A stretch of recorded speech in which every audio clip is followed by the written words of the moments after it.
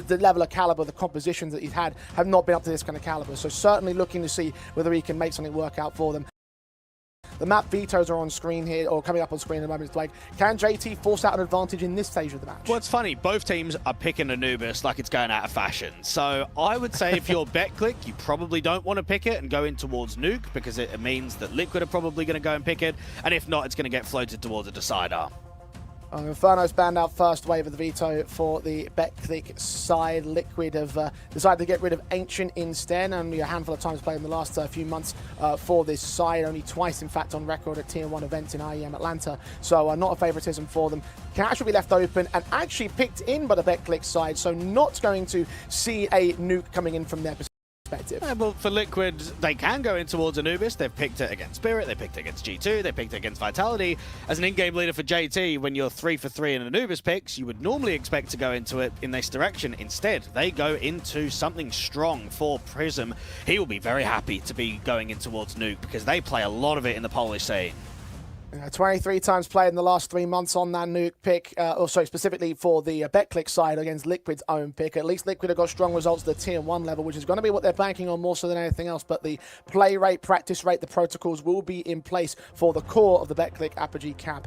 Anubis will be our decider map up if we have to go that far, so we won't be seeing the picks of that one. But you're right about the definitions of how these two sides have lighted into that one. So if we do get that far, then it would be a very appropriate battleground to finally decide who will take the third spot in the playoffs. And this already just immediately screams diversity in the map pool for JT, that he's not just a one-trick pony. Even though you're picking Anubis against every squad so far, you've got the option against certain opponents to go a slightly different direction. Now, when we do look at the Nuke, we know that they've been playing a little bit on LAN, but so have the Poles.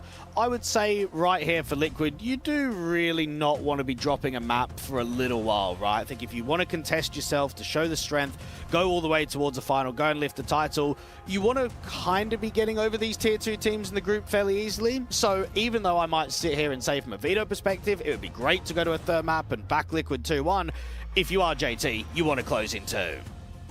Most definitely. Whether we do close into it really comes down to the kind of threats that are going to be offered by the Betclic side. Now, the first threat in my eyes that immediately springs to mind is that cash pick, because we only seen one from the core of these players, and that being that previous match against the Last Resort in the opening of this group stage. Liquid haven't played it at all since it returned into the map pool. So we've got a very curveball kind of opening to this best of 3 in my eyes, because, well, we don't know how much Liquid have practiced it. We don't know what the details are. Obviously, the official introductions of JT and Jorko only came a week or so ago, or 2 ago. So you've only had, you've only really had so much time to get those tactics in order for such a brand new map in the space. So how do we sort of look at Cash as a part of this series? Well, look at it this way, okay? Any team that recently makes changes, you're only going to crack a few maps in the map pool, because you probably need 2 or even 3 that are going to be your strong suits, and then everything else you can worry about later down the line. So I think that's the reason why Prism's gone on with the pick today. I will say that at least for Betclic, they looked pretty good in that first half against TLR out on Cash. They got themselves, what, an 8-4 on the CT basis, went up 11-5. They started choking, though, and eventually lost 8 rounds in a row. So some discussions with Sparrow as the head coach, Prism as the in-game leader, maybe some early nerve jitters, because, again, map 2 of Anubis and map 3 of Ancient, really comfortable and really easy for the Poles. Oh, here we go. We're going to get started into our winners game, our second official best of 3 series here on the A stream. The odds at stake for this map win is at least a little bit more closer, but still favouring towards the Liquid side. You're going to back them 2-0 in your prediction, Greg? I'm going to go 2-1. I think it could be a competitive first map, but for Liquid, I don't see it happening in 2. Well, on the CT side start of things, the pistol round goes live. Initial contacts from Elige in towards the mid and connector access clock. Q draws out first blood in towards the B-lean. 2 kills for his part. A triple in factors. Well, Naf's going to go falling the same alongside JT and picked up on Jorko. Mobs and Elige, a 2v4 retake. Seem like they're locked out of the pistol round already. Lovely shooting coming through from Kloku. And Elige and Malbs are just going to get caught by that molly out from heaven. That leaves easy site access for the bomb to cross, get it planted open up for the checkers. And for Liquid, they do get themselves at least 1 exit kill. They will attempt the retake. Well, lean around the bomb site, no reason not to for Mobs. Elige was picking up utility off the dead opposition. Mobs is low health in this one. Flash forward to check, and only the player on site gets affected by it. Man at checkers and hell, not so much, so leaving it all on Elige. Lean forward, make some noise, force that friend into a fight, but not looking. Clock use direction. who takes the pistol win for Betclic. Lovely stuff coming through from Clocku. Spent a lot of time with the Coalesce boys, but then before that, Rebels, Game Agent, and funny enough, Betclic a couple of years ago. So going back to returning to an old organization, a 21-year-old only has 88 LAN maps on HLTV, and he's going up against Team Liquid and instantly starts with a 4K. Very good openings for the T-side line. Betclic definitely want to try and get off on the right foot. I mentioned that previous result over against the Last Resort in the opening game. Very heavily CT's based in terms of what Betclic were able to deliver.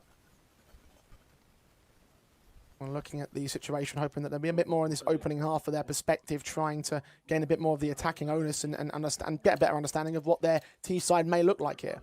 And there's going to be a lot of squads online at the LAN atmosphere in Tier 2 that are playing a lot of cash at the moment, or at least allowing it to float through into the vetoes. You always know that these Tier 2 squads are going to have a little bit more familiarity with it than the Tier 1 teams will, just because of the amount of officials being played in general. Deeper smoke out towards A main. Friend trying to play anti-flash. The CT's trying to press on this, and, well, Friend makes noise. Press forward as a result of that one. Flashbang in. Elige credited with the kill. Will lean forward with the next contact. He's just getting caught with a flashbang in hand thrown out. Demo can take back Moles and continue that spray around the corner to deal with both threats. Exist on 2 HP. A Betclic and a 4-on-3. They were caught napping there completely. They were playing anti, but not playing off of one another. It gets really scrappy. The T's have got util getting caught out in the open. It's definitely a recovery, though, isn't it? Because you're up by 1, you've been able to hold on to all of that mid-space, and even though there was a press out to A main, there's not been any action elsewhere. There's not been a rewalk of highway back into mid. The CTs haven't taken any space out on B. What Jorko's going to do is just smoke and block, and then bring a gamble. Bring JT and Nafly into that mix on B. All right, now JT is watching for mid control, so it's only on Naf to defend the bomb site from the checkers. Control or hide away. JT will join them as slowly set in, however. Damage being done. A couple of players, in fact, quite a lot of damage across the T-side lines, but no kills in for Liquid. With JT also taking some back spam damage in return, he will fall away, as will Jorko. Save that Kevlar, save that SMG, give Betclic their second. And for this Betclic side, at least if we're talking about the two main staple players, the strong duo of Prism and Demo, they've had some experience this year of playing some very good teams on LAN. They played big out in Portugal. They played Hotu and Eyeballers in one of the Roman Imperium Cups. You look at one of the Drac LANs, they played 100 Thieves. I'm trying to even think. They played, what was it, in Belgrade at that Cyprus Pro. They played big. They played Ill Will, CCT Global Finals. They got to play Sharks and Monty. So they've been picking up some scalps here or there. It's not been a huge amount of wins from them, and they've been able to really show that they can kind of contest against those bigger teams.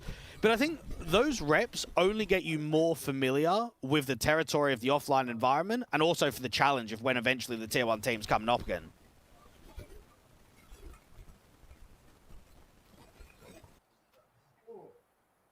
It's going to build that experience, build that basis, build that caliber, if you will, at this kind of environment. Well, Betclic beneficiaries of their in caliber state. 2-0 starts with an eco inbound for the players that fell. A little bit of Kevlar strung here and there for the CT base, but mostly prioritising the rifles the next. The boost up as well for the MAC-10 to try and fight. Now it's going to get caught first by Clocku. One pistol removed, a MAC-10 and an MP9 to try and take anything back from the T side. For JT, this position's all about timing. Indeed. And at the moment, the T's are certainly not ready for it. Thing is, what are you going to get? 1 kill? I mean, it's not going to be a round breaker.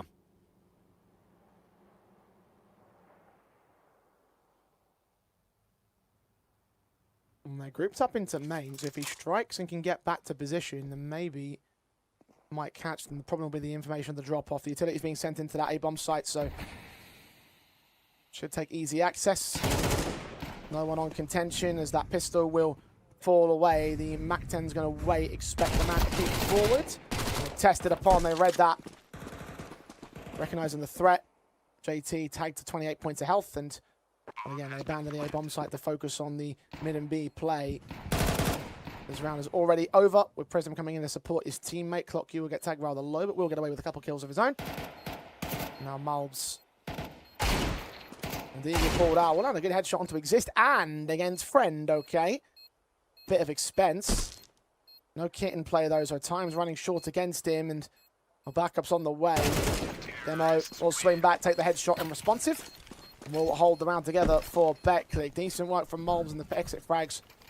Apply some expense in some capacity as the rifles come in from Liquid. And for Malbs, this is going to be a good tenure to just see whether he can work with JT and get the most out of him individually, because I think a lot of people loved his performances out on M80, right? He was basically the king over there. He was their #1 player.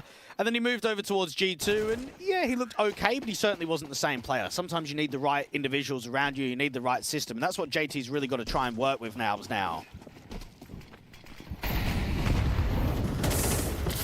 Very fast up from his T side in towards the mid-fight of the boost, but it's just turning to the Molotovs. JT can get that trade, but naded a Molotov down on his own. Demo credited with that casualty in response for Betclic. I tell you what, mate, they are not afraid. This is the first gun round on your map pick a cash, and you are just sending it over the boost, pressurizing Z players that are stuck out there towards the sandbag. That just screams positivity already. You know want to just slow the round down and give respect over towards this Liquid side. Might be your own demise.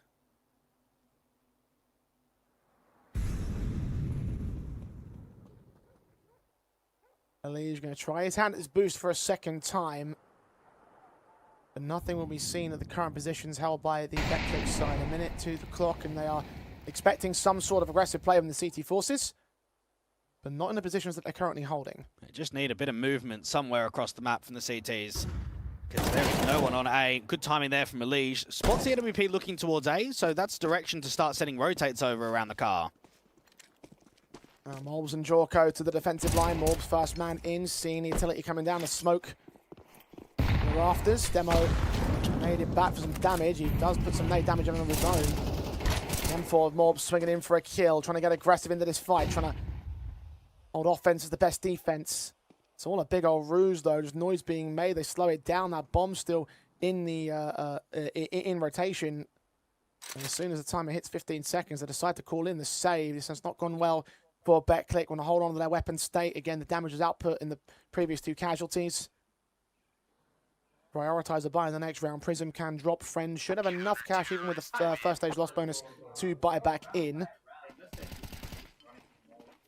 We will get away with 3 extra rifles and a second gun round in a row. So what we noticed there from Betclic is that it's a good info play from Elige. They start at least pressing towards A, and they just can't find a pick anywhere. The door player has opened it up, can't find the fork angle. The main player is trying to duel against Malbs on the back of default. He also can't work the pick.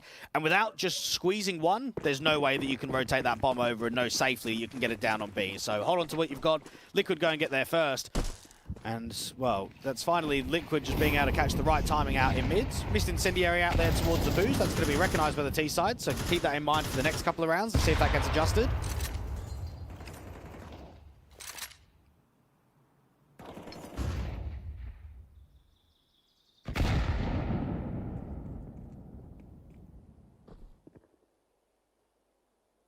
Well, for now, Liquid are a little bit more conservative about their positions in mid. Moles of the extender, and he's gone out towards A main. He sat at lockers in the hopes of catching T-side presence off guard, but this time Betclic are not leaning into the A site at all here. Little prod out the squeaky corridors and back lanes.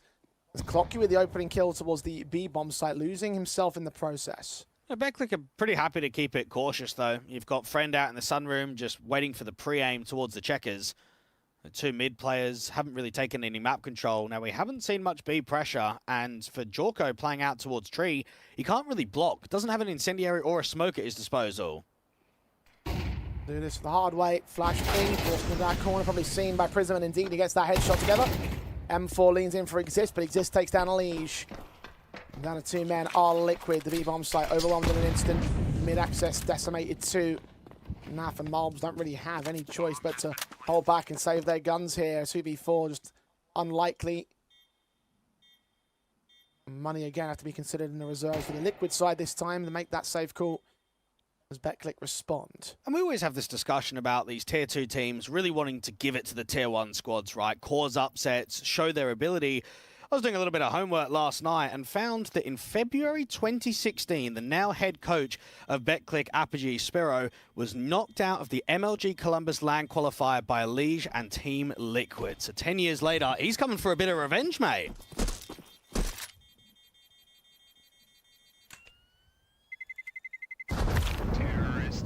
Might not be the major, but any kick against Liquid at this point would be a serious kick in the teeth.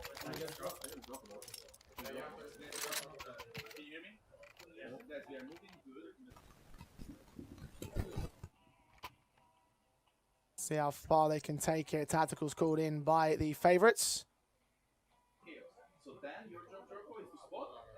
A moment to rethink the alignment for the Liquid side because this has been a bit of a slow start from them. Yeah, it certainly has done. And I think as well, it might be a little bit of a humbling experience here for Liquid to come into an event like this. I mean, your last few are what? Blast Bounty, the major. You're playing out in China, Atlanta, IEMs. For Betclic, mate, they're playing in the Draclands and the BC Game Masters and the CCTs. Then they know what these tier 2 lands are like, not only from just an environment of the playing stage, but there's no crowd, there's no arenas and everything like that. So I think that's where it can be a completely different feel and vibe when you are a tier 1 squad and you kind of come down to this level.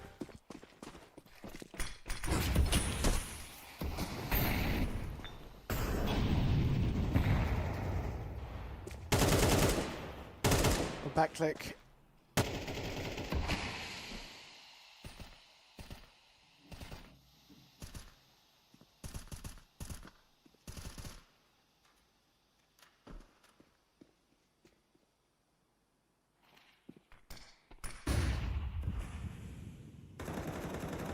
Chances in the B main control this time. Naf going to try and catch Clockview off. AWP sees him trying to escape before the smoke fades and just catching a whiff of the man. Hits the connection perfectly. It's a cracking shot in from Friend.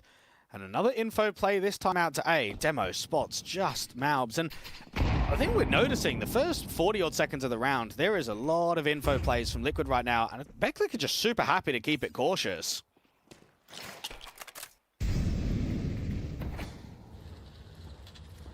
That timer run thin. Starting to take map control away from areas that the Seekers don't have it. A reboot back in towards the vent. Warp has seen it. Prism can take down a lead from JT. Now pretty much surrounded. Getting away with one pick back and a low HP of the man. Molotov's against him. Demo's going to take the fight more directly. And the B site is once again fallen apart for the Liquid side. A 2v3 this time for the retake. Going to try and nade off the smoke. Molotov sent. Flashes forward, but the AWP is seeing no more returns. Brenda watched the backstab, but the bomb's going to commit to a plant. Heaven's open, but doesn't have the vision for Mob. He's going to wait for that bomb to get tapped. Try put a nade on. And does do some damage, but Demo's still alive here. Unless a kill presents quickly, there's just no way you could retake with an AWP. And Mob's already looking back to turn away and save. And just no access for Liquid. A 5th round for the Poles. Mate, they are getting farmed on these site hits. Like, they are crumbling against the executes at the moment. And correct me if I'm just sort of like placebo affecting this, but it always seems to be the B site that's just the one falling to pieces. Like the A site seems like it's solidly held. They've got the aggressive positions. Betclic play away from that, and then Clockview's getting all the opening frags in the B main lean. And then there's just nothing left for Liquid, it feels like. Is that like, am I reading that correctly? Or? Well, I'd say first off, at least T's are in Sunroom around B, whereas a lot of the time they're not playing in A main, are they? So because of the areas of where the T's are coming from, they keep getting the picks against Nafly, etc. around the checkers. So because they've got that space in the first place, that's why they're hitting B a lot more. They're using A as a bit of an extremity. Yeah, they've got players around the boost, or they might have a player deep on the stairs, but I think there's actually only ever been one round, and that was the round that Malbs was able to win on A, where there's been A pressure.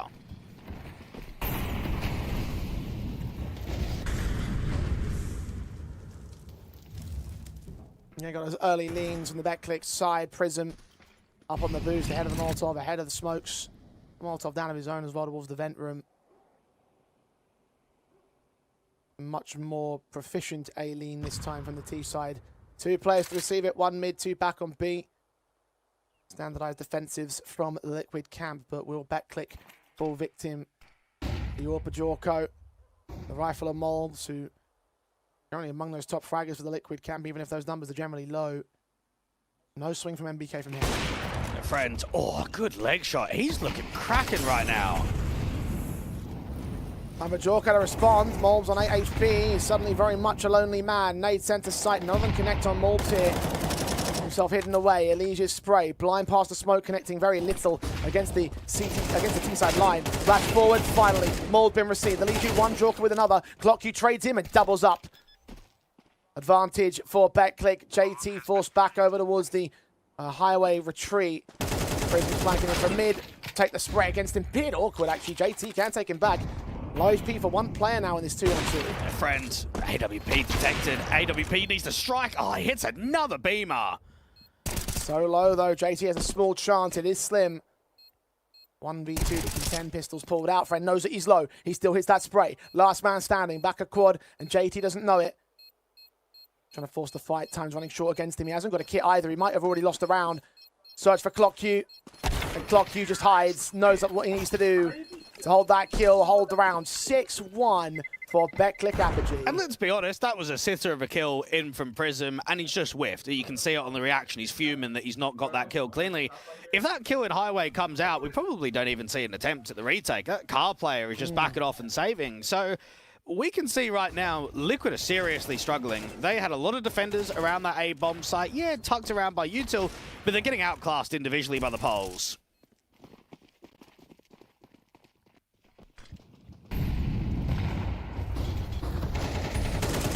Making light work of this map. Liquid. Release set to a hero weapon, shut down by Demo, first casualty of Exist. Molds will pick it up. 3 players of Kevlar on this half bite.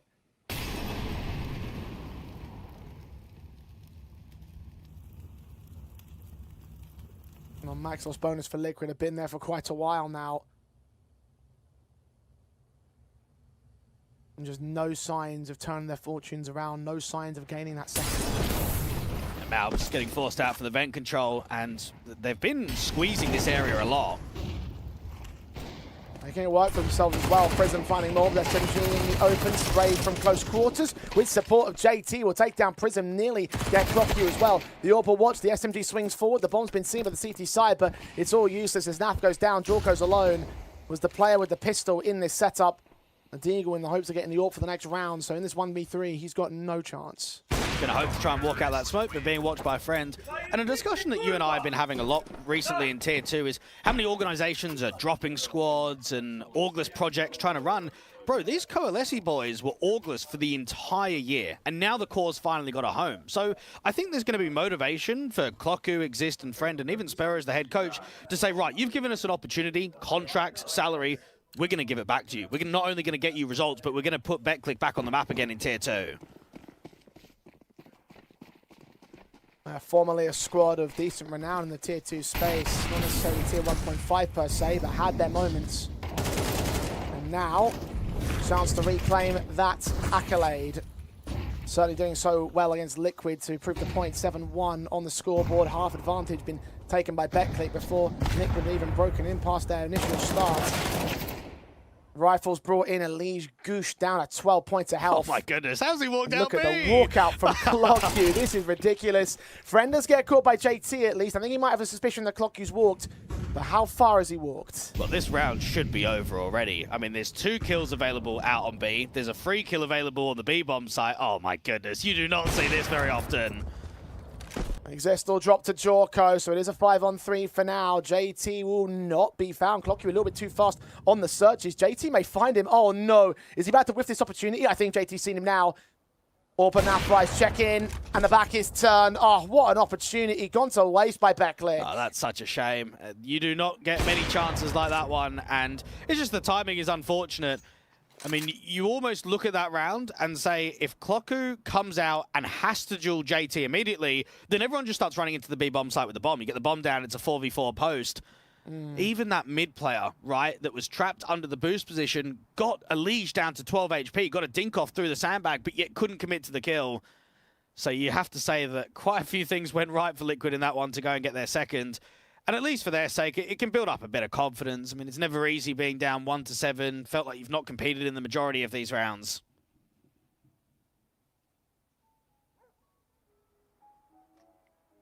It's that latter part that has the most concern about it. It is one thing going down the 1 to 7. It's another thing to not look good in any of those ones. If there were close affairs, then yeah, maybe Knights had some legs to stand on.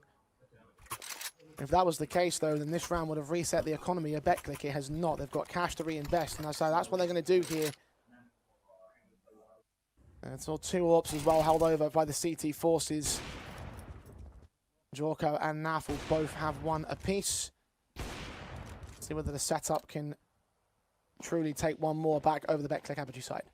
Well, this is where the Poles just need to strengthen, and they know that they're up against double AWPs. There's going to be AKs being saved in that last round. Early, a lot of players towards A. No B extremity player, so this should indicate an A exec.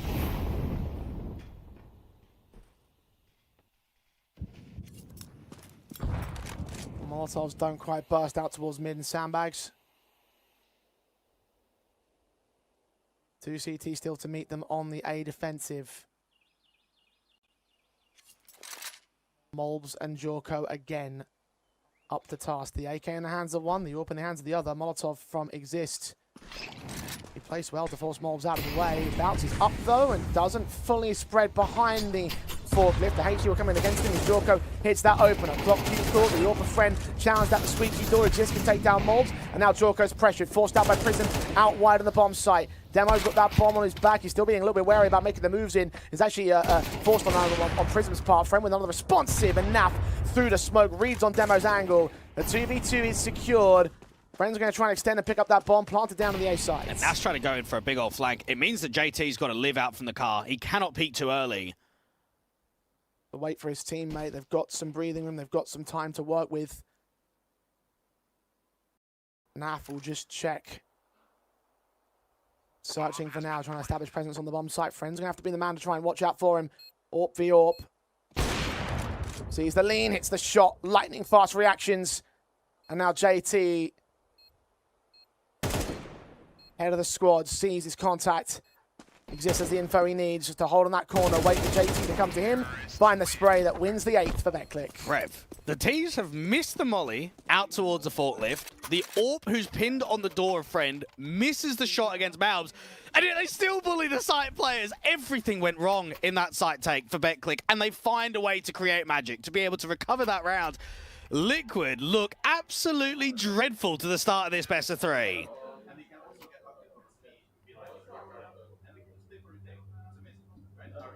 Not encouraging in the slightest.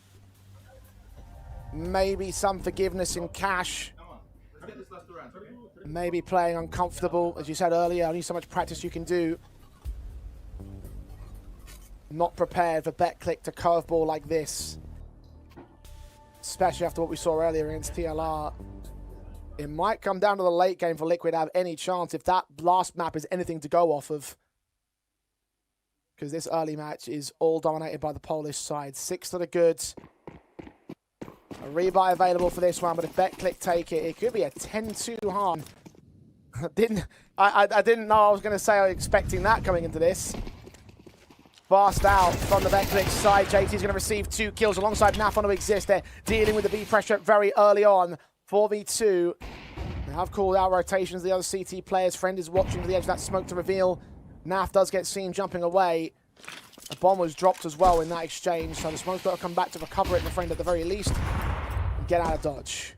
Yeah, so even though the T's have been pressurizing B, yeah, here we go. He's got him. I thought for a second he might have missed it on his periphery. Still winnable. This could be on. They've got all of site access. Prism is aggressive around the truck.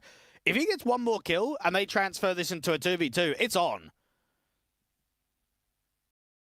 Prism's going to be deep in towards that CT access point as well. Checking for the M4s. They'll know that he's out there, or at least he's searched towards it. Be wary about Highway 2. He's coming past the truck. Spray is going to go awkward for Prism. So it's all on Friend now. Hits them, hit some stellar shots. Now he needs a stellar sequence. It's in the area of the bomb site. He's back at main. He's forward. 2 nearly lined up. Got a leash at the very least. Naf now. Close to sight. Bomb plant.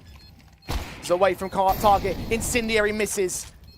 Flashed away. Diffuse just comes in. Gets stuck all the way down. Knowing that the harder cover was in position. Jorko can't deal with Friend. And a couple of mistakes still shining in from Betclic. Didn't affect him in the last round. In this one it does. It's a shame that Prism doesn't get that kill against Elige around the truck. You could just feel in a 2v2 with that access of map control, completely different round if he gets that kill in cleanly. For Betclic overall, they just tried to change the pace. They go a lot quicker out there around the sunroom towards the B main access, and you've got JT and Naf both on the front foot, both looking to try and challenge around the checkers position. So change of pace didn't quite work out. At least you get yourself a pretty good read by, even though there's more limitations in round 12. Quick start for JT. Prison, first to fall. Finally being like Liquid in this matchup. Friend walks right into the squeaky corridor contact. The other three men in main. AWP set for Jorko, hits clock queue. Flashed in. As Mobs takedown exists, and it's a very quick and swift destruction from Liquid that will end this half on a high note. Demo in a 1v5 is Tech9 still got one kill out of it. A second and a third might be a little bit too far gone for him. Does down on Jorko, but Elige is there to close it out, so indeed it will get locked in. An 8-4 half though for Betclic, not a bad T-side at all. They're very pleased with the polls. I thought they looked excellent for the majority of that first half. Yeah, they might let the last couple of rounds slip, but they showed that they're here to not only compete, but they're here to win. They're here to go 1-0 up to the start of this best of 3.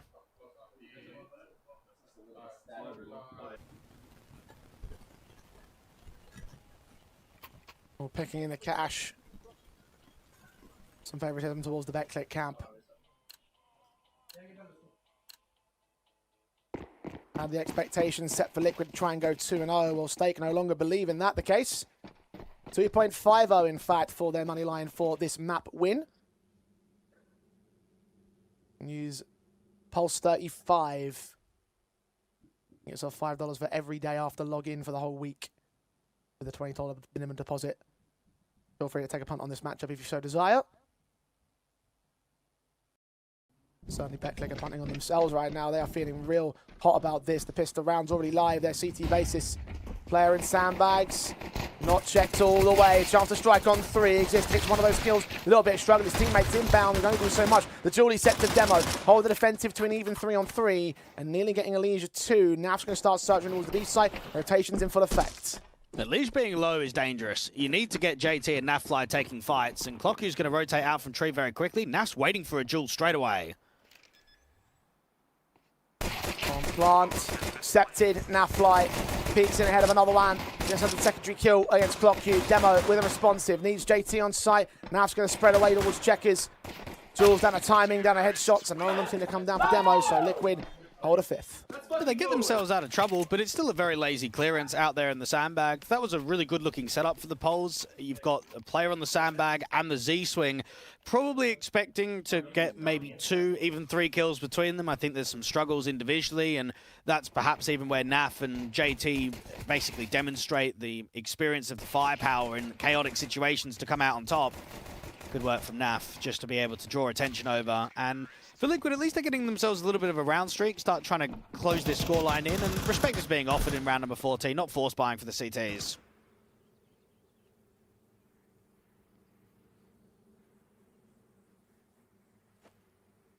I'm going to take this a bit more cleanly. Get to the guns ASAP.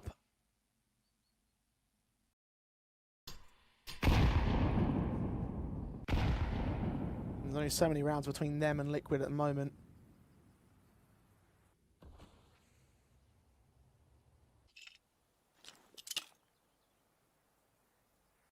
Gamble stack towards B is at least the right read for now. Utility getting sent in. Bombs in the back of the sunroom. First smoke. Second wave of util will come inbound. We'll see what they can do. The numbers set here. Checkers with a pistol out for Friend. He gets a kill together. Galil does go falling down. Clocked with one more responsive, but they all line up. And Mobs and Jorko can combine to take them all down. So good effort, but not really much gain in the grand scheme of things. And it's going to be the test come that first gun round. I think right here from Betclic, they know that the scoreline is looking a little tight. Let's try and wrap up quickly. We saw some struggles in that secondary half against TLR. The rounds were tight. They were competitive, but they weren't really able to get it over the line. You can't let that happen against Liquid. You go down to 0-1 against a tier 1 opposition. It's almost impossible to try and win on their map pick and come through in the series. Now, you would expect that when Friend gets a good enough money line, he's going to try and get that AWP out straight away. And the CTs are looking to try and fight pretty heavily to mid.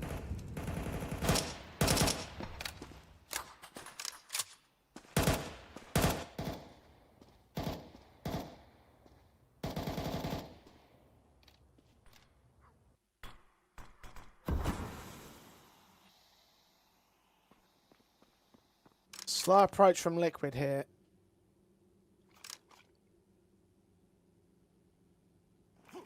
No real contact in the first minute of the round. A little bit useful with throwing in some illusion. Try to search for a bit of it. Seeing the player over at the sandbags, not accounting for the man that's currently on top of the vent entry point. Get down JT, very low HP, and he sprays through the smokes as well. So this is nearly a 5-on-3 here for Betclic. Yeah, what an off angle. And now Prism and Clocku have got themselves a very tight crossfire. Rotator in from tree can take first contact to friend. Clocku, flash in. Oh, nearly lands that casualty. Incendiary thrown out, he's low HP. Friend, similar story. Tagged low on 3 men, and Liquid counteract once again. They're in the bomb site though, trying to find the entry point. That nade on Clocku should get him. Not quite. He's somehow alive. Spraying manically. They're looking for the stray bullets at this point. Player ahead now of Demo is going to start searching. Clocku does land on towards 1, but he goes down rather quickly. The backstab closes in for Prism, who takes down another kill. 3-on-2 right now for Betclic, and they're so low across Liquid the entire board. Jorko, 23, Morbs, 37. Incendiary is going to force Jorko into the open, but not into a fight. Exist is searching for him. His teammate at Prism starts to close in. Friend will go down. Exist with a kill. Now it's all on Morbs, 1v2, tagged up, 12 HP, knows exactly where he is. Can only find the tag on the first contact, and Betclic on the board for the first time on the CT side. Yeah, that was superb. What I love in the setup to that round is that the CTs, even in a man-up advantage, are still looking to try and get more. That flash play into B main was a bit unfortunate. It told them that the read was going to be B and it was going to be heavy players, but the timing was slightly off, right? Players caught with Incendiary out in the open, they're kind of all repositioning. But within that chaos, you've got to give a lot of praise towards Clocku for not only living, but being able to get a kill. He normally should get traded straight away. He's red HP, he's on the bomb site, he's got no teammate inside, but he's playing around the smoke. He gets behind the double stack. He gets the HE out. Eventually swings to get one. So good work from the young man. And the scoreline now reads 9-6. Only a few more rounds for the polls to close.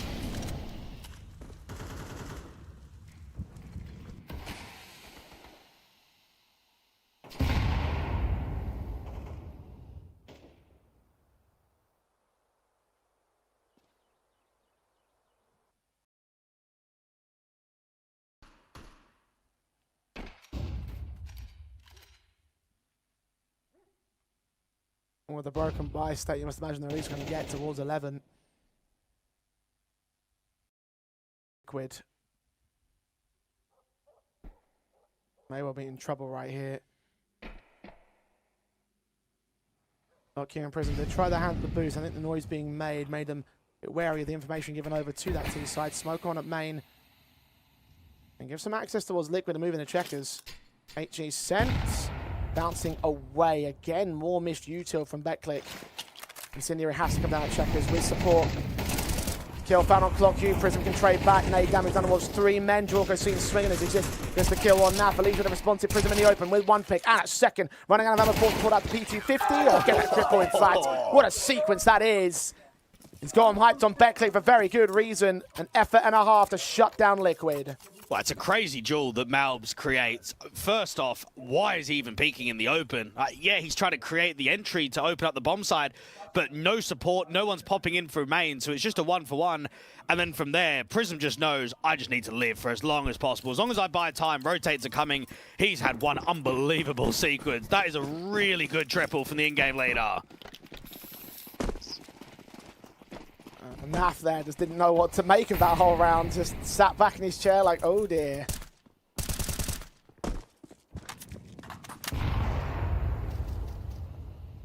Liquid.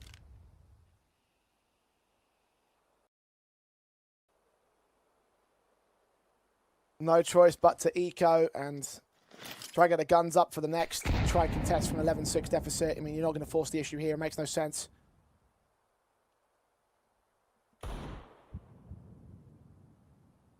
A bomb plant bonus would be lovely at this point. But that's probably a lot less than likely to come their way. The bomb's leaning into the A site. There's 3 men to meet them. It's a good read from Betclic with stacking up the bomb sites in these last couple of rounds. I mean, there's not going to be much on offer from Liquid in this one. Maybe the odd kill, but I doubt even a plant will come in.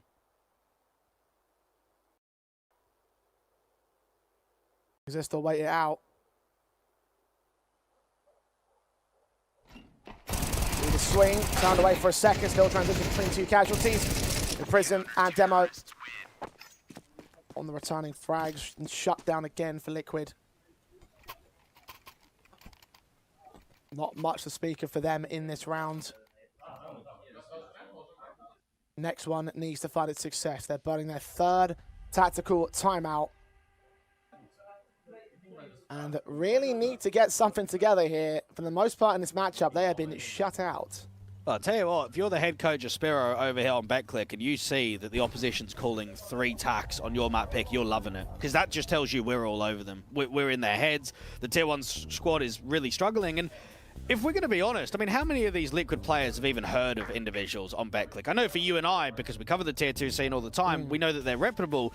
But if you ask Elige and Naf to even tell you who's playing on Betclic before this tournament, they probably wouldn't even be able to know.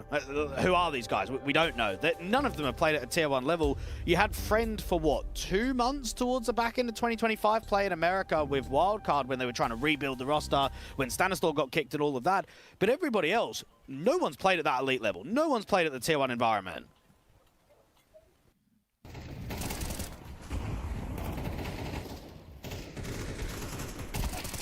Getting showed up.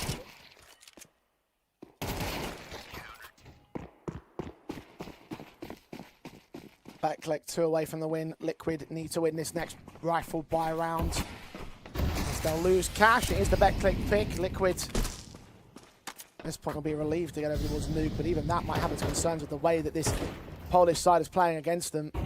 Well, considering that I thought Betclic were going to pick Nuke, I think exactly. if you're the Poles, you're looking at this right now and saying we're in a really good position. Now, they know that they did a lot of damage towards JT. It's a bit chaotic and a bit back and forth. In with the A split, you've got a good timing for Malbs to try and walk up Z. Only one man to hold. Demo smokes to the crosses. We'll check out the open position towards the highway. Malbs can cut off that one rotator. Smoke's coming in against his position though. M4 swings and Malbs can catch him. So 4v2. And M4 just slinks away, thinking it's better to hold on to the weapon, and it probably is. 2v4 for a retake. Nah. Keep a hold of these 2 guns. Liquid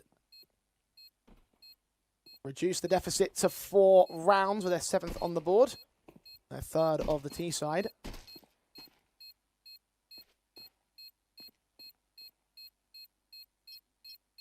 Aggressive fight in main that just went well for them. And for any inexperienced squad, especially in the offline environment, the most difficult challenge is going to be closing, okay? Now, that last best of 3, Betclic were up 11-5. They couldn't get the job done against TLR, and that's really against the Brits, who are nowhere near the same conversation of a skill level to what Liquid are. So right now, I think the Poles need to recognize that pressure's going to be on. This might go all rounds in regulation. This might go quite deep in the second half, but we need to close. We have to really siphon this opportunity, go 1-0 up in the series. And it might just be a hero play. I mean, we've seen a lot of multis from the majority of these boys throughout the first half and the second half. The kill distribution looks pretty good. Friend with the AWP hasn't been struggling, but hasn't been involved that much in the kill department. Prism instantly going aggressive to try and fight against mid.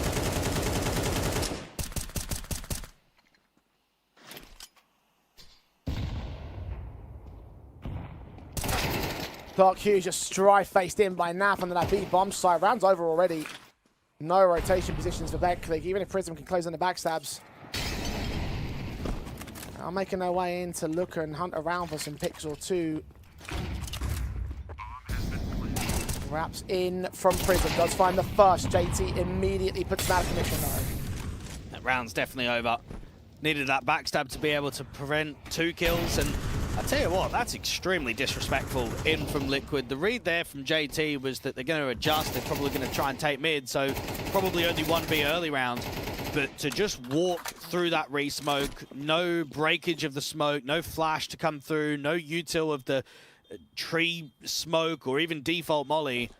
It's a cracking entry in from Naf, and it opens up the bomb site. At least for the CTs, you hold on to 3, so no problem with the rebuy.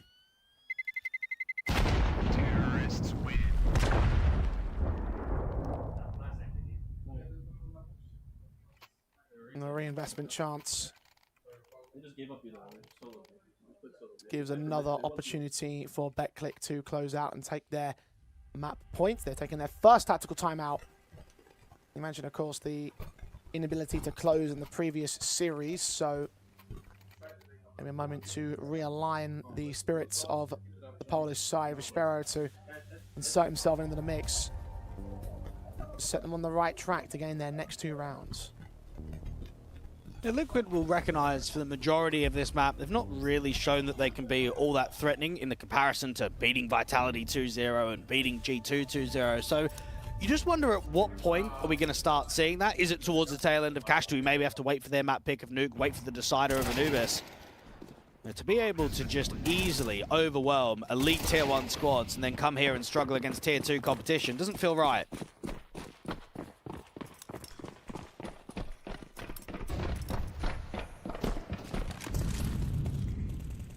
We're trying to change that narrative.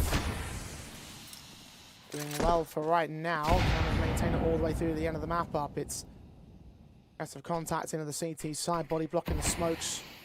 Still will do their job of siphoning off CT aggression. CT's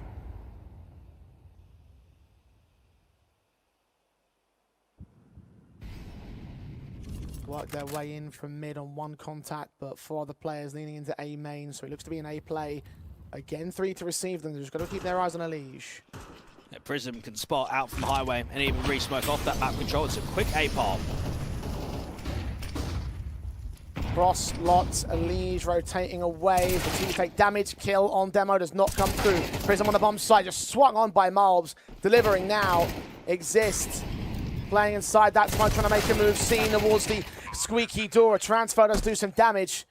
And Malb stays alive at 11 HP. And once again, Betclic are beaten into submission. I mean, that's just crazy. Very similar signs to what happens in that last round is that they just get clean entries and it opens up the bomb side.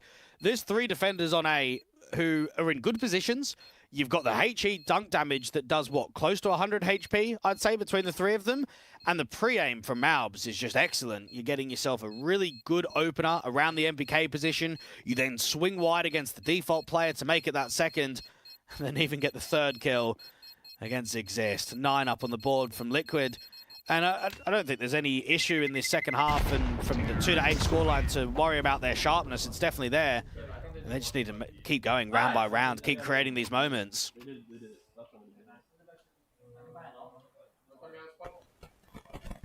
Step by step, bit by bit. That's all you have to do, Liquid. And not out of this one just yet. Not out of the woods either. Betclic, another tactical. 2 in a row in the last 2 rounds. Need to find a way to shut this down because the advantage is running out on them. Well, I would say they need to get on the front foot on the extremity areas of the map, either in A main or B main. Not so much to get an info and a read on the round, but I just think they need to take an early fight. I think at the moment they're sitting back, they're holding a lot of crossfires, and even in certain rounds where they've maybe had a bomb site stacked up or they've had themselves a lot of players all crossing, they're just losing jewels. So at least if you can get on that front foot in the early round, mid round, on the default, and just maybe work a timing, that's where you might be able to get a 5v4 rather than just holding in these 5v5s.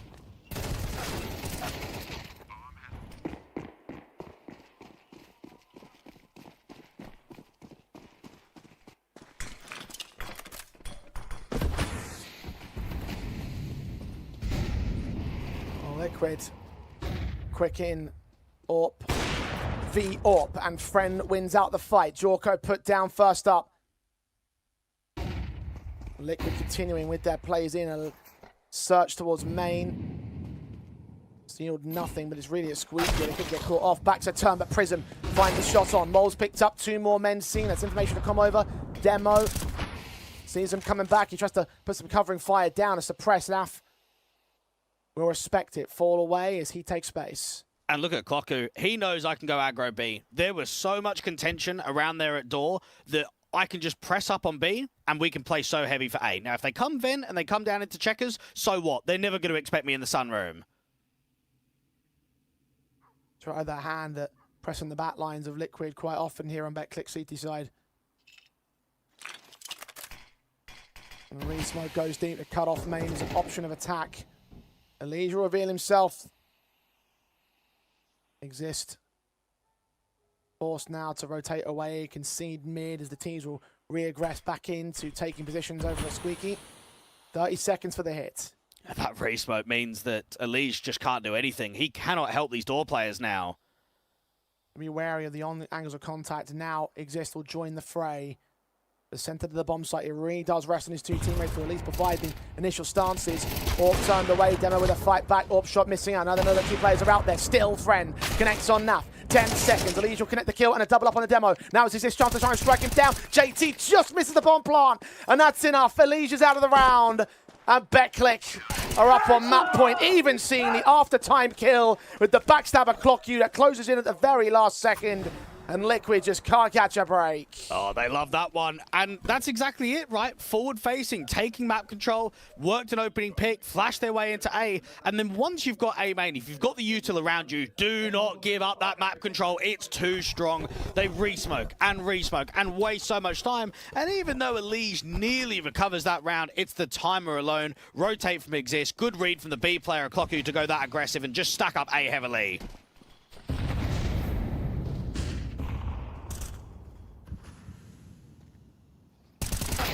3 rounds to close out for Betclic. Once again, JT is going to start off the opportunities of the openings, though. Prism caught towards mid. JT's on 3 points of health. Liquid have done well with these 5-on-4s so far. And they make it a 5-on-3 with the flash peeking. Exist gets nothing. They're definitely hitting some crazy shots in this second half from Liquid's point of view. Betclic, I mean, look, this isn't winnable. Even though the HP bars might be low of JT, you need a miracle. Friend is playing it off. They're going to gamble stack, potentially play 3 players out towards a B bomb site and just give A.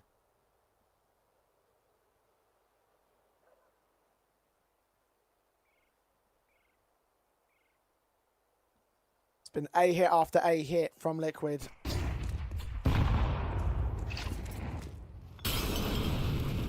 The weapons in check, although they are going to leave 2 men back over here towards the B lean. There can be a last second hunt in from Naf and Elige.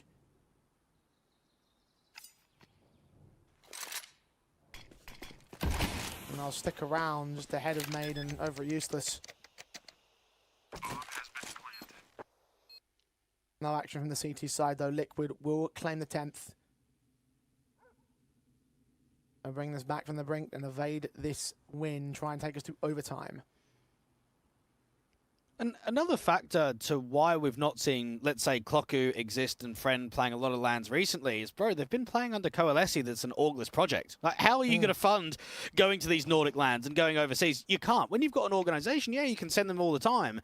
So we saw the Betclic side approaching a lot of lands in the first half of the season, but not for the core. They're hunting. Hold on right here. Engage with the AKs. There might have been an exit against the Betclic side, which will certainly reduce their opportunities. They did lose a 3rd player in the pre-hunt.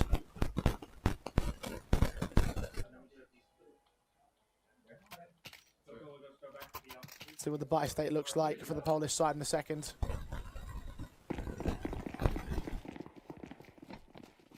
Yeah, just the AWP staying in for Friend. They'll eco upgrade around it. This game will go to 24 rounds. And find out whether or not they will bring the comeback from the Liquid side.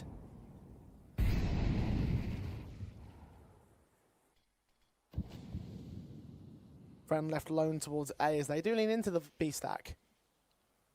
At least if the NWP can take a first kill, there's something here. The problem is the AWP's out towards A and the pistols are grouped up on B. Brazil's get one of the Elige. Dink down onto JT as well. And it gets a stalled out, but the pistol players here. Suspect there is a scramble stack in play. Meanwhile, you have got that taken space away from Friend. His AWP posted in at main. There's a kill available to him.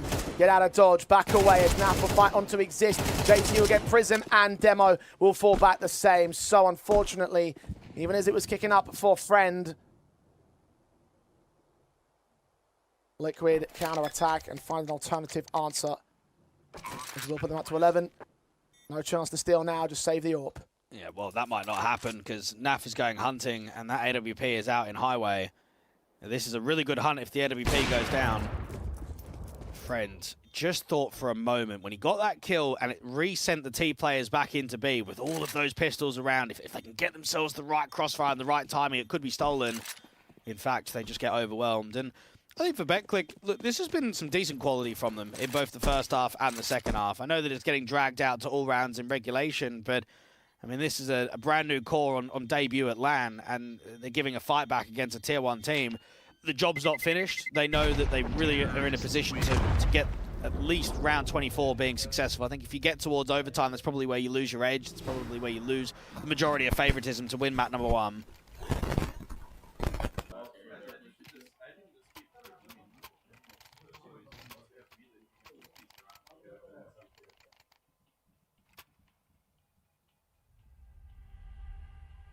Last tactical for Betclic. Last chance to make a difference here before we go into overtime. Last chance to claim this map in regulation for the Poles.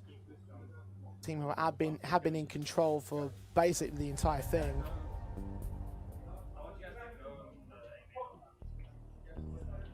A commanding lead at 7-1 and 8-2.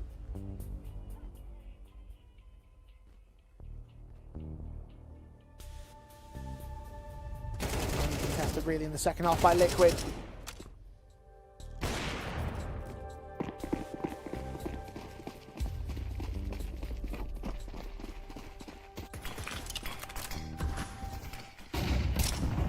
JT spammed up early beyond the contact of mid. Starting favor. Betclic without the opening frag. Do concede that mid access, which Liquid are happy to gain.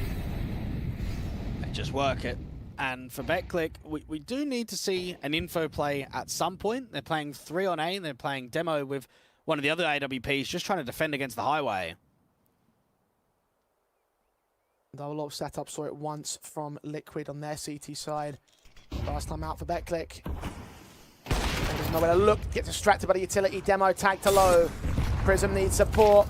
Demo goes down. Clock, you will get 1 kill out of it. Prism hides inside that smoke, just away from the Molotov as it just gets his kill back on towards NAF. And now the M4 just holds the AWP, unknowing of his position. Flash forward, Leaf gets caught. Turn back in. Jorko misses that shot. Mols can tag down his teammate. Prism will get caught, as will Exist. It's all on Friend. The 1v2, AWP v AWP first. Jorko hits the shot on the wide swing, and Liquid will take us to overtime. And just not good enough there from Demo. It doesn't matter if you're a hybrid player, if you're not really an AWP, when you've got the secondary AWP and they're swinging you dry and highway, you have to find one. He gets hit up by the AK, the nades come in en masse, and then from there, there's a bit of chaos around the quad, around the forklift to try and recover that round, but it's well handled from the T's. And for Liquid, they just show their experience towards the end. A bit of tilt factor, a bit of frustration. And the Betclic side were up 8-2 and then had 3 map points at the 12-9 score, and have not been able to get it over the line. 12-12, overtime is calling.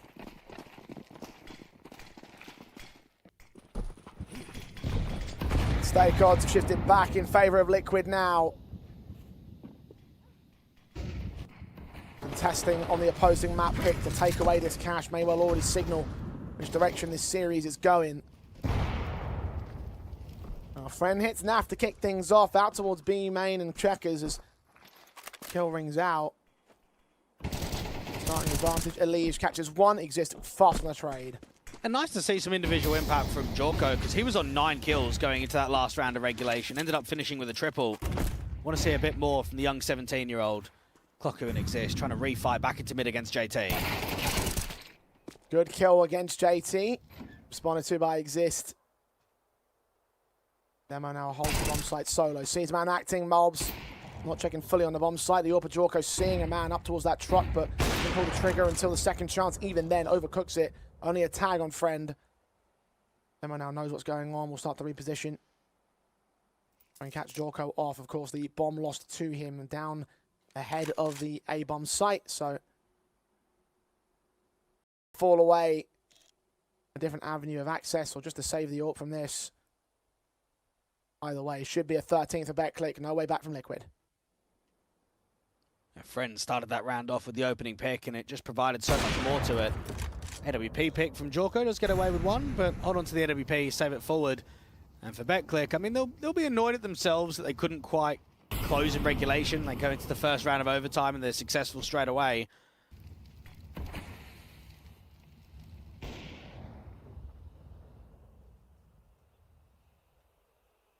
Counter-terrorists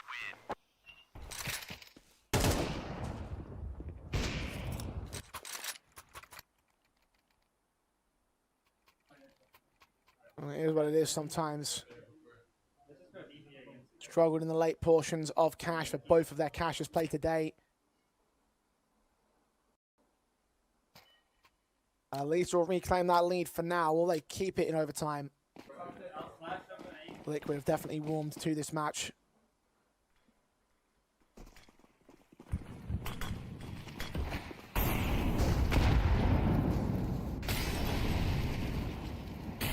Fast in towards A main for Elige, and Jorko's AWP to support him.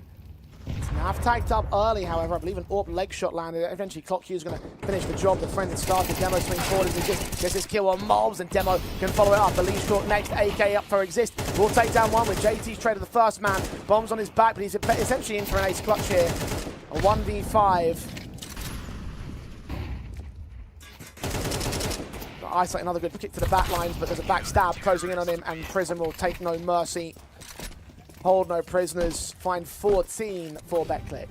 And what feels so odd in that round is just the high press from Liquid. We've not really seen that many aggressive rounds from either team throughout the first and second halves. It was sort of quite slow, quite default heavy, and then any time there was an acceleration, it was normally just shut out immediately. And there from Liquid, 2 losses in a row, take their last tactical, and for Betclic, I mean, confidence is going to start brimming a little bit. You've got an AK in the hands of Exist, another one out from the in-game leader of Prism, friends on that AWP. Could Liquid go down 12-15 in this half? 3 more map points for the Betclic side. Certainly would be something. Especially in the overtime where, on the overtime half rather, where you weren't doing all that well during regulation. It was only 4 rounds scored on their CT basis. All that lead, all that advantage scored on the aggressive side. Fear of God in you for Liquid.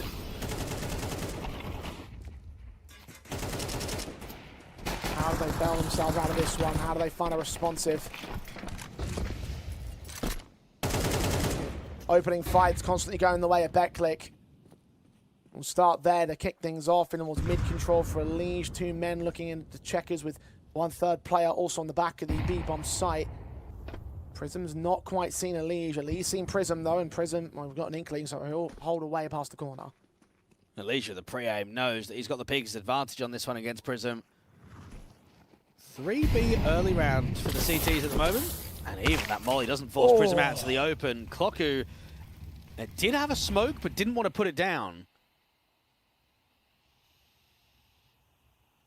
Friend now searched on Clocku, not looking the right way at the right time. Friend at least hits that shot as he exposes himself past the smoke. And now start his reposition towards Tree. As the bomb rotates away, the T still looking for mid-access. Friend will get smoked off, leans forward, shoulder was seen of the secondary man. Who will concede it. They are going to look to rotate. They are going to look to commit towards A. Ires on Exist and Demo once again. Oh, Exist turned away at timing. Lee's just spotted him.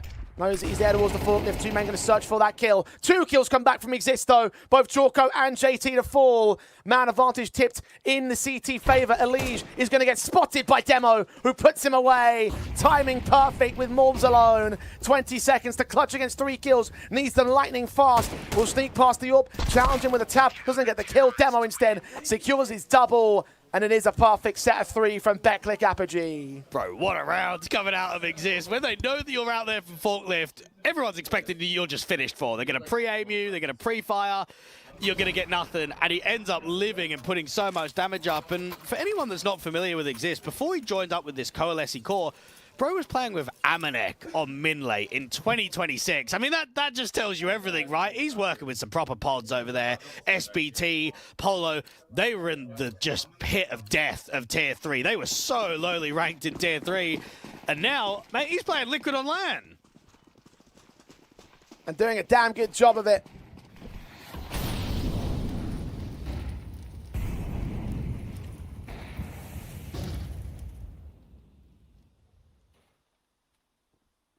Clock queuing exists on 20 frags. Top fraggers in server 19 for Prism and Demo each. Eons of impact for Betclic. And it's led to 3 more map points for them. 6 in total. 4th one to task right here. Liquid need a response. And they're being active. They've taken quite an aggressive approach around checkers and B main. They've also tried to prod Malbs into the A main position, try and re-smoke off, block map control. Jorko still waiting for someone to come over the boost. Misses the shot for the first contact. Re-peeks against him, although backup of the M4 is now revealed exists. We put the nades on towards Jorko, perfectly landing. The lead's catching some of that with his own right.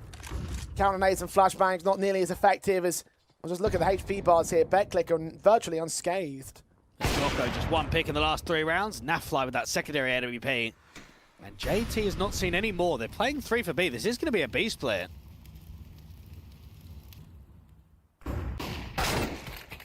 As JT gets flashed in though, clock you on affecting, hits that headshot quick. 2 men remain on the defensive. Morbs is on the way, so Betclic need to act right now. 20 seconds. Molly's to backside, smokes towards tree. Naf doesn't know where to lean in though. He's forced back away from his teammates' support. They look to the backside. Elige needs to hold with Morbs coming up from heaven. Getting exist down. Search to the outside of clock you. 8 seconds. Bomb just about contested, but friend gets the man down. Plants it in time. Naf on 57, Jorko on 21, 2v3. Naf nailed to his own demise as Demo deals with him. Jorko gets caught elsewhere, 16 to 12. Map 1 of cash secured by Betclic Apogee. They can't beat TLR, the plucky Brits over there in the first game on this map, but can beat Liquid, a tier 1 squad in the world. That's a good result for the Poles. You will feel extremely excited about that one, but you still need to temper expectations. This is only 1 map in an entire best of 3. This is a new Liquid roster. This is a team that hasn't played a cash map. All right, so what, whatever, 1-0 up. Let's lock in. Nuke is a really good map for the Poles. Let's try and strike them when they're not really performing that well so far today. I mean, surely to by your own chain logic, though, that means that UK greater than NA, right? I mean, surely, like, if you go off of that whole thing, I mean, look, at the end of the day, it was a great effort there from the Betclic side. Starting off at an 8-2 margin, always going to be difficult to come back from. Credit to the boys over on Liquid for being able to do what they did, of course, to make it a close affair in the end, but just wasn't enough by their own standards, I have to say. Yeah, I think for Liquids, Jorko looked very average. Naf looked pretty good. I'd say Elige looked pretty average. I think Malbs looked decent on some of those T-side entry attempts, but when you're beating Vitality and G2, I know that it's a LAN and it's a different atmosphere, but you want to see a little bit of that spark, right? You want to see exactly why they're tier 1 caliber players, and I think for the majority of Cash, they were getting owned. Like, they were getting slapped in some raw fights against these Polish players. So, yeah, not a good outing to start off, and I know that they were even talking about it briefly, like, it would have been nice to play the opening match just to get another rep under their belt. For Liquid, they're down 0-1. They've got to try and return now in the series. We'll have to find out whether they can do on their own map pick. Before we get to that, however, Nicholas is down on the floor, and I believe he's talking to Sparrow, the coach, a very proud coach right now from Betclic. Yeah, very proud coach here, Sparrow. You just beat Liquid on cash. Is this more about picking their weakness, or is it your strength?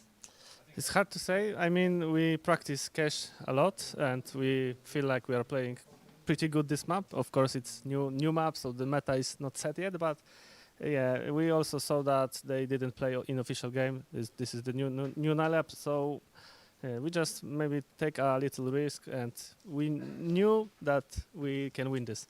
Awesome, and the next one, Nuke. Prism should be pretty happy about that. We know he's a good Nuke player. Are you confident on Nuke?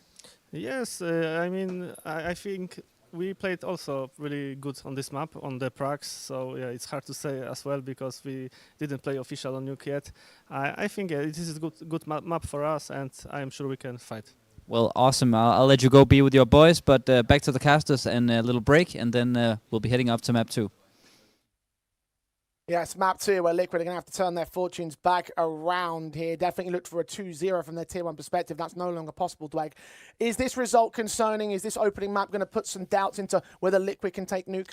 A little bit. I think for Sparrow, he was pretty relaxed with that one, not setting expectations too high. Look, he's an experienced guy, right? He's been around early in Tier 1, let's say early in his career, but Tier 2 for the majority of it, right? And he's transitioned into coaching these last couple of years. He recognises it's still Liquid. It's still a Tier 1 side. It doesn't matter now if we're going into Nuke and we're good on it in Prax. Tier 1 teams are Tier 1 for a very good reason. So it's going to be difficult and it's not going to be an easy 2-0, but it's winnable. It's definitely closable in this scenario. Well, Nuke being a common pick, 14 wins in the last 3 months for the Poles. Surely confidence must be riding high for their perspective as we head into Liquid's pick of Nuke after this break.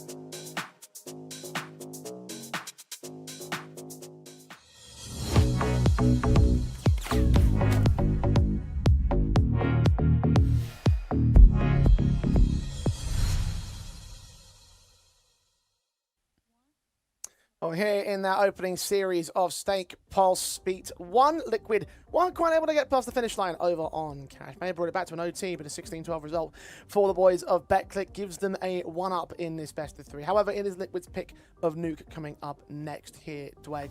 The Stake odds do still have them as favourites here, but that gap has closed significantly since the start of the best of 3. Yeah, and for Liquid, at least at the major, their Nuke looked quite good. They played it against Big, got themselves a 13-10, picked it against Heroic, got themselves a 13-5. The thing is, Betclic love Nuke and Coalesce love Nuke. Like, both of the cores, or at least both sides, have been picking a lot of Nuke throughout this year. And I look at the Betclic side thinking they've beaten OG on this map when it comes to the LAN environment. They've beaten Metasport, and even the Coalesce boys, they beat that Focus team a few months ago when they were playing as the core 3. So when you've got the Poles that are trying to create the super team and both love Nuke, they know that the 2-0 is definitely doable. Indeed they do. You talked about the threats that can be generated by the Poles, the opportunities available to them in this best of 3 series. Even though Liquid will be the clear and obvious favourites, an upset is not out there on a possibility, and I think we've seen proof of that on map number 1. The question is, will we see that for proof on map number 2 the same? That's the next big stepping stone here for the Betclic side, because Liquid, you must imagine, have gone away from that opening map, said, listen, that wasn't good enough, we have to get a lot better, because we should now be one of the favourites in the competition. Maybe you could take a look at O2 earlier and said, okay, maybe between them and Liquid to make it into the grand finals, maybe throw a few more dark horse names in the mix in Group C and D, but with O2 being eliminated, Liquid should be our tournament front runners by ranking alone, and well, I mean, they're one map away from getting knocked into the decider game as opposed to going through first seed. Yeah, and that just tells you everything about how this tournament is already panning out. Upsets occurring on day number 1. I would say an upset has occurred here on day 2. I know that's only a single map, but when you're not dropping maps to Vitality and G2, should you ever be dropping maps to Betclic? Absolutely not. It should be a 2-0. It should be fairly clean. Now, they came close to being able to win Cash, to be able to bring that comeback forward, but now moving out onto Nuke, I'm going to be keeping a close eye on some of these players, because Prism, I thought he had some very good calls for the majority of the time out there on Cash. It was more so in the first half than anything else, but online in the last 3 months, the in-game leader is averaging a 1.34 rating. That is insanely high. So I think Prism recognizes, I need to step up and I need to really deliver as much as I can if we want to try and cause even more damage here on Nuke. Well, in terms of the stars that established themselves over on Betclic already in this series, I have to say that the existing Clock Q stood out to me quite a lot throughout the course of that Cash, just as initial sort of basis of performance here. I know that Exist actually top rated on HLTV from that opening map, but Clock Q in the early game had a lot of impact that really generated that advantage that Betclic ultimately won off the back of. So are they guys to watch out for on Nuke too? I would say, yeah. I mean, Exist is more in some of those anchor roles, but I mean, we saw that, what was it, the multi-frag he had on the forklift when he was getting pre-aimed and detected by a Liege coming up from Highway. He can be really rock solid, and even though this team's quite young, I think you've got Clocker that's 21, Exist that's 21, you do have guys that have participated in the Tier 2 level for many years across their careers. So they recognize the opportunity that sits in front of them right now. And I think for JT, right, he played 227 maps on HLTV with a Liege while on Complexity. Mate, we need to see that duo and back together again. Indeed we do. I want to see a little bit more from those guys. I want to see them find that impact. I want to see them give themselves a bit more of a G up here. I think Liquid will need some sort of a pathway back into this best of 3, and I think it might well come from that duo. Yeah. I think one of the concerns is the fact that you are down in terms of how Betclic have been looking so sharp. You've got some serious performers on this Polish side, and it's just like, with all the doubts that plague into you, with all the concerns around this side that have been going back for an extended period of time, and with now potential threats being generated by what is essentially a mid-pack Tier 2 team as of right now, there is there might be some mental strain here on the Liquid side in my eyes. Yeah, I really thought we were going to get Nuke in that last series between Betclic and TLR. Both of those teams historically have loved Nuke, so that's why I thought it was going to be a map pick for either one of the squads, but I think that's where Artist had a little bit of a curveball and went to go in with the Cash pick instead, and that's kind of what Betclic have done. I mean, I thought their two only options were going to be Anubis and Nuke, so you get Nuke as map 2 and you get Anubis as map 3. If you're looking at that just from a perspective of the captaincy with the experience, the pieces around him, you couldn't ask for a better veto. Now it's about being able to put it into target and looking for that 2-0 win.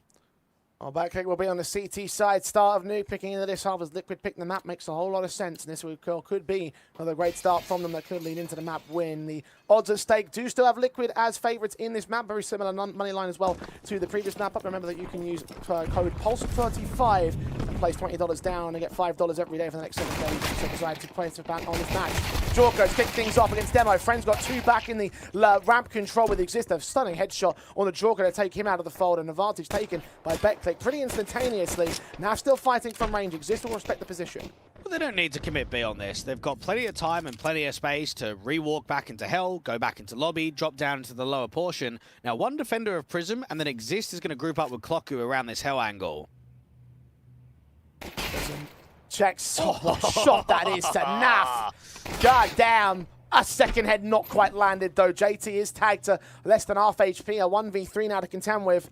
It's one thing the Liquid don't have in this context. The amount of advantage from that 2v3 and now this 1v2. Closing and opening the door. JT trying to see if he can force it forward against Clockq. Seen of his shoulder. Knows that he's close. Needs that head. Doesn't quite land it. Running out of ammo too.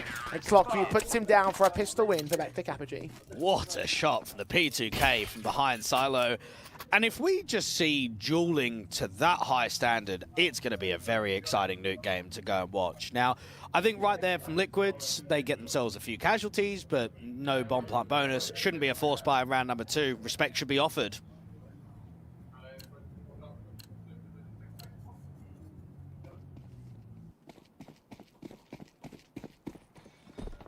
That's been part for the course for Liquid on their team side.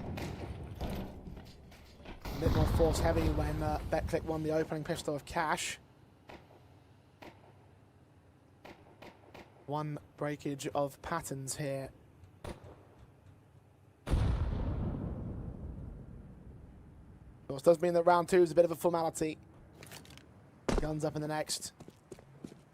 See if there's anything available in terms of casualty damage, some weapons taken out of Betclic, a force forward of further investments, of the unnecessary investments in the next round, whether a bomb plant's possible. Taking down Jorko to kick things off. JT and Naf are fragged out by Prism out towards Hell. Demo now up the task. We'll deal with Liege and Morbs. And you got to get only 1 kill at this stage.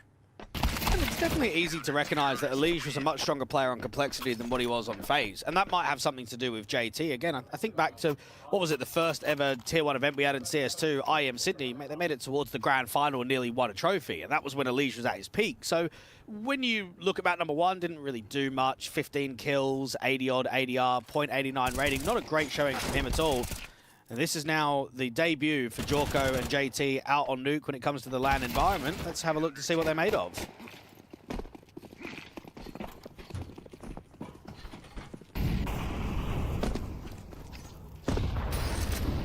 Masters on 2, M4's on 3.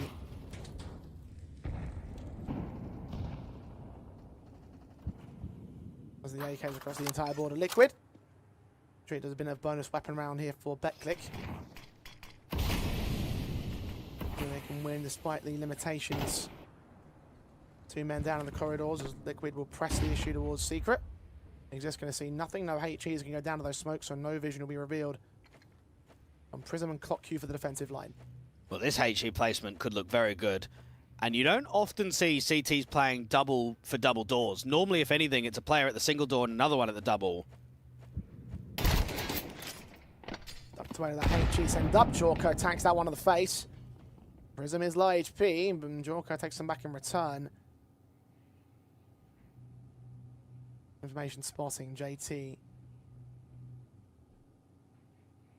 Bombs on his back, maybe the first man in. Molotov. Turned away from kill and doesn't quite get landed there by the M4. Jorko gets 2 back as well on Friend and a backup man too. Demo is left alone with the Exist fragged out towards the top site, and all 5 are alive for Liquid. Very nice execution.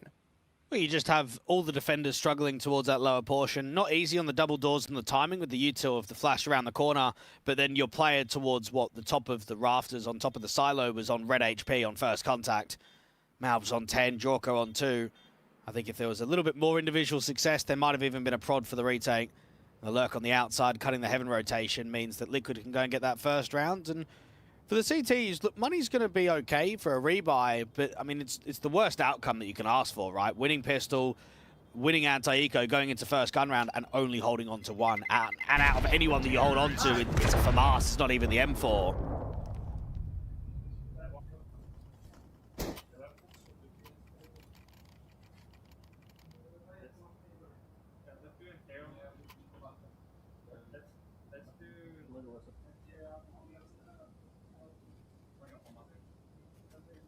Oh, Liquid on the board. Starting off their map. As Betclic will buy back in for Masters held over and AWP in for Friend. Sarah shots in the tail end of the game there for the start of Cash. Liquid. Damage does apply towards JT quite significantly. 20 HP damage done there. Small health advantage for Betclic. The Diag smokes in for the T side as well. Second wave for Util. Trying to get them back towards the secret cross. As Friend will hit the opening kill towards Ramp as Naf will drop. And the T's will back off. They do have a lower player, but the T's seem pretty happy to take Secret and then come back up for an A split. Great shot from Jorko against the A player. Needs that double, but doesn't get it. 2 for 1 overall, favouring Betclic. Demo on 62, Friend on 67. HP damage.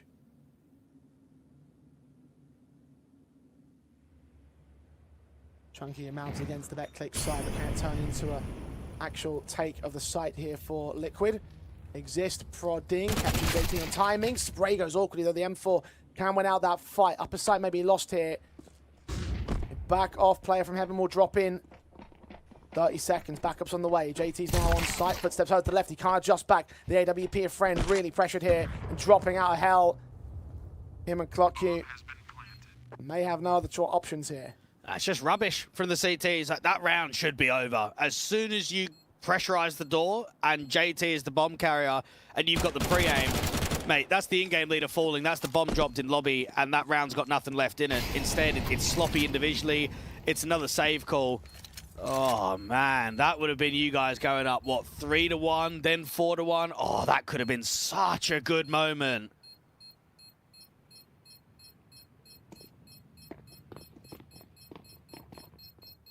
Oh, Betclic already starting to let it slip. Terrorists win.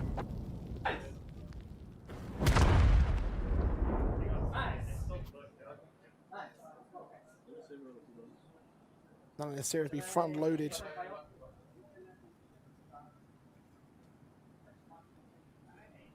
Efficiency should shine through in some capacity.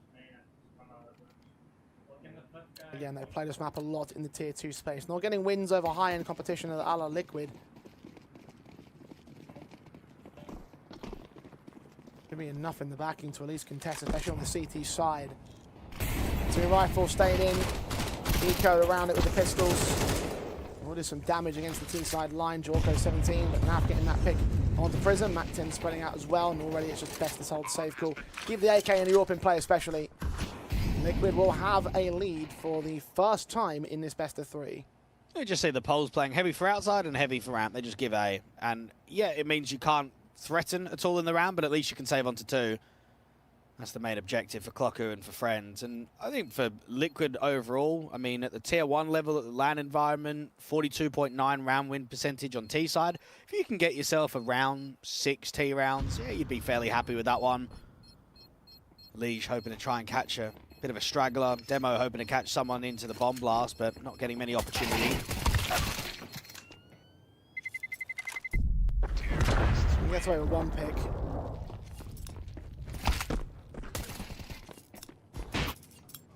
No more than that, though.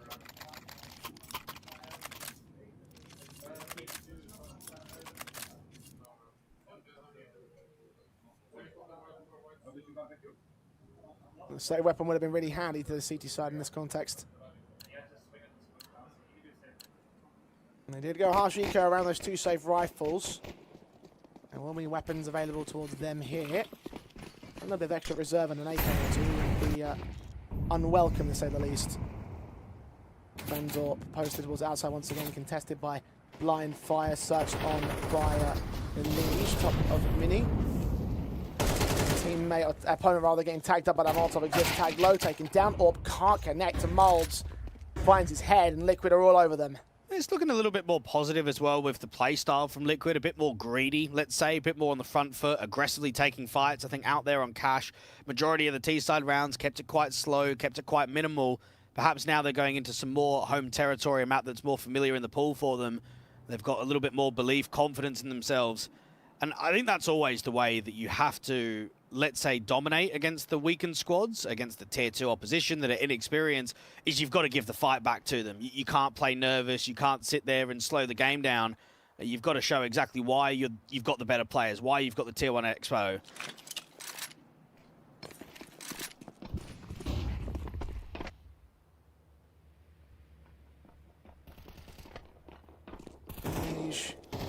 Pouring his teammates into the bomb site, will quickly take space to take control. Betclic had no offerings of defensive, and they have to fall back and save their guns from the outset.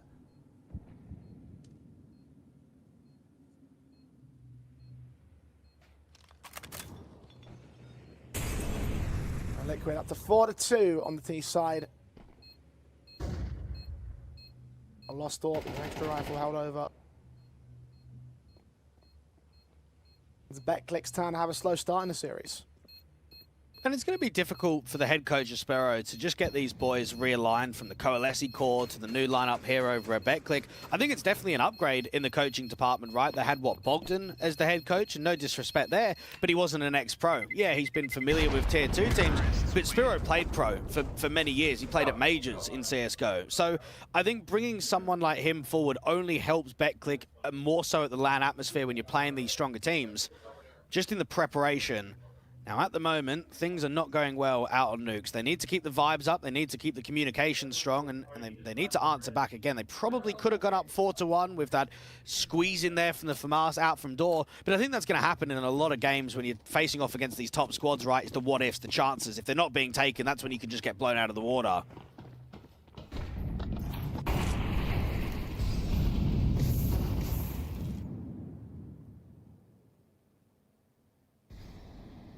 Brennan back on his AWP.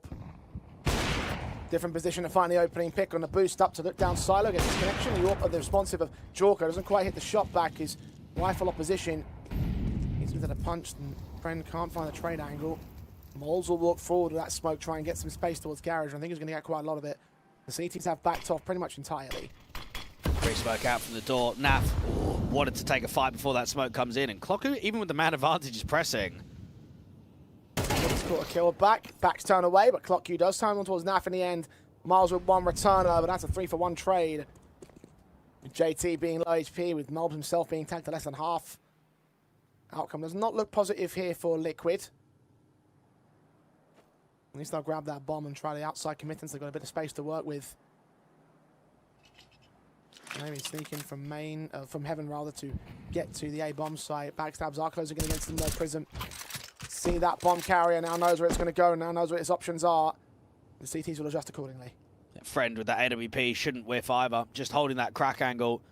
If there's any rat press, Clocku might even give them the respect of the plant. Might have an option here. Molotov to force them back. The AK trying to engage that HG, landing close to Molbs. Times them even lower. Eventually Clocku gets that casualty, and JT. Pressure from all sides. Eventually even the AWP will close in against him. It will find Prism at least. A friend with a P2K pulled out. We'll get there back for the headshot. Close the gap to 1 round. Yeah, nicely done from the Poles. They've got themselves a boost on the outside to win the first. They get a little greedy out there from the door, walking through the smoke. And I actually quite enjoy seeing plays to that degree. Not all the time, right? I think if you're walking through smokes every single round, it's only going to come back to bite you. They're going to have guns up. They're going to be ready for it. But you do need to try and tilt your opposition ever so slightly. You do need to catch them off guard. And Naf is never expecting someone to walk through.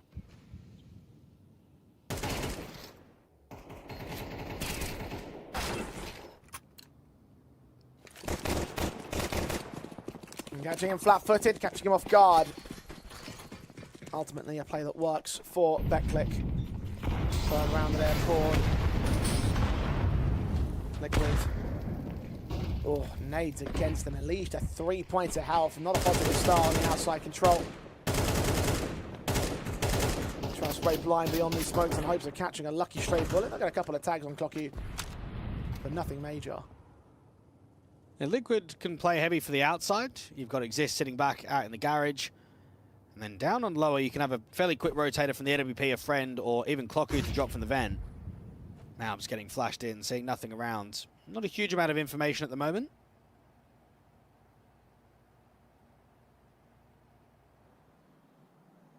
minute to play with. Liquid grouping up on the outside access, going to continue moving forward and going to continue with the secret angle of access. And again, they've only really got a man in garage to contend them. Rotation have to come down from ramp if they do continue with this campaign. That M4 is going to wait and hear information from players. The bomb carrier maybe. It's actually the kill that comes in against Prism to start things off. Nearly getting Naf to drop. 6 HP for him, 3 HP for Alicia. There's a number of positive trades available for the Betclic side. Demo finds one of them, shutting down the first, but Secret's been left exposed. No one's rotating to receive him, so that haven't played going to be an even greater harassment. JT spam Demo down to 12. B-Site's going to get gained in the meantime, and there shouldn't really be a retake here from Betclic. Friend might be able to get one out from the doors, but they should try and block with Util, get the bomb down in a smoke. Well, 10 seconds. Jorko gets fragged up. Molotov forcing coming to the other side. Good shot on the second man. Clocky gets JT in the meantime. Bomb plant will just come out in time. The Legions got 3 HP to win this 1v2. It's all converged against him. Excellent shooting from the AWP. He's got to pick up the big green. He knows that he's got to hit both these connections, otherwise he's as good as dead. Smoky body shots. Demo falls first. Second man, unknown. Flash is sent against him. Block you. Gets available to him. The HE comes sent in his pouch. And he does find enough time for the defuse for an excellent retake and a very disadvantageous position for Betclic. Well, it's just a schoolboy error. I don't know what Jorko's doing. That smoke is going down.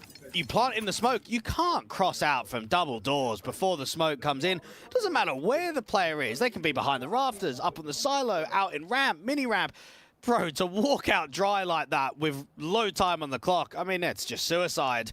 That's an easy connection for the AWP any single day of the week.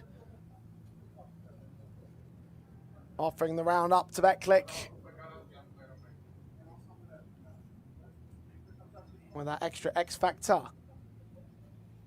A whole lot more than just denying that bomb plant for a moment. At least they're going to get picked up and planted in time. We saw that from Elige. There's the extra effort from Friend that really tipped the round back in the favour of Betclic. This kill right here, look at it again. Split seconds away from going down 2.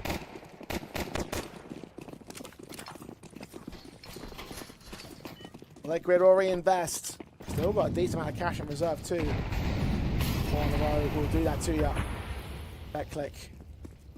Reduced to a singular man means that the fun's not quite as pleasant. Nade damage also not as pleasant either. A team nade, I believe. I don't know who's through that, but Clocky's been tagged to 62. Yeah, so what we're seeing here is the anti-rush util for the molly towards door went down, but not the incendiary to hut. So that means that that can keep getting held there from Prism. And they're just going to start walking back into Heart. Makes his move. Leash catches him. JT swings on Prism. Dismantles the aggressive player. Betclic rather well. Exists now to hold out from Mini. Mob facing, losing his life. Meanwhile, the Friend's going to set himself up with the AWP. Shot rings out. Exists is going to be pressured. Remaining on the bomb site, Elige staggers his push, does get the kill back. Demo with a responsive, nearly a secondary kill. The AWP late to the marker. HE will get sent a little bit late as well. Do damage towards Elige, but he's just got to fall back and save his gun. Might even get caught with a player in the locker room, so Chalk doesn't even need to scope up.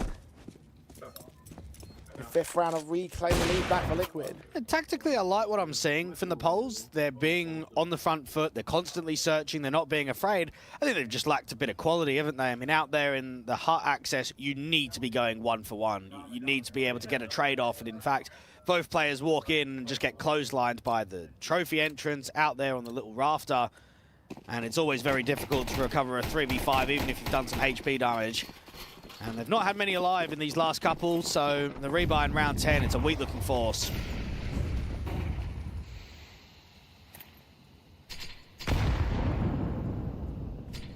One M4, at least the nade placement's pretty decent there from the SMG. Flash in, tried to pick a fight. The AK spray does a lot towards him, but Demo gets away with the pick on JT. HE from Prism gets 2 back with the M4 support.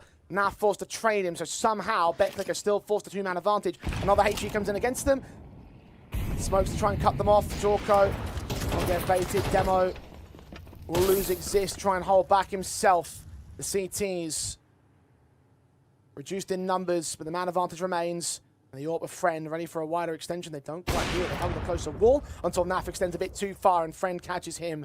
Jorko, 1v3. Excellent utility usage out from Betclic. I'm really surprised that that MP9 on first contact didn't just get a clean kill. Almost wasted 30 bullets and didn't find anything, but it was the assistance of the rotate from Prism.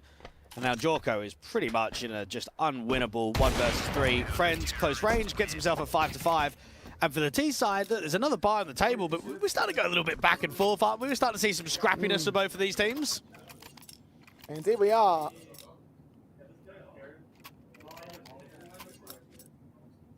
And decent work being done. Try and keep this within touching distance. Betclic being put on a back foot by Liquid Streak very early into the game.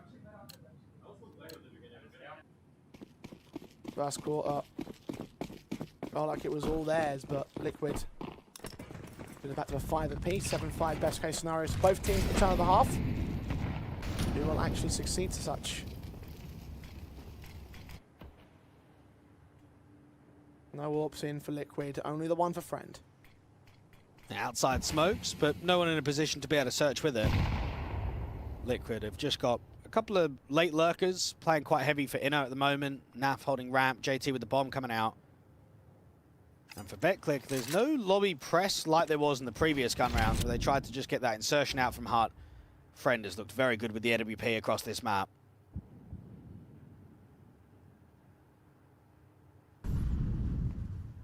Two men work their way downstairs in secret.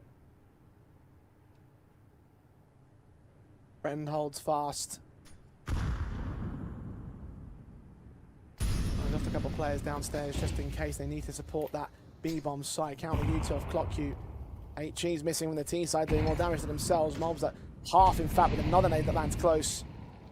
M4 starts backing away as the T's are just suppressed out towards the ramp entrance too. It looks to be the final hit. Plenty of presence on towards it. Prism with a kill. But beyond that, smoke on Jorko. Does get caught. Flash blinded exists with a response to the lead. Trades it back. Demo in the rafters. Only transition to the 1 kill. Can't transfer to the second. 2v2 as a result. Good trading game from Liquid. HE sent to site though. Oh, doesn't quite get JT. Flash not sent in from Friend just yet. He's going to support the FAMAS on its entry point instead. Shut down by JT's headshot, and Naf comes up with another good kill. And by a margin of 55 HP, Liquid will win 6. Well, I don't quite know how that's happened. That looks so uncomfortable from Liquid. Mistakes the util down from Secret. There's 3 defenders on A. Normally when time's low on the clock and you're panicking to go up A, the round should be over before the bomb even goes in. You expect a lot of impact out there at Hut, up at Mustang. Really surprised how good those trades are from Liquid. And then, I mean, look at the HE, 1 HP. That would have been bomb plant denial against JT. Another pixel closer, and that would have been it. I imagine Leisure the 1v2. Fight on Clock Q at least kicks things off with HP. Naf gets the opening onto Prism. Of course, it's pistols for the most part here on the CT side. That 1M4 being mitigated, nearly neutralized. Demo's just searching around for contact. Naf, wary of a press. Teammates out there will search. Spray's a little bit awkward, so Demo can take him down. Cover a second rifle for the CT side, but can they do anything with it here? Especially as Liquid are entering into the upper bomb side with no more defenders. Just so out of position. Elige is peppering out there from the Hut. 2 players are now low. This is an impossible retake. You're never going to win it. Nothing short of a miracle. And right now, none are presenting. Being a Friend cut down towards the outside of heaven. Of course, Betclic have no choice but to try their hand at a retake, and Jorko will get caught for the smoke on Demo, so that's 1. As Exist falls down the high HP element, 2 rifles remain. Doku immediately put out of commission, and Demo will get spammed up. JT credited with the final kill, and it will be 7-5 to get a half win in for Liquid. All things considered, I'd say that's a pretty good first half. You lost pistol, you lost anti-eco, you got 7-5. Were the rounds clean? Absolutely not. I don't think you're too pleased with what the performance levels look like, but look, you go into the city side, you've got a little bit of momentum going, perfect position to put in a good shift and then try and go towards that 3rd map of Anubis.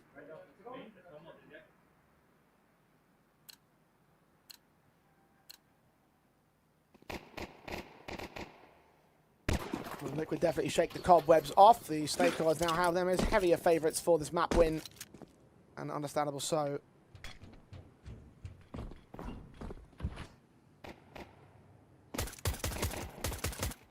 2 rounds to the good. Moving into their CT side basis. Mobs will kick things off on Prism. Execution into the upper bomb site. Comes into the pistol round already. Players are close. Friend will suss out a lead, but NAF has caught exist in the meantime, so down to 3 men are Betclic until to return back from Clock and Friend. The man advantage sat in with them. NAF and Mobs quickly clean it up though. And the retake is successful for an 8th round of Liquid. Yeah, Jorko getting very loud. Don't know what he's getting loud about. He looks terrible in this best of 3. At least he's trying to keep the vibes up though. And I mean, I think when you look at some of the Liquid players, I mean, you've got NAF, you've got Elige. I mean, you don't really have loud voices, do you? You don't really have guys that get pumped and get brought into that sort of environment. So maybe that's what his job is to be, try and be the loud guy of the team. I think for NAF, that was proper quality. That retake didn't actually look that promising. You're getting players cut from heaven very quickly, players out from main also struggling, and then he just starts delivering with the Julies at close range.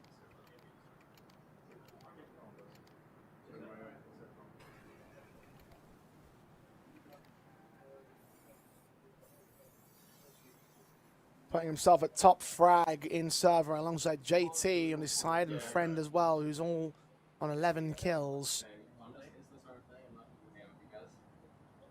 Tactical just got called in by Betclic 2. Moment of respite, they're fast in this map. Their moments of success. Try and find a way to get that success once again. They're on the worse half. Pretty strong T-side stats for the squad overall though, so maybe that might not be the worst thing in the world. We're going to deal with this deficit first up, and they're going to try and force the issue to try and do so. One plant bonus did aid them. And 2 Galils and 3 pistols.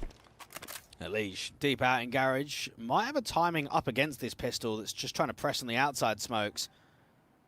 Player down in secret, everybody else playing pretty heavy for upper. Now what Exist is hoping for is that someone rotates from door down vent and starts searching outside, and that's where he can catch a timing around secret.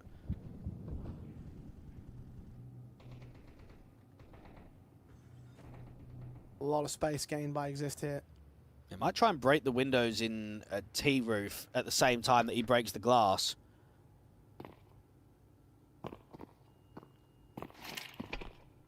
Well, they are searching to move towards ramp. What are meant to meet them. Kill for Clock, at least gets naffed. And the M4 of Jorko start things off though. Low HP for his own teammate. They line up for Clock. JT's backstab can try contest, drop that bomb. And now Exist's flank left to try and recover the round. Bro, what a read. There's 3 ramp players there from Liquid. That's just crazy. You feel for the T side because the trades are excellent, but I mean, how can you come out on a force buy successful when there's that many CTs? Tough clutch here for Exist. Neither men damaged. Rifle's just out of reach. JT holds the angle. Sees the wider swing coming in, puts down the man, and it will be a 9-5 score for Liquid. I guess that might be a little bit more indication of what this team can do when they're not put in unpredictable situations. Cash was a map that you couldn't really prepare for. Neither side really knowing what the other one's made of on it, and the first maps played in this tournament for both teams. But this one, very familiar to Liquid. We've done their prep work, and it's starting to show through on CT side. I think now there's almost nothing really left of this second half. You might have the odd survival round here or there, but we've just where the scoreline leads with the momentum. Really needed the economical boost of winning that force by a few of the poles in the last.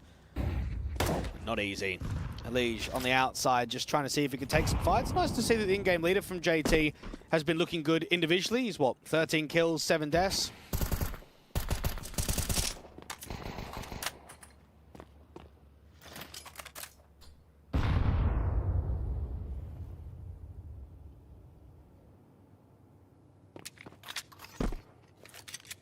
He's pretty all right with the kills over on Cash too.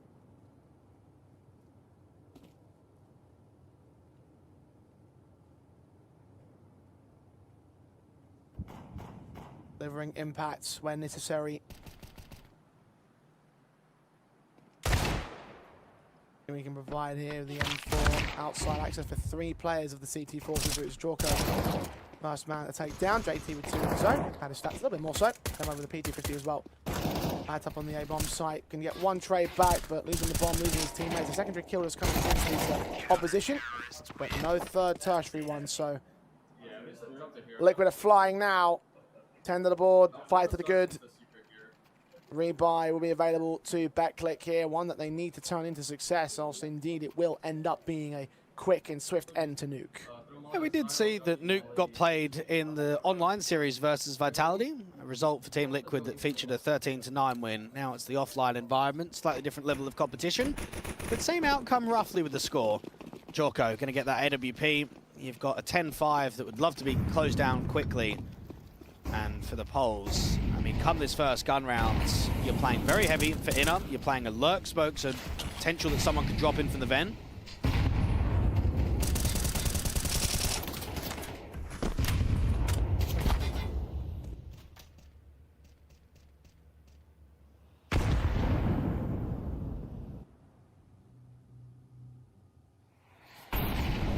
Outside Ash has been searched for on the CT side from several angles, but it's an inner take. That is through the skylights, player up at heaven. No man on the center bomb site itself. A retake available to Liquid. They're going to back away from the utility for the time being, try setting up the utility of their own. We don't see that very often. JT was playing heavier for the outside, and there was just no A anchor. Now this might just be a safe call. Unless a kill presents in the next 10 seconds, you hold on to your weapons and just look for exits. Being watched from all sorts of avenues of access. I think the only players that are not watching is the outside and heaven control. Even Lobby being knocked in by Clocky will search, get killed off. As you said though, need to be relatively quick on those casualties, so I look for the exits. And kill from exist to deal with JT, Liege, Naf being pressed against. Bring it down to that lower bomb site. The players that remain in full here for the Betclic cap. Close that gap a little bit more so here, try and get things G'd up here on T side. Yet to score until that round. And it's quite funny, I think, in the past, right, with the change of the bomb radius and how it all works now, you'd always either back off towards T-spawn or you'd kind of back off towards CT. Now, if you've got an A-plant, mate, you just drop vent and play towards the lower corridors. You almost don't need to leave the bomb site. Betclic get themselves up to 6. Liquid get themselves a rebuy with no issues. Slightly more aggressive on the outside for Elige, though. He's going to get himself out to Africa, but the Orb is going to press it from Hut. Oh. Misses a sitter. Oh, that's tragic for Jorko, because you're right. Point blank scoped in, should have hit him. Now JT gets tag damage with taps of the AK, getting blind beyond the smoke. HE sent to prison. Evade as much as he can. But they're in a very sticky spot here, Liquid. Yeah, this does not look good. Betclic can keep pressing around A. They're not going to go into the A bomb site, though, because they've still got Extremi players on the outside. Elige needs this kill against Clocko. Base is in, Mold not able to get much. Elige taken aback. Clocko with the pick. JT on the outside again. He's tagged up so heavily. And 4 on by Exist will take him down. 2 left standing for Liquid. Friend, oh, the timing of the walk is back. Turn towards the CT contact player, so Mold might be rolling them into a full sense of security. Clocko still finds the pick against him, so it's round done now. Naf seen towards heaven. They can adjust. Find the pick in the end from Friend, what he was looking for in the entire round. A team ace from Betclic. Take 2 on the trot. Gap's close to 3. And round by round, this is where Betclic can just knock on the door of tilting the opposition. Not so much threatening the map still, right, and trying to go 2-0 up in the series, but just start frustrating the favourites. Make it uneasy for them in the second half. This has been back-to-back strong T rounds from them. They've looked very disciplined. They've peaked off of each other quite well. Trading is on point. And for Liquids, eventually the money is going to start dwindling away. You go in towards a light and deco here, not many upgrades at all, so it's a free round to at least the 8th.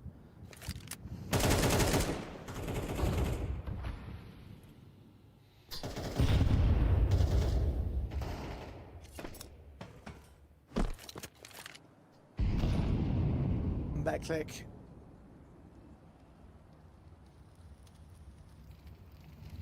We're taking this wary. Don't know how much reserve cash is available to the Liquid side. They got 3 in a row pretty confidently, so you'd assume a lot. Elige will dome in that first casualty against Clock Q. So a secondary pick 2 on Prism caught out with the bomb dropped. More. Not quite. Demo deals with him. Mobs' USP is next close. Quite spotted. Jorko is towards outside though. Exist will find him. Mobs. Not quite found out by Demo. Sees him, but doesn't take a pick back for it. Friend watching for Naf. It's a 3-on-2 with rifles in support of Apogee, so don't expect there to be much more from Liquid. Well, this has been extremely well handled. Anytime Elige gets 2, you're going to start getting very scared that there's something still left in the round. Now, they know that Naf is the ramp player, and what they're just trying to do is slow the round down. Like, just bait in more of a peek from Malbs and from Nafly, try and catch them repositioning.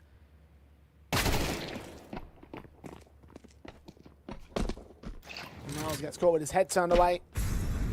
Leaving Naf alone with 5-7 in hand in the hopes of a exit frag or 2. Bomb has been planted. Escape to the roof of lobby. Maybe we're going to pick on an escaping T-side player for an exit frag, but the round itself is of course going the way of Betclic. 8 to the T ball, trying to contest this game once again. And Naf has got himself an AK, and he might be able to get an exit frag too. If he can hold on to the rifle and get one more and just damage that T-side economy ever so slightly, you'd be very happy. Going up on the roof. Terrorists win. Naf happy they can see the position.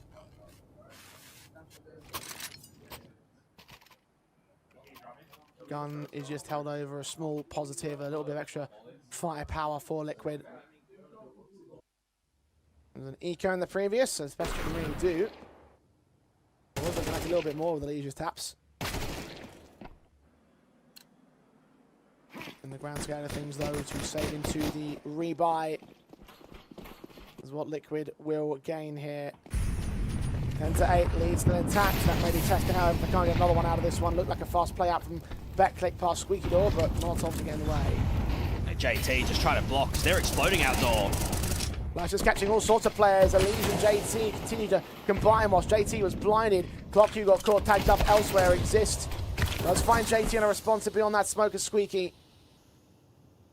Advantage still for the CT forces, and the bomb's been dropped deep in their territory too, so Betclic have got a little bit of work to do. Yeah, that's a lot more like it from JT and Elige. That's a good link up out from main and door. Pressure's building. Teaser trying to fight. AWP in from the doorway when the smoke clears. Does not. Oh no, does hit the connection to exist. Finally.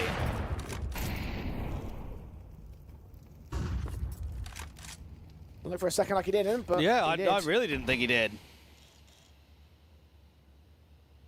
You know, tagged up heavily in the process at least, so that's a small positive, I guess you could say, for the Betclic side. Nothing that makes a difference in terms of this round of this game. Close to catching the man, ultimately no cigar, so it's number 11 for Liquid. A shutdown kind of round. Also looking like a very fast execution. Betclic caught by the flashbangs, caught by the util. Forced to cancel, forced to stagger, and ultimately staggered over themselves. People forget that only a few months ago, Betclic were a few rounds away from eliminating a big out of that LAN in Serbia that qualified them to the IEM Cologne Major, right? So they've already been able to prove against the Tier 1 teams that they can threaten, that they can come close, that they can compete. And there's a lot of teams in this one competition that are going to be looking at this matchup, getting a vibe of just how strong Liquid look, how good Apogee are. I mean, you've got Ascend, what is it, the Bulgarians? Their last LAN was a second place at that 150k in Draklan. Brute, I know that they just won a LAN in Latvia a few days ago. We've had a chance recently of covering the Fnatic boys. They look unreal online with their new 5-man lineup. I've been keen to see what they're like in the offline environment. And of course, for Metasport, Malo9 making his debut. Everyone's got to be keen to see that. So many things to watch for in this tournament. It's Mail that I'm particularly looking to keep my eyes on.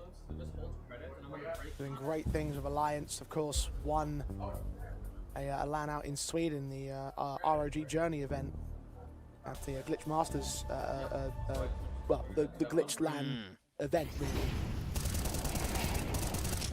And there's the last act. I'm moving in with this new venture and to cover them as they make their way through the groups, of course. From Metasports in a couple of days' time.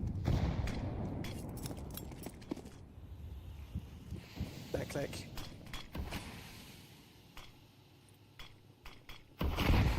By the rifles, outside access taken with the smokes underway, and AK over the CT side will try and challenge. Now picked that one up in the previous round, adjusting towards Exist will take him down. It looked like it was a lazy pre-aim there from NAF down in secret, but still wins the fight anyway. NWP blocks at ramp, just like they do out from door. Prism needs to get a clean entry. JT in clock, he's responsive. That's a secondary one that's a little bit more clear than the first. And a 2-for-2 trade that brings it back to evens, a retake on the table for Liquid. Well, I don't know if it is. Like, does something present here? A save feels good. You've got an AWP and double AKs. You go in and you waste all the investment come the next round. There's only 2 rounds as the diff. Prism pre-aiming out towards heaven. Oh, Emma might offer up what he's looking for. No, backs away. Couple feet away from going down, so important move to make. Jorko does get fragged out by the AWP friend in the end, so another AWP v AWP battle lost for the young man. Another round gained for Betclic within 2 of Liquid. Once again, they will save 2 guns out of it at least. Money stay and should present to a decent enough buy, I'd say. Liquid, once again, not allowed to get out of the woods in terms of the opposition's suppression, in terms of the opposition's potential. Betclic will not let them get away with an easy map. Well, the Bulls have definitely looked better in the second half than what they did in the first, and that's saying something being on the CT side to start. They won pistol and anti-force, and then after that, they didn't really win many gun rounds. They've come into the second half, and they've kept things very competitive. 2 rounds is the difference right now. Heavy for the outside. The NWP's got an excellent spawn, so an opening pick is being attempted, but it goes the way of Jorko. Revenge for the last round. Friend put down. Emma, in the meantime, starts walking out of ramp on a solo mission. Not watched the Jorko's going to reposition that AWP and take a swing back, which he will lose. So from excellent start to not so great follow-up, and NAF can't do any better. Elise tries to, but Prism takes him back. Bomb at least revealed and tagged to 40 HP. But Malb's going to start searching and try and catch a kill elsewhere. He's got to use the stand advantage. His back might be turned towards Exist, and indeed it is as smoke fades. Revealed himself, JT.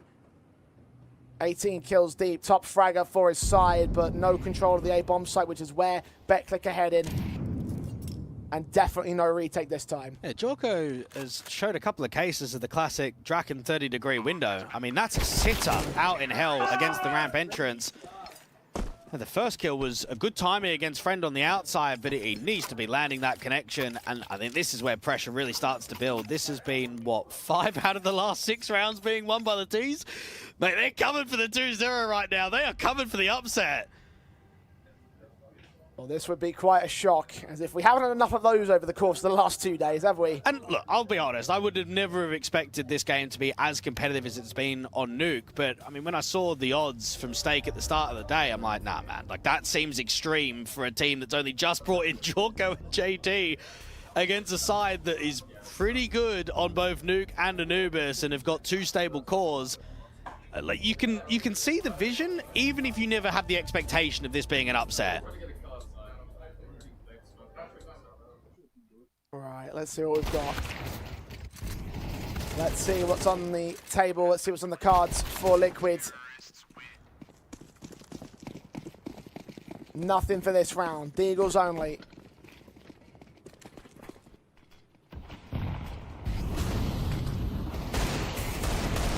Now we'll find Friend to kick things off. Just a headshot through the walls. And he's going to hear them coming out towards the red box. So he's trying to strike him down. Staggered for a second, hit a collateral tag, but the kill goes the way of Clock Key, so we're back to a 4-on-4. And NAF is down at lower, so is Jorko, and they've even thought about bringing JT round. So a lot of movement on the city side, and Malbs has been able to press into lobby. Now, they know it was heavy on the outside. Now, the T's can still cancel Secret, they can still clear space, get into Garage, get a player out towards Heaven, and just try and contact for as long as possible. It's the HP bars that's really concerning for Clocku and Prism. Now the Eagles don't need to hit the headshots, they can just hit the connections, and that'll be enough for Tag. Finishing off the job that Elise had started. JT's searching for it. Will start to fall away. Gives some space over towards the T side, who are taking that access anyway. Moving slowly together. AK's in hand. Molbs. Not on the bomb side directly, but back at lobby will call for information, will call for rotations as soon as he hears the footsteps on site. 40 seconds. all about the search right now for the T's.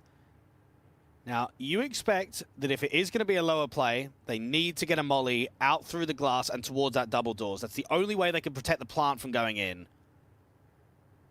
They didn't clear secret.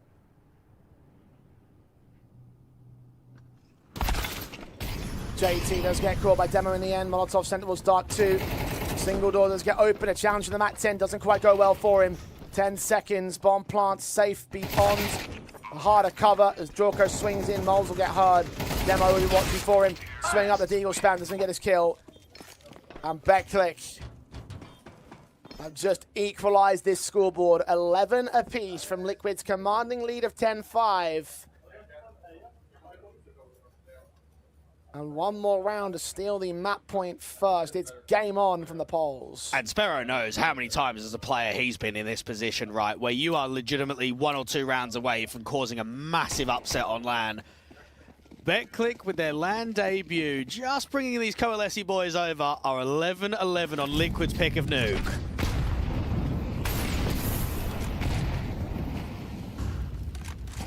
Betclic.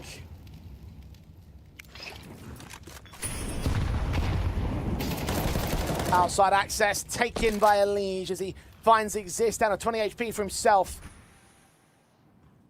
Clock being evaded, wary of the potential fire that could come his way from the top of Mini.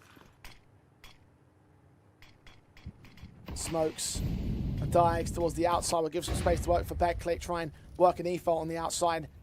Someone needs to find a trade somewhere, though. That's just Elige being so confident in such a high impact round to break the smoke and just instantly look for a fight.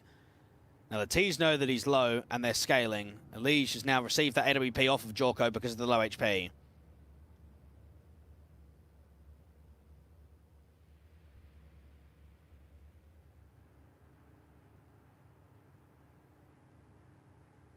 Naf.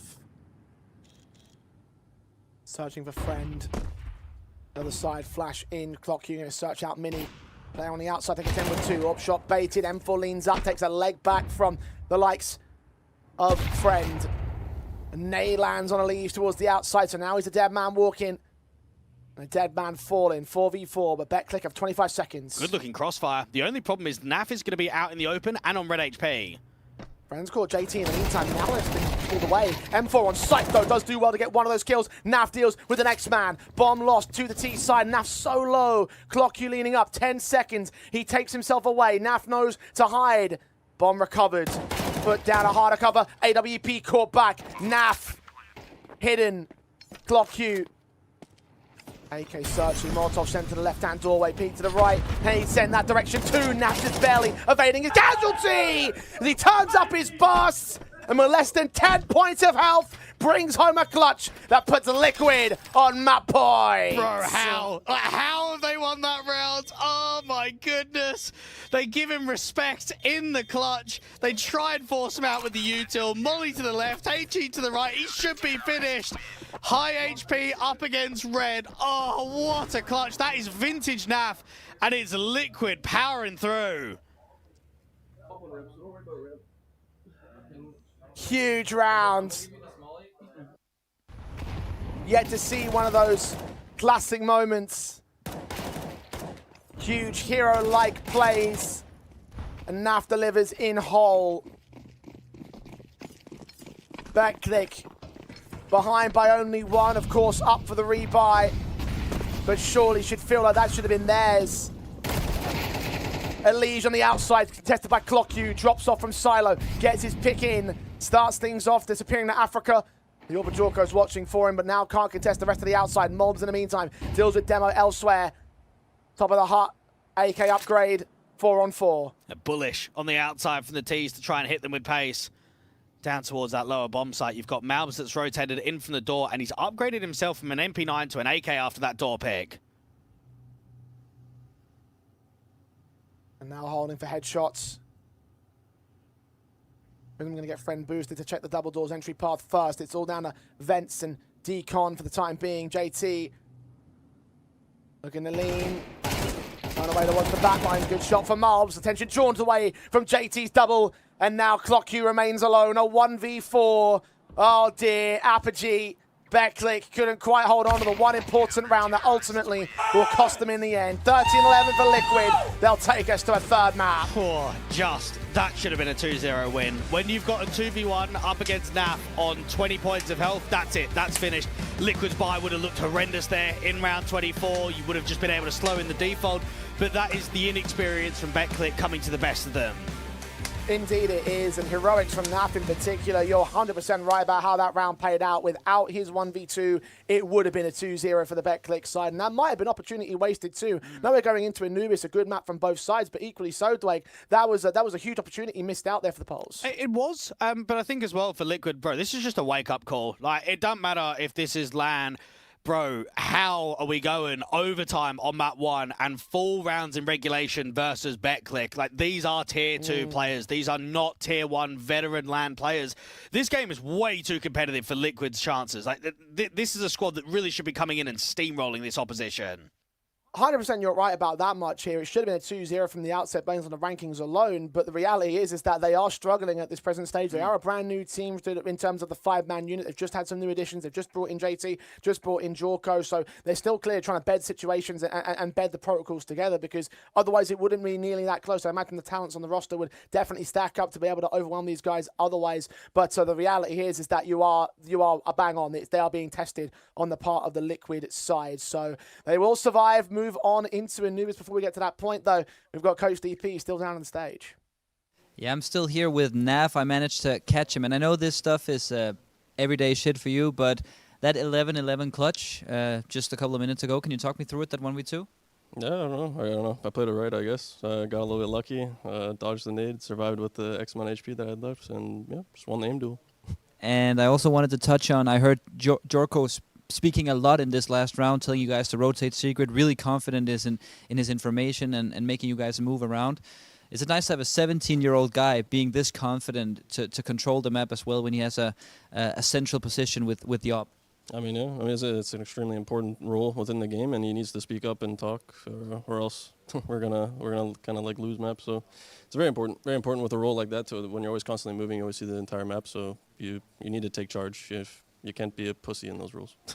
Well, that's true. Well, couldn't say it better. Back to Dwag and Jay, and ready for the third map in a couple of minutes.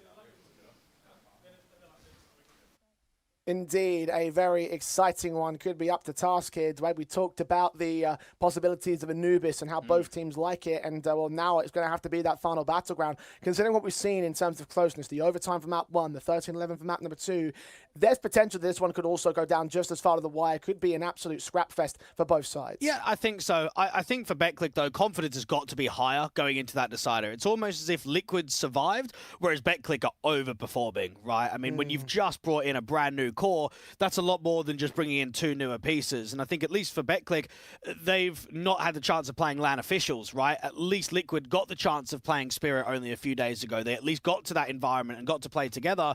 Betclic looking really good touch and are looking to try and cause the upset in the decider. And they could well do so. It's equally on Liquid to try and turn up their 2-1 series this time and take their spot in the playoffs as first seed of Group B. Anubis will decide it all after the break.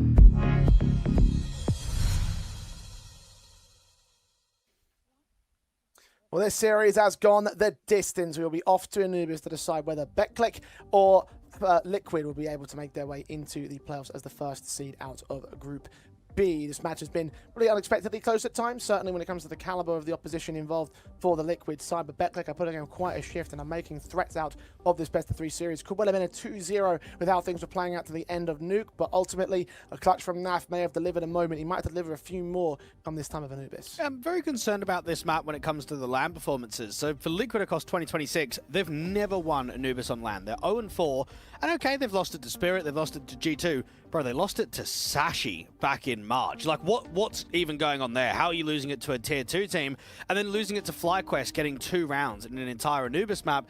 You then compare that to Betclic. Mate, they pick this map very frequently. It's their #1 map in the pool. They pick it on LAN. They've got some really good results. They even beat Big on this 13-6. So right now for the polls, they recognize, yeah, with what we've shown in the series so far, look, we could have even picked Anubis in this one best of 3. Let's try and give it towards Liquid now.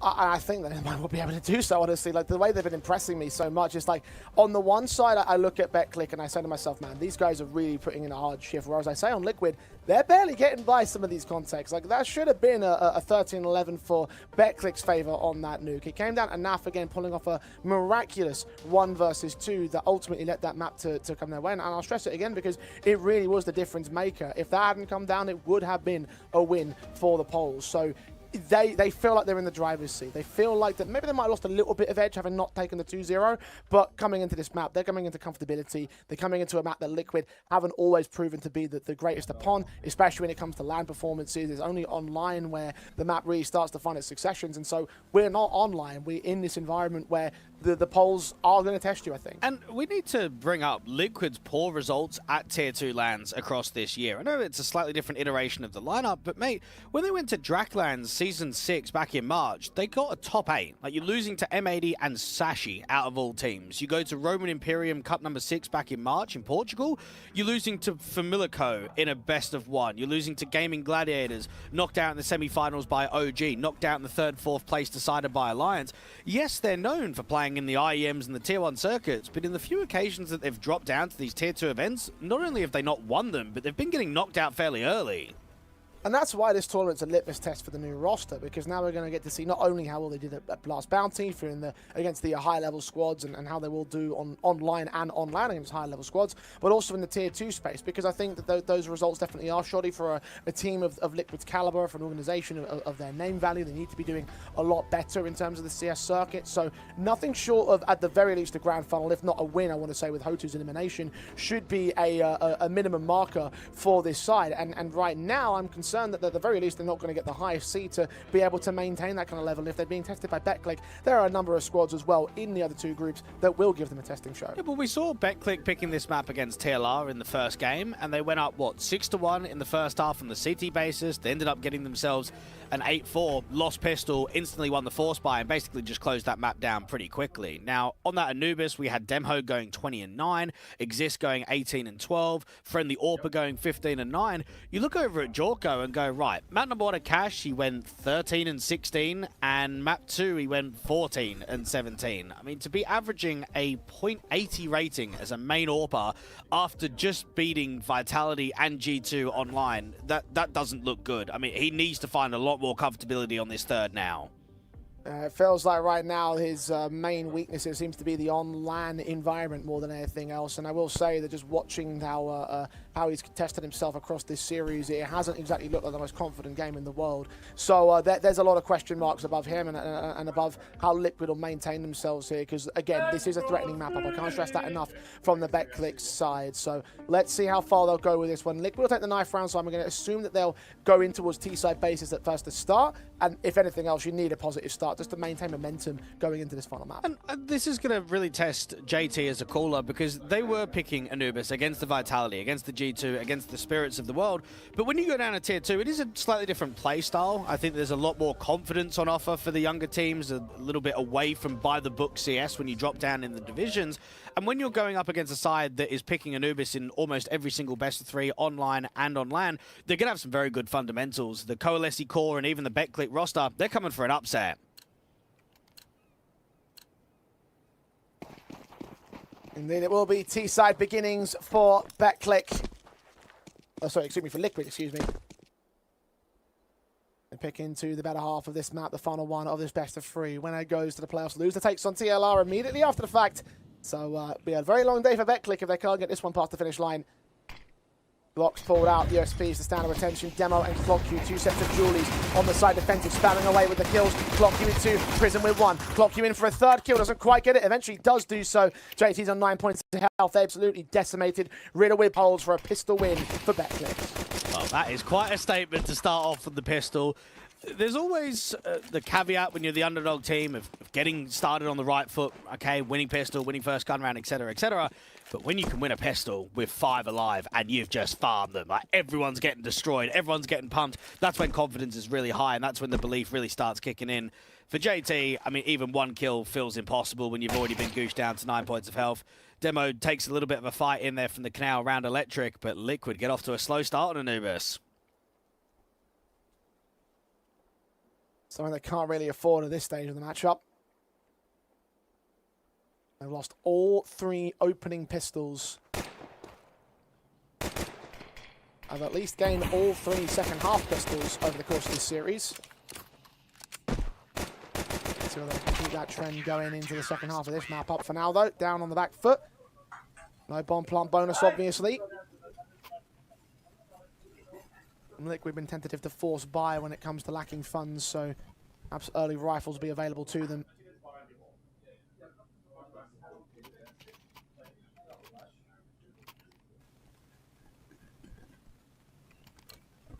Let's see what they're going to bring to the table. Let's see what they're going to contest with. Well, they are going to force the issue. Okay, upgrades, Mac 10s, Tech 9s to fold. A very quick play in towards B. Early smoke, go for the pop setup. No one on B directly aggressive. Everyone's sitting back and playing passive. ClockQ and Prism hold the 2-for-1 trades. Adjustments a little bit awkward. The M4 running out of money there. Running out of ammo, I should say. Money contesting at the SMG. A friend does get shut down by JT, protecting that bomb planter. Now known in the exact position. Exist doesn't quite catch the info onto Nafly over at Glyph. Spray through that smoke will get dinked up, but Naf will get the kill alongside Jorka with a responsive. So that slow pistol round start turns into a very confident conversion win. Well, right there, that's very poor from the site holders. When you're sitting back against any kind of B-pop, you have a huge advantage because you've got range. Now, out there from Glyph and Electric, one of those guys needs to multi-up, and they struggle, they're whiffing, they don't get away. And then, I mean, that's even courageous in a 3v3 to think that you can walk through that electric smoke and hope to catch a timing. You're just being watched instantly. So that's a failure there from Friend. And for Liquid, it's the perfect response.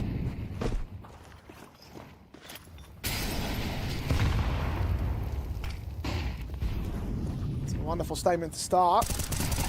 Backing against the pistols, forced by back in from Betclic's perspective. JT makes light work in the mid-access. 4 kills for him on sequence. Most through them all. That's A site completely opened up. A 1v5 that Prism has no hope of winning. Well, Liquid will turn the onus right back on its head, take the second, most likely that 3rd, and get started truly on the T side. And it's a bit of a kick in the teeth, isn't it? Should have won in 2 at that 11-11 round. Didn't happen. Come into the 3rd map, you win pistol, and then you instantly get reset. We know how tough City economy can be.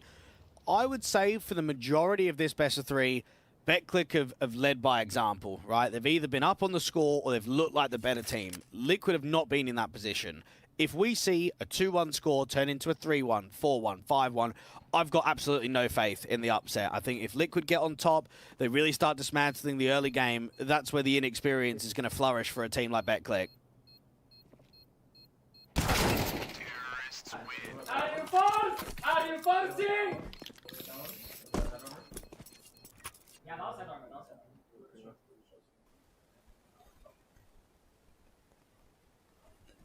Elements within the Liquid side happy to get loud at this stage.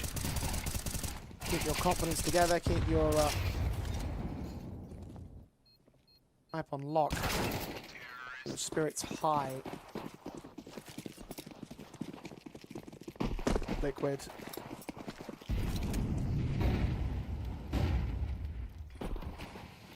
A lot of rifles available to them. M4's even saved over for a couple of 3 minutes, in fact. Bonus weapons into the first rifle round when it comes out in the next. For now, though, harsher eco from Betclic. Thought feature in the previous, got nothing for it. The ample stack towards the B site, which they're not going to lean into at all here. Yeah, Liquid just need to keep it pretty calm. I mean, when you look at the Anubis official that they played against Vitality, they were able to get a 6-6 first half. They were able to get an 8-4 versus G2. It was the one against Spirit where they got themselves only 3-9 on the deficit. And that was the one-sided loss that they took recently. Now, even though you're up against a stack, they can still get a very easy cancel forward. You've got an extremity player outside of beam, you've got a player in the canal, so set the util up, recognize it's A heavy, and then just separate, just split.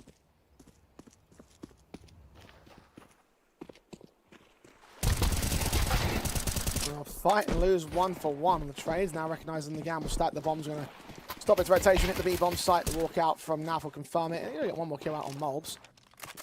It's a rifle to recover for Prism, another one picked up by Exist. There were AK who go for the save call with the M4s on the 2 men that dropped. Might lean in for one more frag, force out another reinvestment. Try hurt the economy state of Liquid. Them on their own reset later portions of the matchup. This will tickle away at JT's HP bar. Naf goes searching in from the window, just missed his mark. Does catch his man in the end.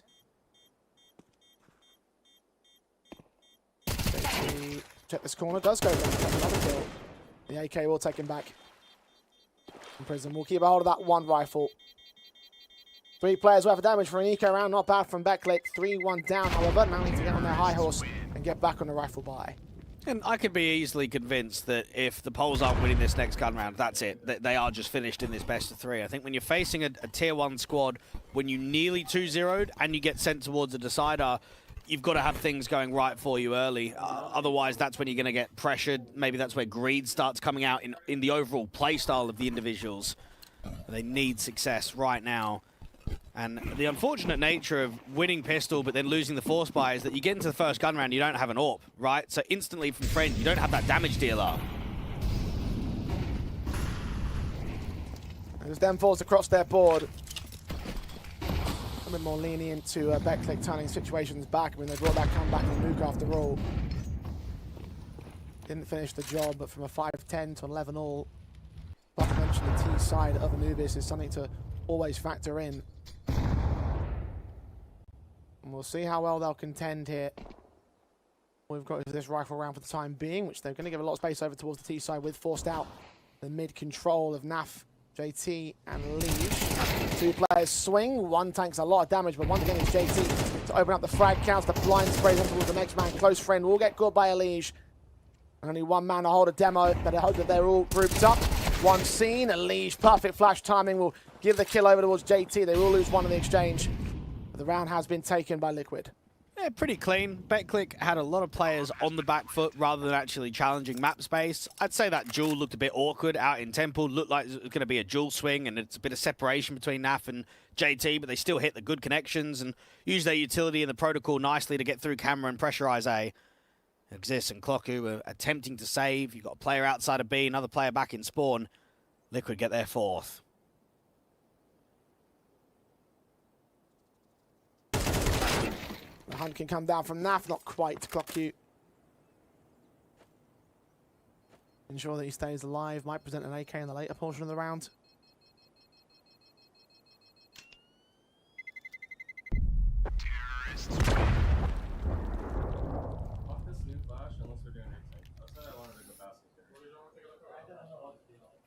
Either way, Liquid going to extend this lead. Not much success for the Poles in the opening rifle. Tested when the big guns come in from the Liquid side. Didn't have many big guns to speak of as well in the follow-up. Actually, they do actually get the full M4 buy together anyway, so... Drop weapons, max loss in the next. Lacking in utility quite heavily, though. That might be a little bit of a concern. Fast in towards rugs and water for the T side. 3 players total to receive. Counter utility is going to be at least there to stop the progression. Meanwhile, there's a bit of a search coming in towards B main. Flashes over. 2 go over. Naf caught blinded, but manages to get to harder cover. Caught with U2 in hand, but not going down yet. And now just puts pressure right back on them. So you take all that space and then you just drive the CTs back into the bomb site. Great movement from Naf. And JT's been able to walk mid, just like he did in the last round. Heavy-handed on the B lean means that the Exister's going to have to hold this from the site. Turned away for a moment. Strike right now, back turned. Good spray. Friend's now into support, so the Exister goes down. Demo has to have support on this. The main entries will lose himself, but Friend will take it back to a 3-on-3. JT caught. No more mid-access, and now a 4th man joins the fray. Clock you with Friend. Prism still holding down B in case there's a rotation back. Looks like Liquid are fully committed here. Bomb plant will be tapped and stuck. Naf be concerning towards the mid-fight. Spray's good, but not good enough for the kill. And knows that there's 2 players out there to heaven. Knows that the last player's got to be a rotator. Yorko, turned away from Friend. A little bit of noise being made by Prism. Nearly offed himself up, but the back's turn. Good kill. Even stances. M4 fights back. Leaves that second player. Tagged up on a liege. Clock you. Needs to act quickly. He's got no kit. Making noise to the bomb site. AK jiggles. Looks for the headshot and Liege lands it. Nice, bro. Another clutch in from Liquid. Posting yet another here on Anubis. Well, fundamentally, they look poor. I think for the majority of Cash and of Nuke, the tactical basis was very clean from Betclic. They were advancing. They were looking very positive. You come out towards Anubis, and JT is already camera. Yeah, they're pre-aiming him, but they're not in the greatest of positions. Yeah, it's a bit of X-Factor going the way of Elise right towards the end. But from what I'm seeing on the defaults, I think there's too much respect on offer, not enough movement across the map. In a round where they surged all the way out towards B main 2. Orb is at least here for Friend to hit a shot on Jorko. Prism with a follow-up. Elise have to trade him right back. No split players in, so no threats towards Electric. Just these main presence players alongside a main press from Demo. Cut down by Mob, so we're back to a 3-on-3. That's an easy kill from Malbs. Demo's going to be frustrated in himself. Elise tries to walk out there from jail, tried to get the edge of that lip smoke, but Friend is watching for it. It's a strong pre-aim. Pick secured. Advantage well and true exists now in mid. JT's going to check his corner. Looks towards the doorway instead, drops that bomb. And Betclic. And taking 6 rounds to answer that confidence, but they found some confidence of their own. Friend ending up with many frags to his name in that one. A shutdown round that posts the second up for Betclic's side. Yeah, Orping can be tough on the CT side of Anubis. Slow rotations, got to always win first encounters if you go aggressive. Out there from the jail, he makes it look free with that first kill. Strong reposition in for the second. You want to see that a little bit more often. Round streak is finally over there from Liquid, and it's an answer back from the Poles.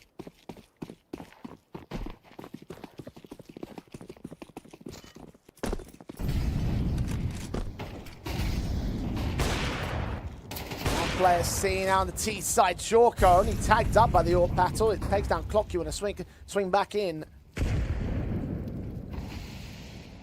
Trying to get himself G'd up here. He's had a very awkward series. Have an awkward round himself, hitting that one connection on 32 HP for the rest of the play. Well, it seems like it's just a standard A exec. Get yourself in with a camera smoke, maybe bricks molly, get another molly out there towards the entrance of the default. No one on A. The CTs are looking to try and make an info play towards mid instead. As the util comes down to that A-bomb site. The fallback.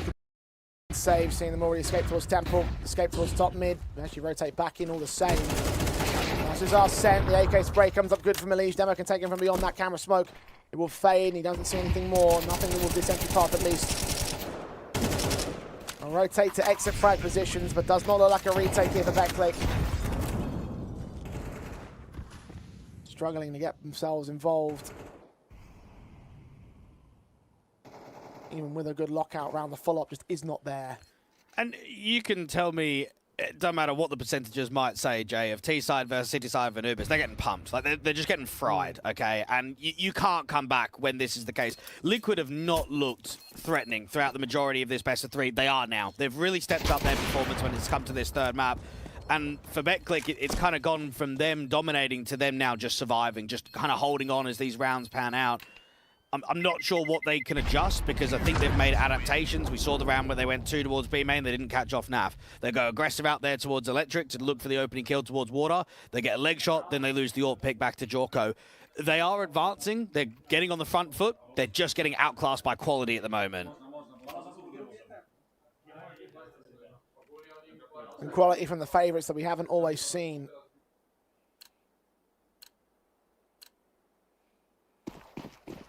Definitely seeing it now. 6-2 on the Liquid board. Betclic saving their weapons, conservative above their approach on the CT side of the lead by. AWP flash timing against him is absolutely perfect, protecting Jorko, protecting the rest of the team players at Water. And these will be received elsewhere. Moles tagged to just under 60. And the mid walks again from JT as Naf finds an opening kill towards B main. Prism first to fall. Act down against Clockune next. Electric going to be wary of the AWP player and all. Existing friend will get 2 trades back elsewhere in mid on the A site. That might turn things back towards them. It really rests on how Naf will contest with Clockune. Well, Naf's going to hear the CT rotator. You would expect to get the kill against Exist, and then Clockue's going to get sandwiched. Oh, Jorko been at the shot, close quarters with the AWP. Naf still waiting for him to act out. 2v4. Naf turn away from a flashbang. Clockune goes in, but Naf adjusts right back to his head. B-side's pretty opened up. The problem is the bomb's nowhere near them. They can take the bomb site, but they've got to hunt for the kills above the Betclic side. Naf's finally going to start to go back towards top mid, try to grab that bomb. But time is of the essence here. Well, Mavs just needs to live. If he lives on the bomb site, Naf can get that bomb and bring it back into B. There he's up there, the CT's taking space. The flash time is perfect against Molbs, who catches damage, but not the kill. Demo takes him. The smoke towards that cross will fade, leaving Naf completely exposed for Betclic's next round. Well, Naf's going to be annoyed at his teammates out in mid, because not only has he got a pick on B, but he's out jail. All they need to do is bring that bomb across into B and the round's finished. Instead, we've got, what, the AWP from Friend gets a pick. There's another rifle with the AK that gets another one out there from Camera. So it's the mid impact from the CTs that sets up disaster for Liquid.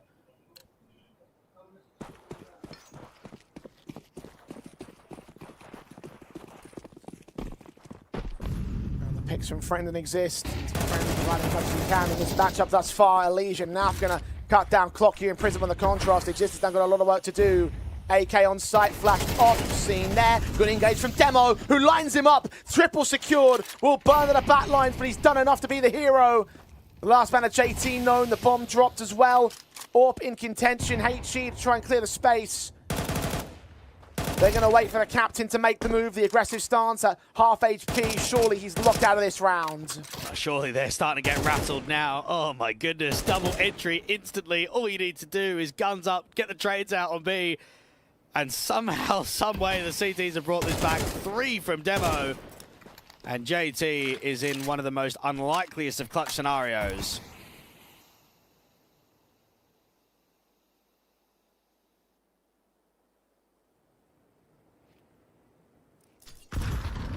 Going to isolate the perfect fight. He snuck in to grab the bomb, and I think they've recognized that they've lost it. So, beginning their rotations, Exist hears him. In comment over, it's not mid. Hold the A site. JT. Or scoped in to see the shoulder, connects onto it. And waste no more time. Betclic. A little bit flustered throughout the course of this half, but this is their 4th round on the CT side, 2 in a row too. And the reserve cash not exactly flourishing for Liquid. We don't see this very often. Again, look at the round from Demo. There's a bit of distraction being pulled by that Yeki player, But for him to get 3 running out of Temple is just crazy. And it's about time we saw some heroics, I want to say, from the Poles, because there's not been many moments where we've seen high levels of X Factor from them on Anubis. That's a little bit more like it. And this is where Sparrow and co, I mean, they just need to go 6-6, right? You need to use this slight little momentum that you've got towards the tail end of the half, maximize the rounds.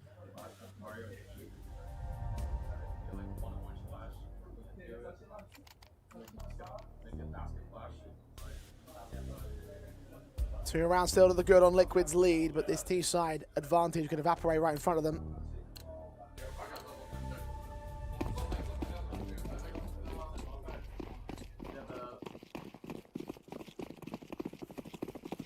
Again, can't afford the full set weapons, it's pistols only. Betclic should be set in for a simple 5th, a 7-5 advantage, maybe the only thing that Liquid can get out of this. Nice nade set, Jorko and Leash, tag low. HG's just keep coming. Oh, up against the anti-eco. Well, it tells you one or two things. It tells you, first off, you've done quite a lot of damage, and secondly, there's mass players outside A. There just has to be, otherwise why would there be a rugs lurk on an eco? So Prism walks out B. You've got, what, 3 defenders on this A bomb site? Yeah, good luck getting a plant. Oh, from Demo's good. No mistakes made, nothing punished on Liquid, nothing available for them to punish. Jorko, rough time in this series and couldn't do much on 19 HP there at a pistol and a 1v5. Mowed through. Betclic looked locked out of the CT basis, were getting pummeled at a certain point. Now, the landscape of the game starts to shift in their favor. Go evens on the CT side, go to that T side half. And just make monstrous work out of this final map to take down Liquid in what would be the shock of the tournament thus far.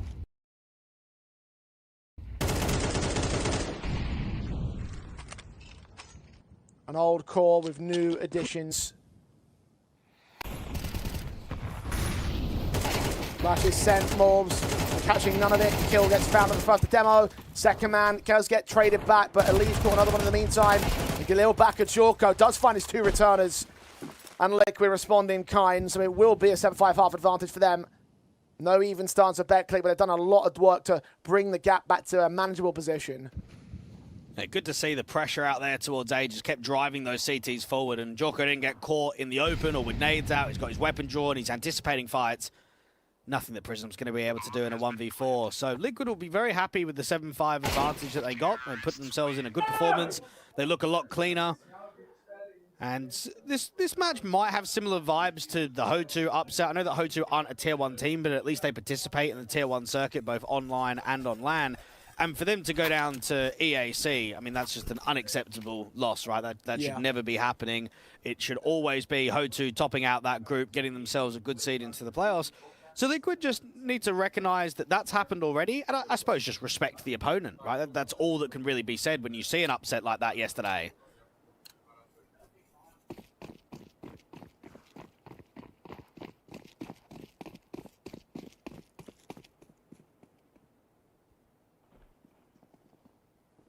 The state gods at the turn of the half have started to tip in Betclic's favor ever so slightly. It was a little bit more one-sided.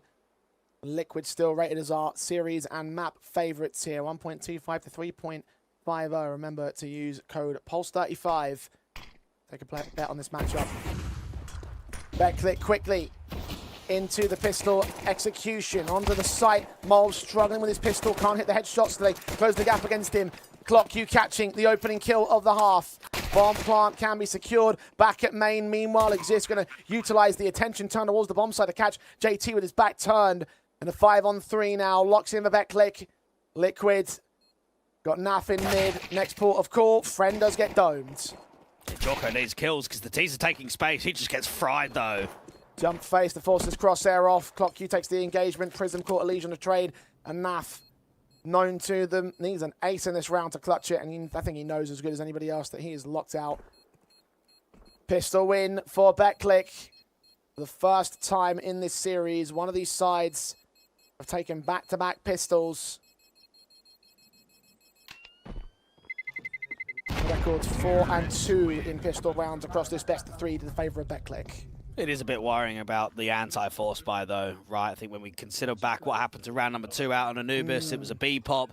You had both of the riflers playing range, and both of them just get overwhelmed. It's a 3v3, and then there's a walk through the electric smoke, and it's just individual mistakes. Now, that can't happen again. If Liquid decide to go for the force buy on the city side, get MP9 armor, pistol armor, and buy it up, you can't be losing to that investment if you're Prism.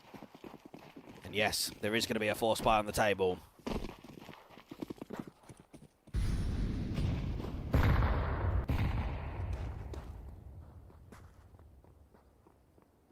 Betclic need to hold their nerve.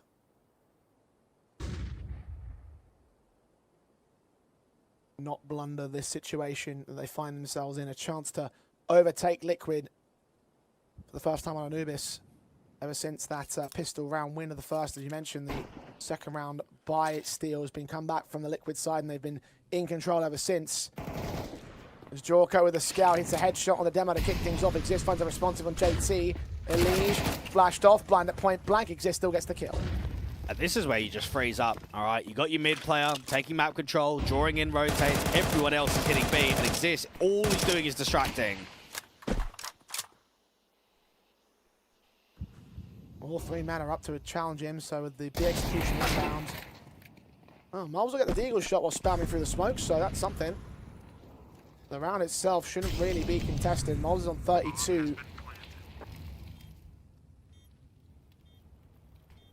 Gonna lean up though, the Deagle. Moves ever closer. The FAMAS fights some Naf in the back lines, does not catch the kill on Prism. Prism returns on him. Now Mobs is even lower with another tag to his name. Got to get out of there. Save the Kevlar. Jorko save the Scout.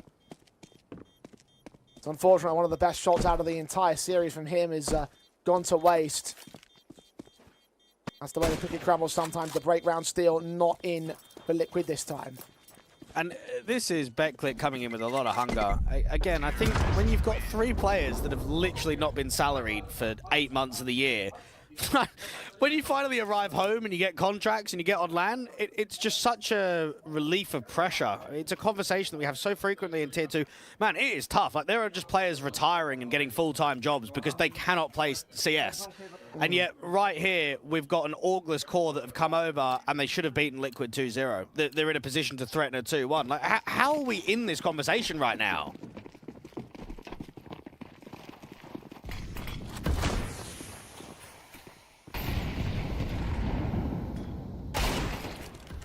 Good shot from Elige. Wants to try and provide the excellence required for his side.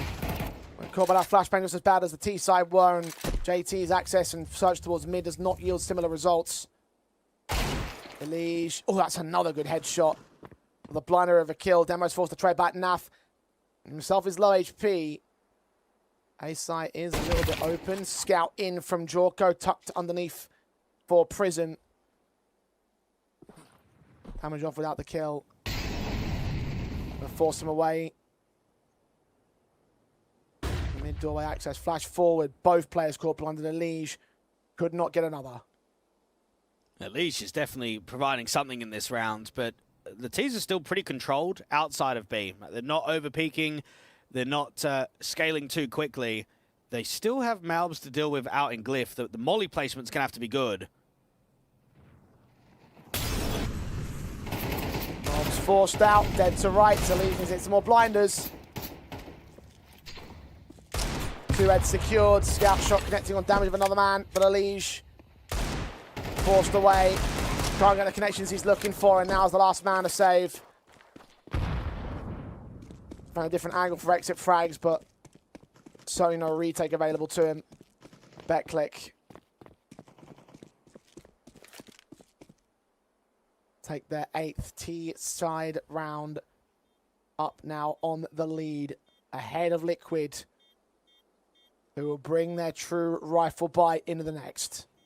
And I don't know if we've been clear about it. This is actually the LAN debut and overall HLTV debut for the new Betclic side. Since they brought in the newer pieces, they've not been playing online officials or at least seeing them in qualifiers. This is the first outing where at least Liquid, we've seen them at Blast Bounty. We got to see them in 2 online officials. We got to see them in a best of 3 versus Spirit. At least you've got a sample size. Bro, you've got nothing if you're the Poles. You've got, what, 1 best of 3 earlier on today against TLR and now facing a Tier 1 giant.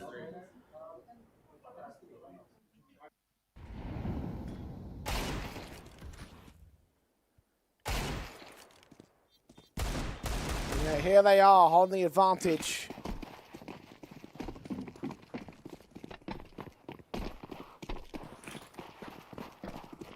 Damage was heavy in the previous round. Maybe there might be an opportunity for Liquid to find economical deficits against the Betclic side. But Jorko, first of all, does not indicate such. Fast in towards main. Morb's trying to trade him back, but only 1 kill secured. Friend returns the favor. Elige, 2 to line up. Only 1 goes down. The bomb carrier, scene of demo.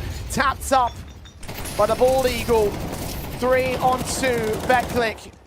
Last 2 men known towards mid. The bomb, of course, secured. JT will at least get caught by some blind sprays if exist. Nafly trying to return the favor. Taking tag damage in return to an even man stance, but again, the bomb is in CT control. And Elige is expecting one of those mid players to drop down into the water and create this angle. The NWP just wanting 1 to fall back. That's an unbelievable hold coming out of Elige. Seriously good crosshair placement, but it's still a 2v2. This is still workable for the T side. Exists HP, maybe a limiting factor. Fall away from main, smoke on the entry path. They still have suspicions of a counter rotate of some sort of active play, but they still believe that it's going to be mostly mid. That's why Elige is rotating back here to account for a position. They've got flashes to get into main with. Another smoke comes out, nades on, Exists barely alive. Swings in dry, Elige connects him, looks back to the other side as Clockyu leans up to grab that bomb. 18 seconds. Making a runner for it. Going towards that B bomb site. I think they know about it though. Quick rotation.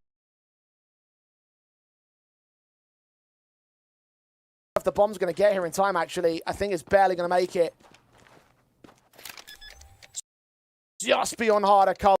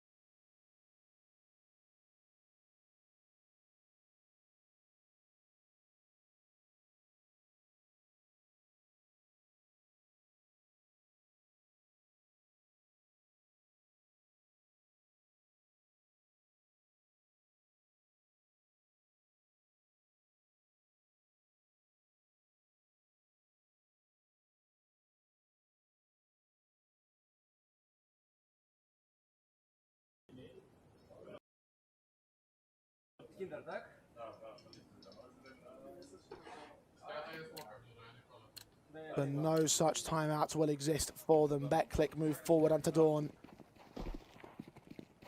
A rifle buy set in. A Liquid could well claim their series with. And Jorko's gone aggro 2 rounds in a row. The last round, he was playing with that AWP closer towards A main. Now he's bringing it out to B.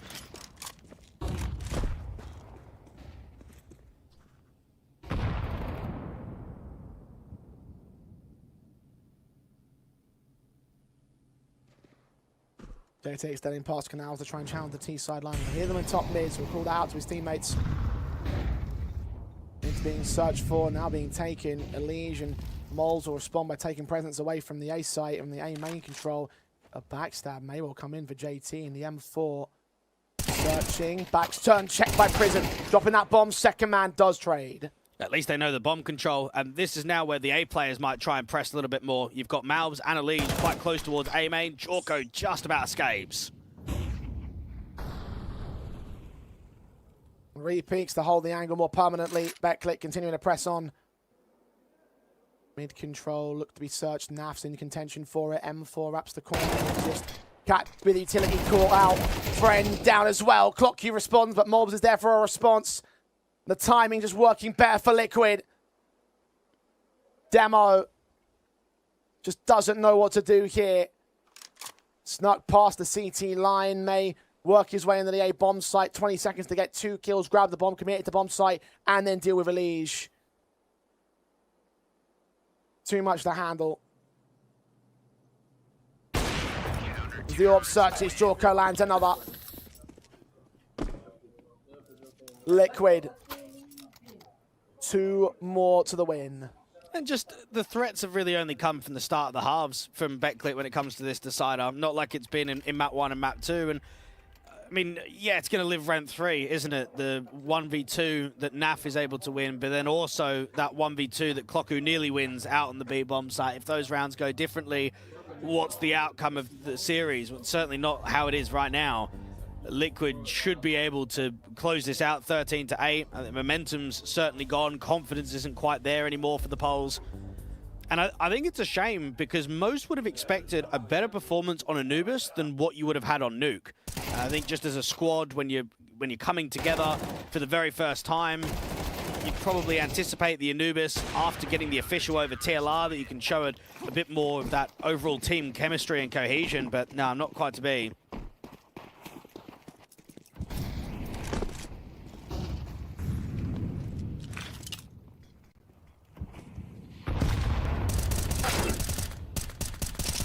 JT finding the open up. Friend has fallen.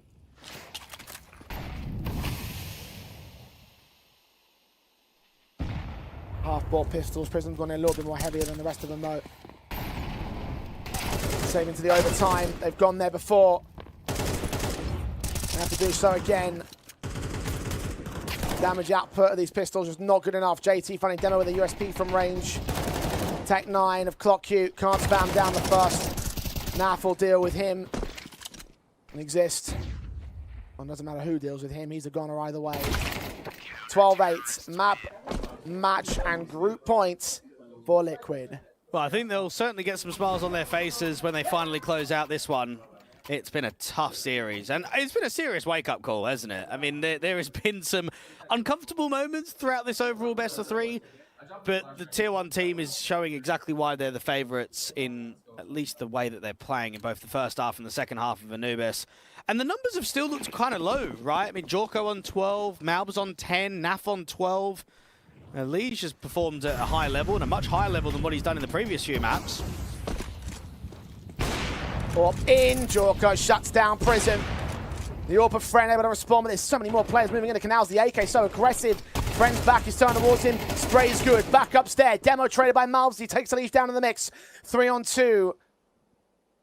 Elige has just done enough to gain the advantage. Now Malbs can extend it by finding the spray on Exist.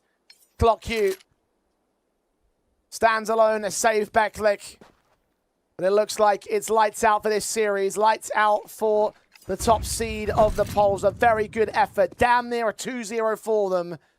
Maybe if a 1v2 hadn't come down from Naf's perspective, then maybe it could have been them in top seed. Instead, Liquid look for their 13-8 on Anubis. Their 2-1 series over the Polish side. Just taking one face to lock it in, make it official. And Moles does it in a single bullet. There it is. Liquid survive the onslaught, survive Betclic. And both teams, I would say, will be fairly happy about this outcome, okay? For Liquid, they guarantee top seed. They look at today being a stressful day, but we're into the playoffs. For Betclic, this is a brand new roster with a brand new core, and you've nearly 2-0'd a tier 1 squad of Liquids. You've got to be happy with the overall performance levels from Betclic today. I mean, certainly so. I do also think there might be a slight air of disappointment because of the fact you couldn't quite get the job done. Again, you had a 2v1 with NAF on 9 points of health, and that should have been the end of the series right there and then, with the state of being for the Liquid side off the back of that. That should have been enough to maintain the series win, but ultimately it wasn't. And that is going to be something that will be one of those what-ifs, right? You mentioned the what-ifs coming in from the Polish side, from the Betclic camp. They will be asking that question, I think, a lot throughout the course of this one. But look, it's another series coming down. They need to focus up on the last one because they've got the decider game against TLR, and they will definitely be quite worn out, I want to say, if things continue to go as long as they have done for Betclic so far today. Yeah, and it could be that we still don't even see these boys in the playoffs, right? I think anytime you rematch a team, very difficult. When it's on the same day, it's even more tough. So for Betclic, they recognise that they were the much better team in the first matchup. They recognise that they should have beaten Liquid here today. Now they've got to demonstrate in that last best of 3 that they can get the finished job. Indeed, they do. For the Liquid side, in terms of their overall complexion in the tournament, though, I mean, look, you're tested against the Betclic side that we kind of had them pinned to be able to 2-0 over off the base experience alone, and you nearly lost it in 2-0 of your own response. Is that the kind of concerning factor that might allow you maybe to doubt whether or not Liquid would contest in the playoffs? No, I don't think so. I think these are the squads that build as they go further on in the tournament, right? The more officials they play, the more grand structure of the playoffs. I've got more faith in Liquid. Would it have been an embarrassment if they lost 0-2? Absolutely, right? I think you judge the performance and the outcome very differently if they end up losing this best of 3, but they didn't. They showed a lot of quality out on that decider. I just think it is a wake-up call, and it's one to recognize that, yeah, these teams are not only coming to keep it tight against us, but they're actually coming to try and eliminate us. Well, look, at the end of the day, they did not quite end up losing out in this series for Liquid's perspective. They do hold on for a little bit longer. They move on out of the group and move forward into the playoffs here of Stake Pulse beats #1. Now, Coach DP is down on the floor with one of the boys from Liquid. Yeah, you guys managed to hold on. It's a rough day, a lot of hectic stuff today. Also a hectic couple of days, traveling, just getting the squad together. You performed so well online. What's it been like to be Elise in these last couple of days? I mean, not too bad. I mean, obviously, like losing against Spirit kind of sucked, but you know they're just like on another level than us. We're just not good enough, simply put. But the travel day just kind of sucked yesterday. Our flight got delayed like 2 hours, so we ended up getting to our hotel like at 3 a.m. essentially.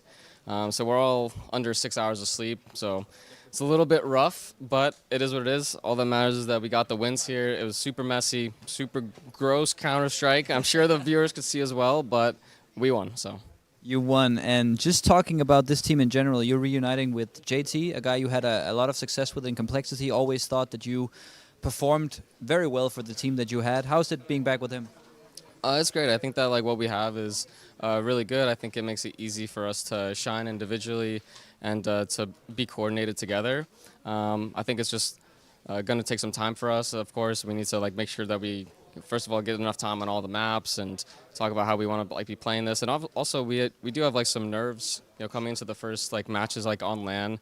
I think that we definitely did play a little bit more stiff compared to like our online games, but we've only played a few games, so I think that's just going to be like how it's gonna be for like the foreseeable future. Guys, I'm so tired. I'm just kind of yapping right now, but it's yeah. Keep it up. So more yapping because I want to talk a little bit about Jorko. Linking up with him, a new young player.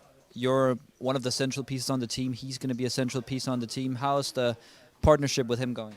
Good. I mean, he's very energetic, got a lot of ideas.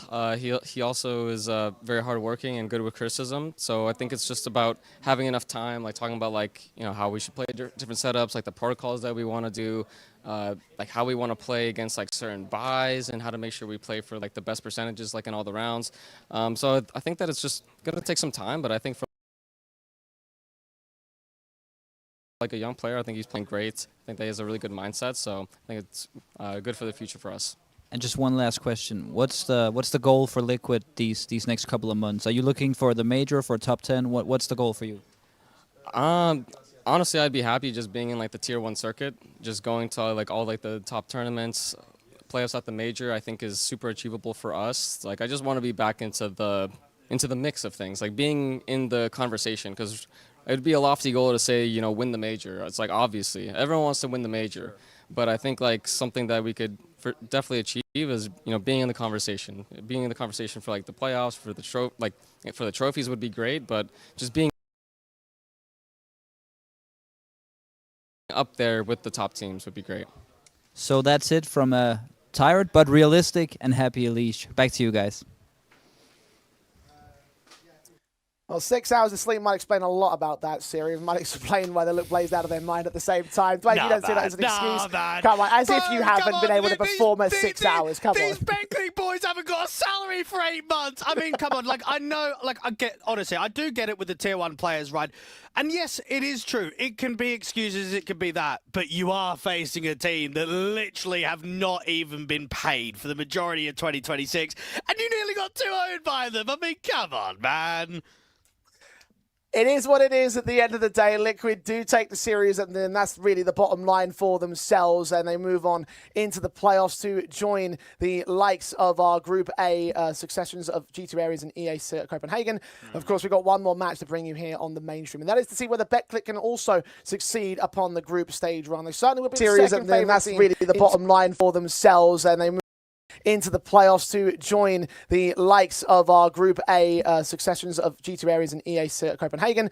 Of course, we've got one more match to bring you here on the mainstream, and that is to see whether Betclic can also succeed upon the group stage run. They certainly will be the second favourite team in terms of Group B. The Last Resort did take them a distance on their opening series, so we could be seeing 9 maps total out of the polls if this one continues to drag forward. Yeah, tough one. I think any rematch, you know that you're going to be in for a fight. I'm sure Artist and Co will look at that matchup and say, we didn't really give him the best of showings in the opening best of 3.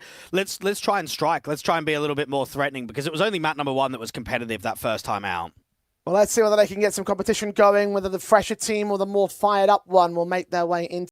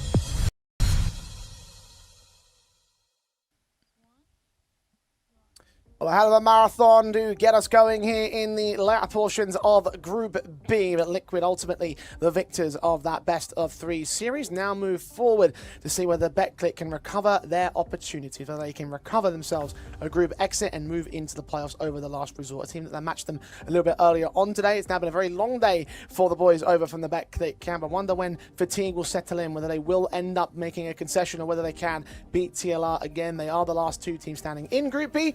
And, well, it's a lot to play for here. Yeah, it is. I think the polls need to show exactly why they were able to compete so close against Liquid and prove that they're the better team. I think against the Brits, even on a rematch, there's still a lot of heavy favoritism towards Prism and Co. It's just whether TLR can come in and actually show maybe behind the scenes what they've been. They will not be happy with that opening matchup at all. No, definitely not. Just from knowing the likes of Artist and knowing what the last resort are like, they definitely want to try and see if they can establish something here, because they very rarely are at a international level. They usually are basically the kings of the UK, right? They have a UK squad that are always winning the Epic Lands, always winning the UK ICs, but never anything like this. They're never at a Stake Pulse event. They're never at any sort of Tier 2 international LAN event, only ever the online circuit. So that's why Stake have them as the very heavy underdogs in this series, and understandably so, because, look, they're not really used to this kind of environment. Yeah, I know the boys went to an RMR, which was the last one in 2023 of CSGO, and then that was under when they were Viperio, and then when they were under Coalesce, the year prior, they went to a couple of overseas lands, but not in CS2. Like, they've just not had the funding, they've not had the organization structure, so they've been pretty much stuck locally or just playing online officials for years and years now. Well, maybe that might be a bit of a bad habit that really drew out. Of course, that Anubis and the Ancient, of course, the 13-6 and 13-8 results that really ended off the back end of the series. It was at least a 13-11 win on that Cash. A bit of a surprise considering what we saw as well from Betclic on Cash earlier on when they took on Liquid. So there are still some surprises in this squad. It just goes to show that TLR are not to be slept on, just like Betclic weren't to be slept on by Liquid, evidently, from that last series too. So if you are the Betclic side, you want to come in and you want to try and see if you can establish your confidence, because they've had a bit of a long day. They've now played 6 maps in a row. They want to try and not play 9. So get 2 confident maps on the board and just end things off cleanly. TLR want to go further than that. And I think, unfortunately for TLR, they just don't really have any competition locally anymore. You go back years and years when it was the Endpoints of the world or even the Fierce Esports. You used to have top teams in the UK and quite a few of them. Now it's only TLR. So even when you're playing the local domestic tournaments, because you're not getting tested in the majority of best of 5s or best of 3s that you're playing in the offline environment, you almost can't get ready for international competition. And that's very different to Betclic, because not only do they play a lot locally against the top Polish teams, but they're going overseas all the time. Perhaps that is a hamper to the boys of the TLR side. Maybe Artist can shed some light upon that. We discussed things with him before the tournament began.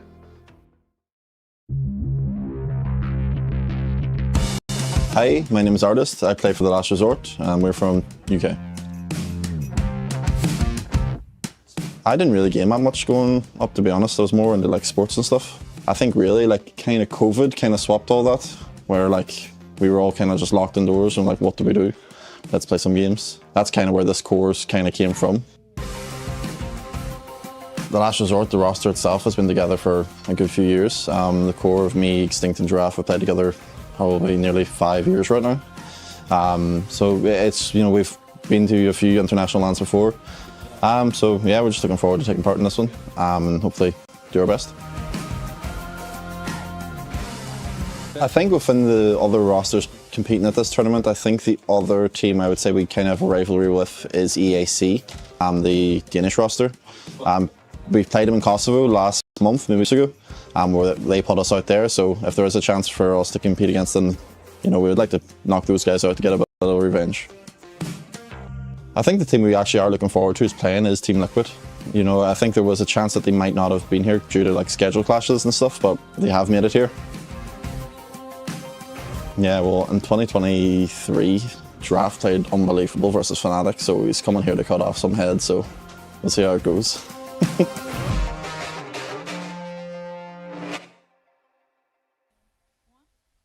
Well, for the boys of TLR, an opportunity rare as it may well come. However, the sights that they've set upon when it comes to the teams involved in the competition definitely aren't aimed towards the likes of Betclic. And with the notion of where they stand right now, with the notion of what they just did against Liquid, Betclic definitely are coming into this one as the favourites. There's another challenge that Artist and the boys will have to overcome. And at least for TLR, they're a full squad, right? I mean, Bevy came into the team towards the start of 2026. Betclic have literally just brought in a brand new roster. So I think that's in the protocol department where you're going to get the advantage from the Brits.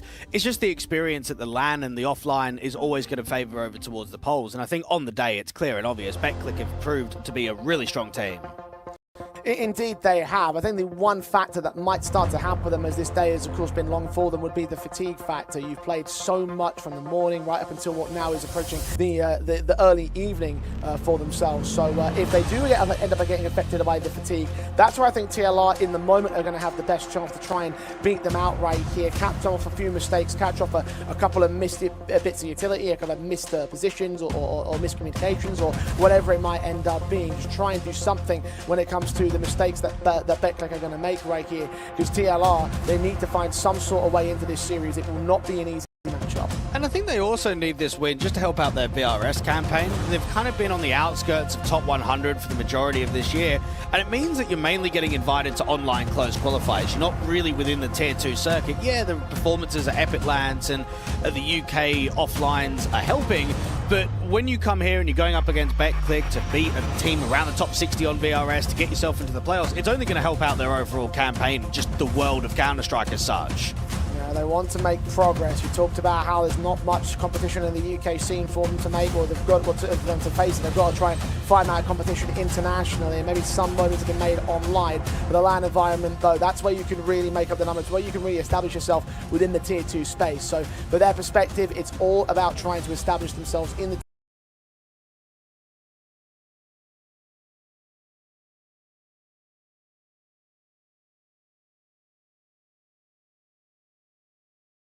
We did see a best of 3 from them earlier on today. Between these two sides, it was Cash, Anubis, and Ancient that panned out. Do you see that repeating here in this best of 3 too? Well, Mirage should get banned in by TLR. Inferno should get banned in from Betclic. And I think for the Poles, you'd be happy to probably pick Anubis or Nuke again. And if you're TLR, I would love to see a Dust 2 pick, because that would be crazy. But for their standards, it's normally Ancient or it's Nuke. Yeah, most definitely Nuke being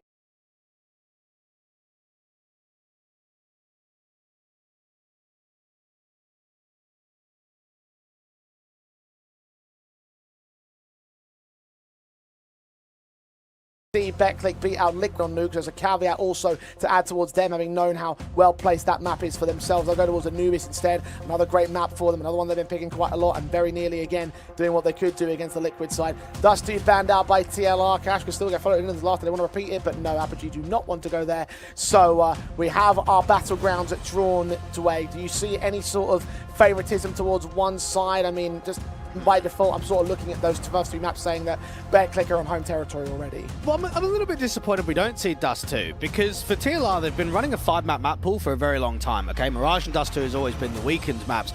But if anyone was to watch them locally, what you'll recognize is that when they played at Kettering just a few weeks ago, they were playing Dust 2 in the group stage. They were even picking Dust 2 against the UK teams. And that's why I thought it might come in this best of 3. Always feels wasted that you play an entire local LAN where you're allowing that map through, and then the one best of 3 that kind of push you in towards the playoffs, you're not even allowing it to be challenged. They've played extremely safe in this veto today. Well, definitely the UK caliber is different to the international caliber. Towards the playoffs, you're not even allowing it to be challenged. They've played extremely safe in this veto today. Maybe they're not 100% confident on that map we can expect in front of this particular stage, but what we do know is the fact that they are at least leaning into decent home territory for themselves when it comes to that Nuke pick. I really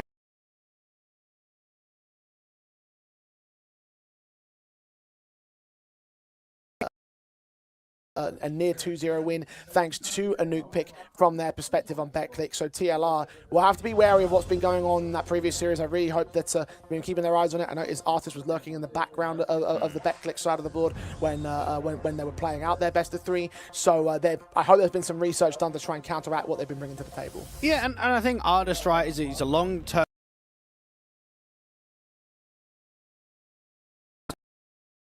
not only to get to the playoffs, but to also support and facilitate the organization from TLR. It is not easy to salary UK players. The cost of living is a lot higher in that side of the world than what it is to, let's say, Eastern Europe, where a lot of the other organizations are. And when you're flying them overseas, you can't afford to get grouped. You can't afford to have a disappointing outcome. So I think for the brand and for the overall awareness of the TLR to get into the playoffs today.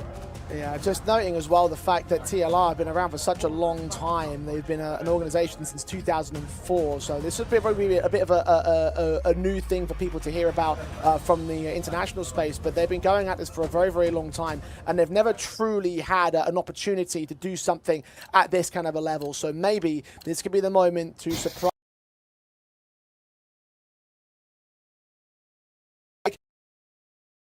Do favour them, but not nearly as harshly as I was expecting. TLR given a 2.35 money line. Make sure you use code PULSE35 if you want to place a bet on this matchup. TD side start for the Poles. Pistol round is live, and Prism instantly domes into Giraffe. Berry with a responsive. Prism's down in turn. Outside control being taken by Artist and Vacancy. A Vacancy will go down for the headshot of Friend on top of Mini. The man advantage stays with Betclic.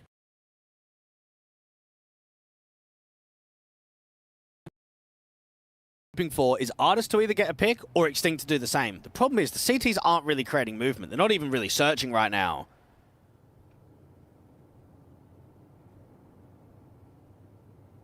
And that's what TLR are expecting them to do. At least hoping that they'll do. No information given up. Not a peep out of the CT side.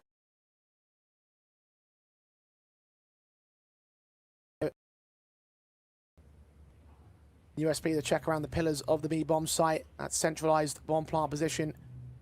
Artist. And pop open the windows to reveal the presence and try and get this man to fall. All about timing, and Extinct has still not been able to catch anything on the lurk. Attention's called in by the CT forces. Something spooked him, something's given him a read.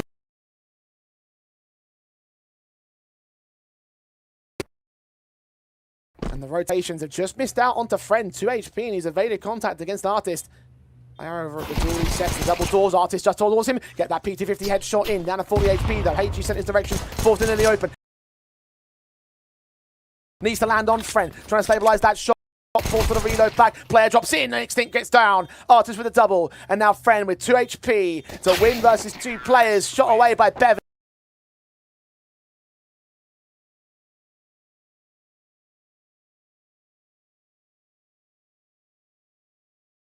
Coming tight against them. Is there? They're just blowing teams out of the water in all of the playoff games, all of the group games. It's only when you get there to the international stage where you know that Bevy's going to be quite a loud character, and you know that Artist is going to be that as well.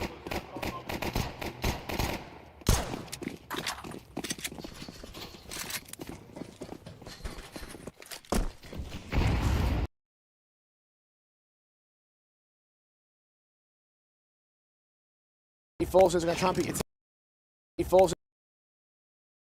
Got pistols only for 4 players, SMG for 1 of them. Extinct going to find Prism. Look at that force forward at Clock You. Clocking 1 kill with Demo with a responsive. Extinct and Giraffe have been taken away from play. Well, you just work outside. Bevy's already been able to create the outside space, but then he goes back into credit, and this round feels over already. 2v4, no map control.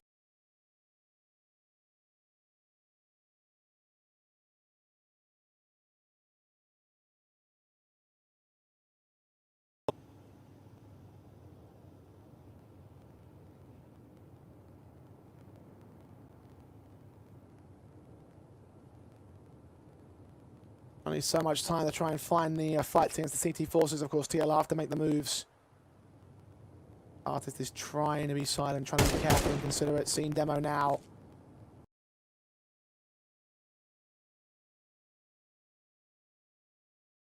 The smoke.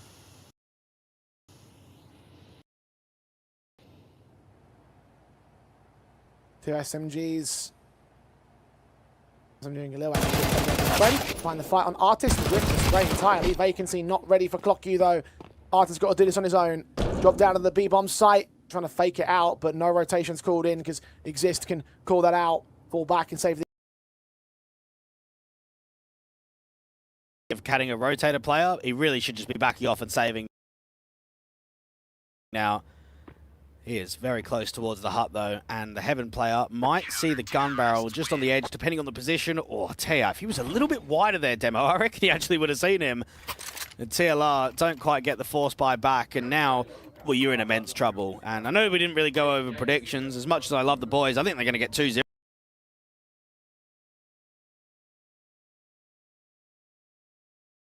what, 5-11 down on their map pick just to be able to close.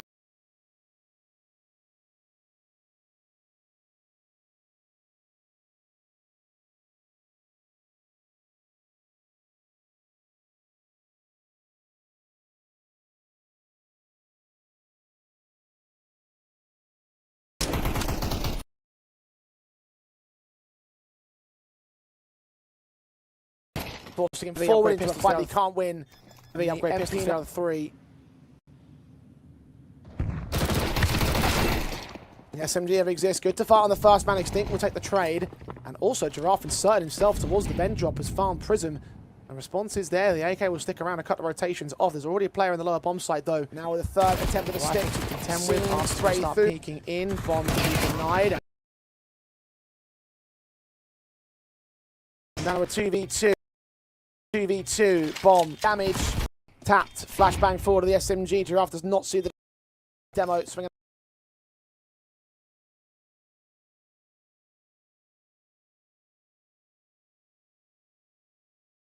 .57 in hand. And that will be a second round for Betclic in the lead early. What a round coming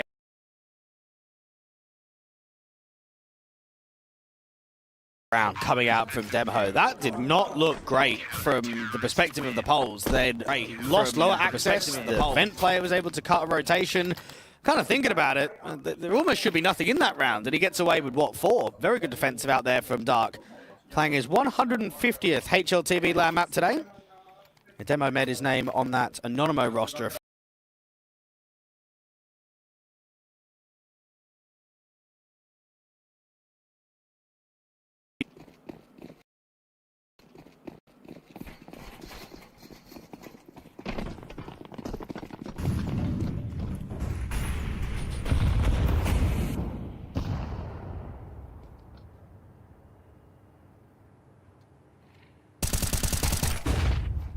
Goes to cross it. Crossing back in the Demo's position. Close on Artist. 5-7's pulled out. Demo takes it away. There's the ace. All 5 casualties to his name. And he's a lock in against the Ecos. Now the rifles back in from TLR. A chance to strike to return. You can feel the vibes are a lot more relaxed, I guess you could say, for the Polar squad. They've had their big challenge of the day in the Liquid camp. Couldn't quite get the job done now. Getting confident.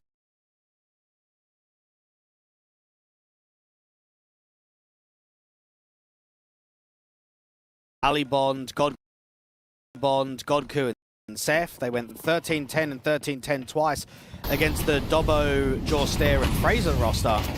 So definitely more competitive than what you'd normally expect. Outside, Bull, look at that. Fighting top silo, fighting back T-Red, instantly giving the fight to TLR.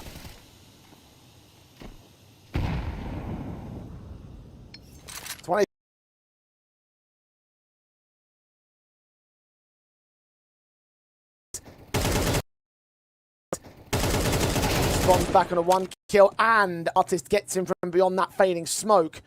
So from a 5-on-3 to a 3-on-3. Friend now knows that Artist is exposed. Shot brings out of the AWP. He takes some more damage. Now on 1 point of health. Be wary of where he goes with this now. The teams have gained something in response. Well, it was completely disrespectful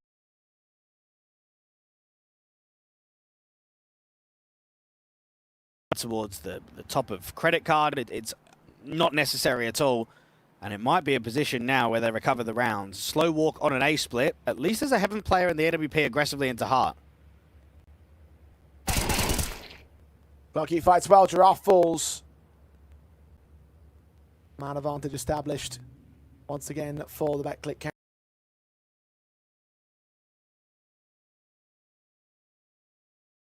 Back on Extinct. Back on Extinct. Artist once again left in the clutch. Catches man at least. That's the 1 pick, and AWP saved over. 18 HP to try and get the rest of the round together though. Bomb picked up. Shot does not connect. Cocky bears down upon him, and it's 4 on a trot here for Betclic. TLR in the opening sequences of these rounds looking quite poor, and they're getting overwhelmed by Betclic. And Dutch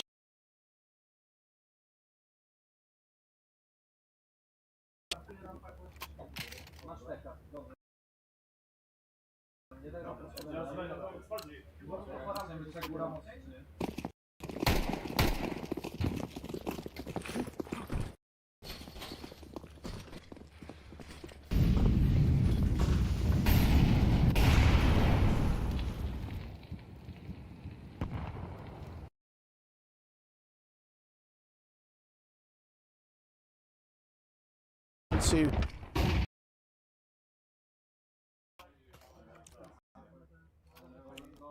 Po chuj oni przejechali na ten turniej ci goście.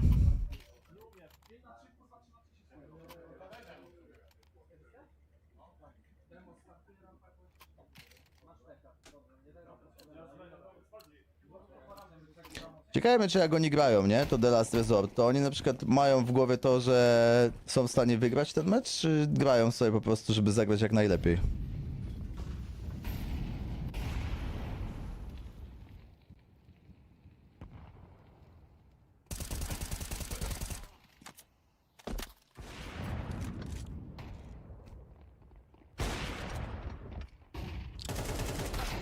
Ja każdy mecz Rebels myślałem, że wygram. Ale kurwa...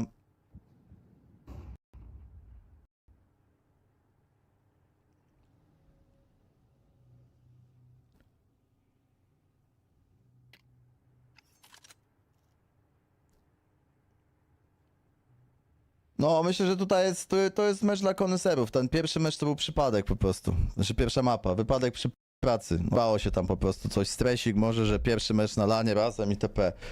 Tu już ich rozpierdolą 2-0 i tyle, kurwa, rozchodzimy się i idziemy chlać.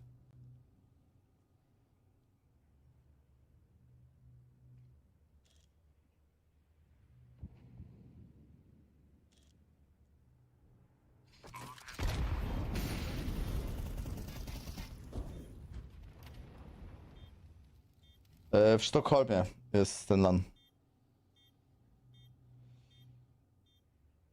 Nie no, ja nie chleję. Nie chleję, nie... Nie, dzisiaj Biciu nie pojawi się w Los Santos. Dzisiaj Biciu ma urlop.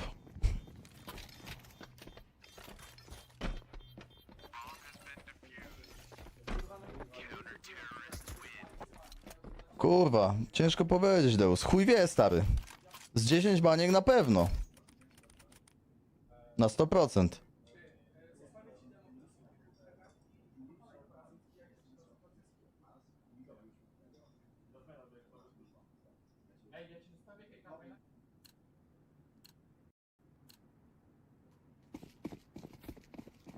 Myślę, że Falet to z całych stickerów, kurwa, z 10 baniek zrobił.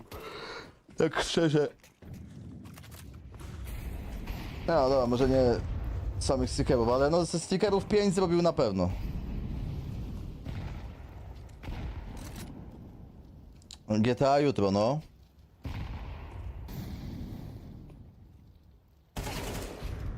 Banie 500 masz z podziału nagród, nie? Z turniejów, ale... Ze stickerów w złotych czasach dostawali, kurwa, po... Kurwa, nie wiem, przynajmniej 300 000 euro na baniak za majora, to masz 10 majorów, to już masz, kurwa, 3 bańki euro, pensję. Jeszcze on ma, kurwa, zakładam, że jak on jakiegoś deala robi, to robi go, kurwa, za kosmiczne pieniądze tam w Brazylii. No, kurwa, spokojnie dyszka była.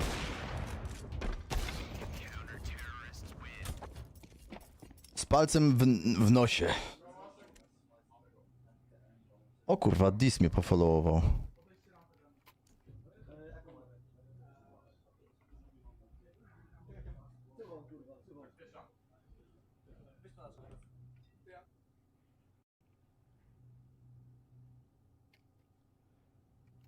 Chuj wie, Karpio, szczerze mówiąc. Nie wiem. Nie wiem, ile w życiu zarobiłem przez ten czas, jak grałem w CS. Kurwa, no nie jest to w żaden sposób miarodajne, no.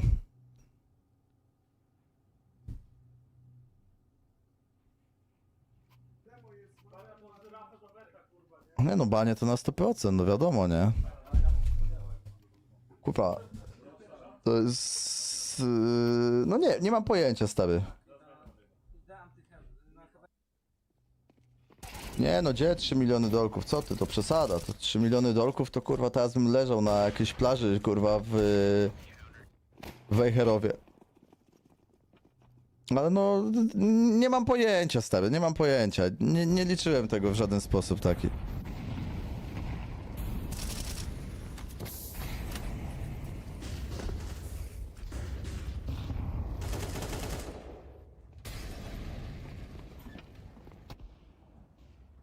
Właśnie, teraz leżę w Los Santos i jest zajebiście. A tam mam kurwa... O ja pierdolę, jak go goś zgwałcił, co tu się stało? Kurwa, jakieś śruby dostał.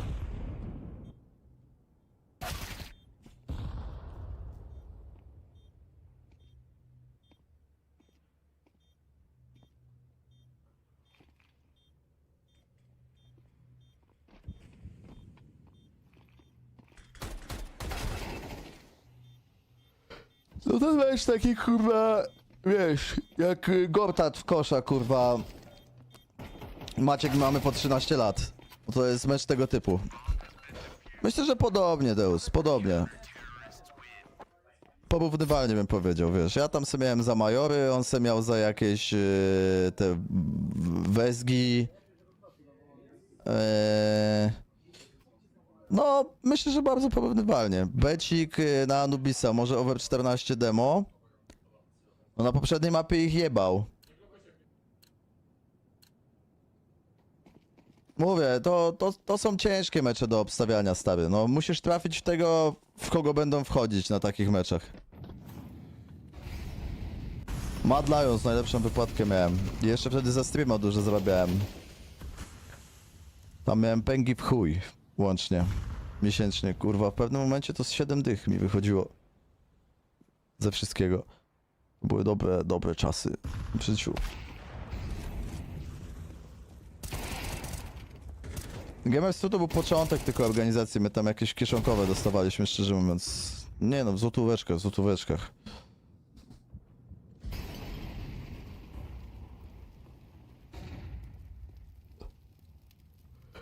I gdzie się te pieniądze rozeszły, kurwa? Nie wiem.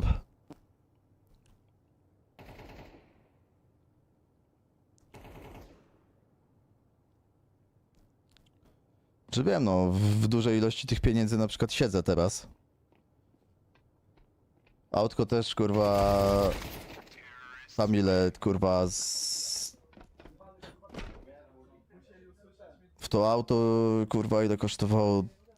200, pewnie 20, plus jeszcze jakieś pierdoły typu felgi, detailingi, kurwa, i inne pierdoły, wydechy. No to pewnie też z 250 poszło na samochód łącznie. No dużo, też życie, podróże, wiesz, dobre jedzonko, quality wakacje, dobre hotele, no to mówię, nie ma co liczyć pieniędzy, kurwa, jak są to są, jest dobrze.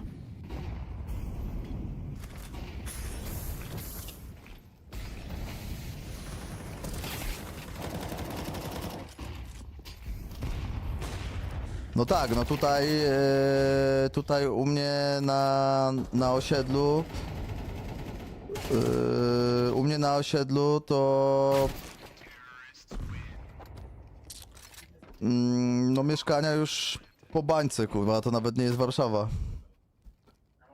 To moje teraz pewnie jakbym chciał sprzedać, to kurwa z banie 300, banie 500. Ja mam S3, bardzo fajny, kompaktowy samochodzik, można i pozapierdalać i pojeździć wolno, jest bardzo wygodny na długie trasy. Bardzo mi się podoba, bardzo ładnie go zrobiłem. Ono wtedy kosztowało 420, mieszkanie. Mieszkanie i 2T. Mieszkanie, 2 miejsca parkingowe podziemne, 2 komórki lokatorskie z ogrodem. No fajnie się ustrało, że w dobrym czasie. Kiedy są kwale EWC? Za 6 dni się zaczynają. Ej panowie, my tu gadu, ale patrzcie jak artist napierdala. No, ten ogród ma 120 albo 150 metrów kwadratowych. Nie jest malutki, ale jest taki przyjemny, nie?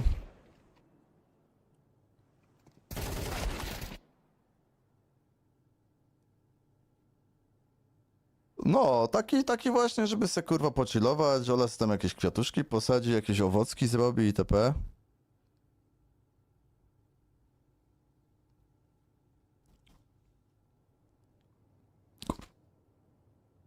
Więc jest elegancko.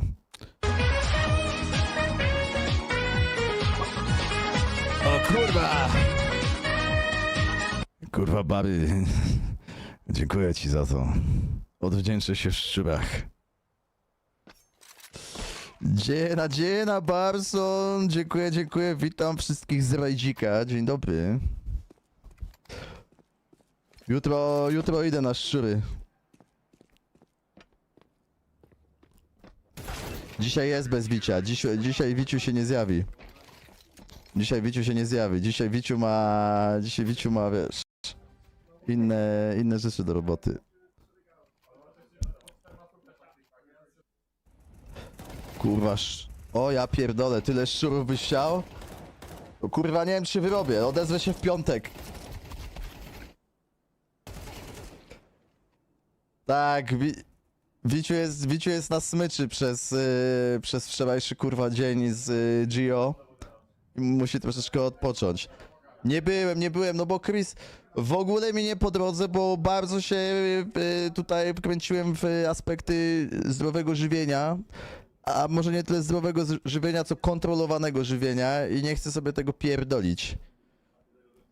A wiesz jak to z kepsem jest? Niepoliczalny skurwiel. Nie mam sił. Tak, na fitatu, no.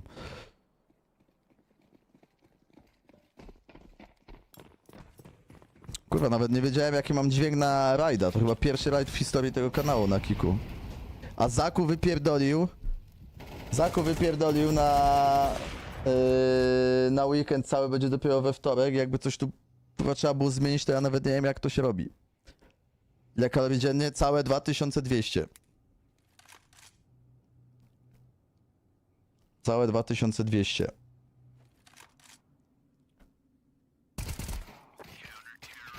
Akurat schudnę, przyjdzie zima, będę chudszy i znowu zgrubnę.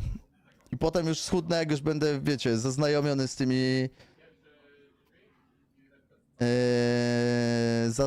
z tymi... kurwa, żywieniowymi sprawami, no i kurwa... Przyszłe wakacje, już nie wiem, Ola mi powie, że potrzebuje ser zetrze, że ja będę siadał na streamie i będę go brzuch kurwa ścierał. Taki jest plan. Podatki?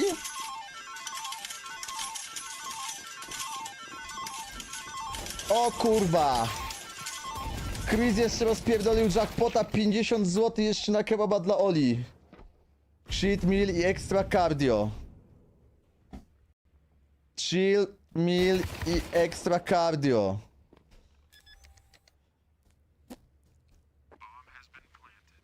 Kurwa, Chrisuniu, my cię tutaj... My cię tutaj, Chrisuniu, za mało doceniamy. Za mało cię doceniamy.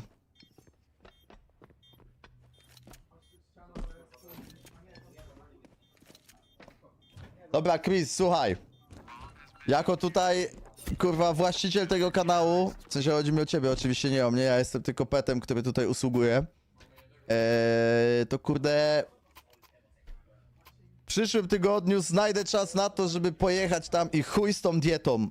Chociaż jeden dzień se przyczytujemy troszeczkę. Tak przed siłką na przykład.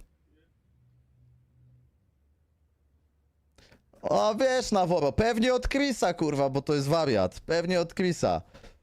Właśnie z Paką muszę się zapoznać troszeczkę, bo wczoraj tylko tak, wiesz, wczoraj tylko tam na misyjce mnie chłopaki zabrali, ale to na wszystko przyjdzie czas.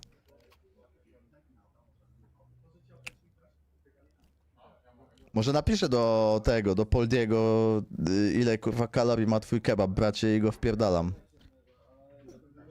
Oczywiście, że ci przywiozę kebaba, Oleńko. Patrz, Chris tyle załadował subów, że mam na paliwo.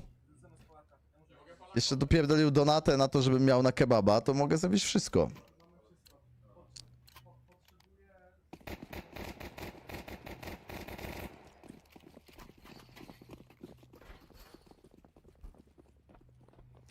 Myślę, że stery 3 to nie jest nick przypadkowy, tak jak mówicie, no to kurwa z nim bym dobrze zagadał. Ale spokojnie, najpierw wytrzymajmy jeden sezon, kurwa, jako ja, bo ogółem kalorie to liczę już około 10 raz, ale nigdy mi się nie udało.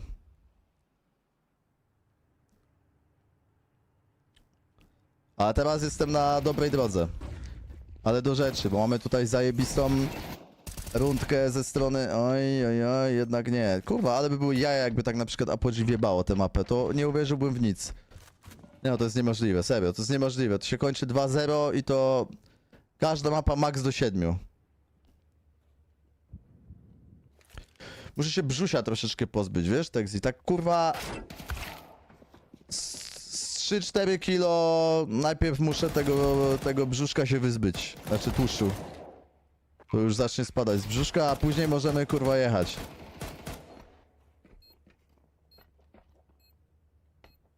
Bo jednak tryb roboty jaki jest, wiesz, nie jest przychylny.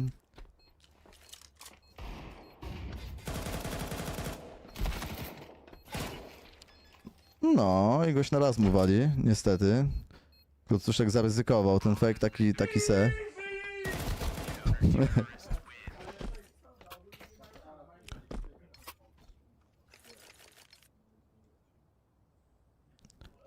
O! Właśnie ciekawe, czy w Polsce mają wszystko to samo, czy nie. Ale w sumie, jeśli to jest w miarę publiczne, to pewnie mają, możliwe, że mają nawet karty na tym. Zresztą, kurwa, Lukas przecież sportowiec to powinien mieć kalorie wypisane. I to tak, kurwa, nawet z makroskładnikami.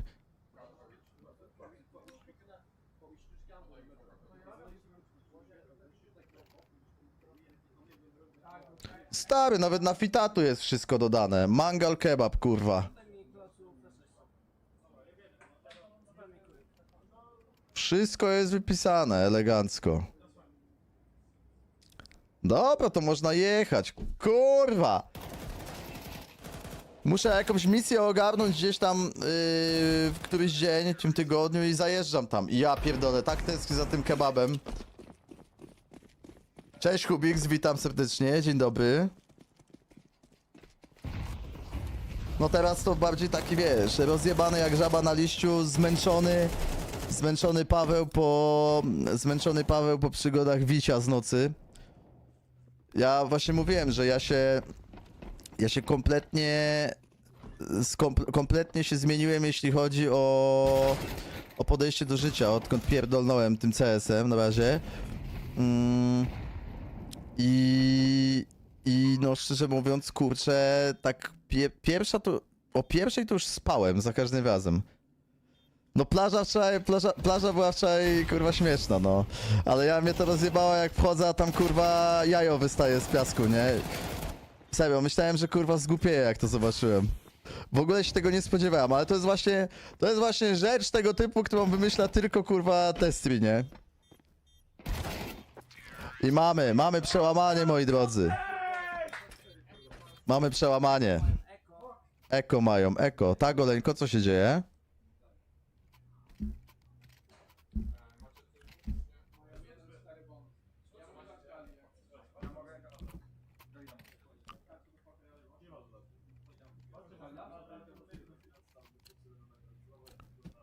W jakim mieście ten kebab co chce? W Zabrzu.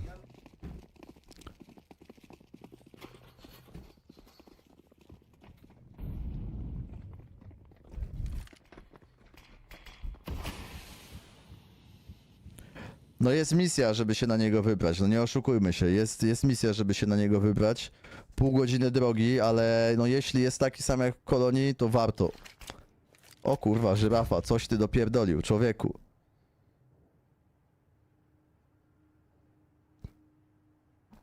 Ale no Hubiks, jakbyś taki tekst usłyszał będąc kobietą, no to spodobałby ci się, nie?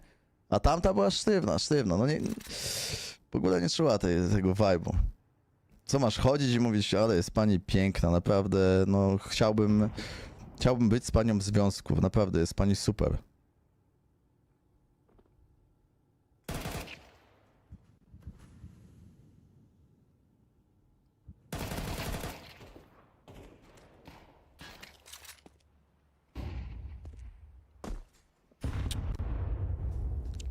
Ale właśnie nie wiadomo, Texim.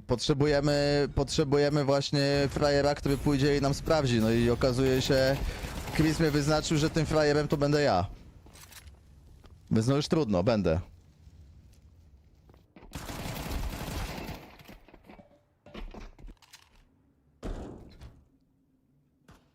Bo w Kolonii jest niesamowity. W Kolonii jest niesamowity. Ale spokojnie zdam fachową opinię. A kurwa, co tu się dzieje? No, już myślałem.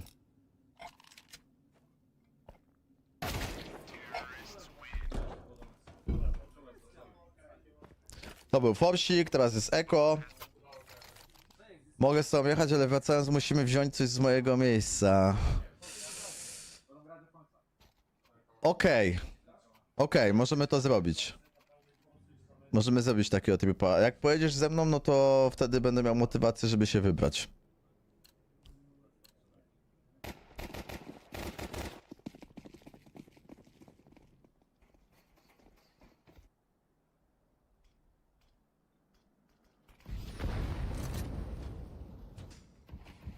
No nie, no wiadomo, Chris, ja się z tobą zgadzam absolutnie, to nie ma sensu, no ale ja właśnie mam, wiesz, mam fachową opinię wyrobioną na ten temat i faktycznie rzeczoznawca będzie znał się na rzeczy, jak to kurwa rzeczoznawca.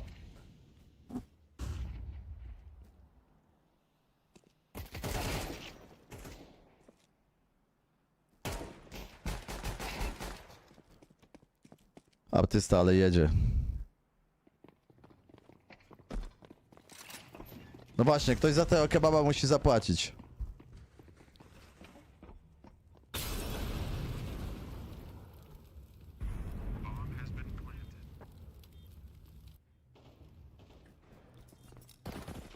No właśnie o nim mówimy, Jodo. O nim mówimy, Jodo. Ja byłem teraz na finale Majora w Kolonii. Ile to było? Z miesiąc temu. No to właśnie w Kolonii on miał te swoje OG kebaby. No i poszliśmy raz. I kurwa, no byliśmy w Kolonii chyba 2 noce, a ojebałem chyba 4 te kebaby. No serio, no wyjebał mnie z kapci, no niesamowity, serio.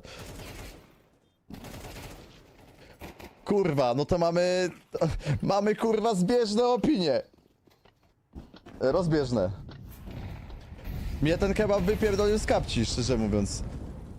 Tylko ten w bułeczce oczywiście, nie? No kurwa taka kosa była, że nie, my tam...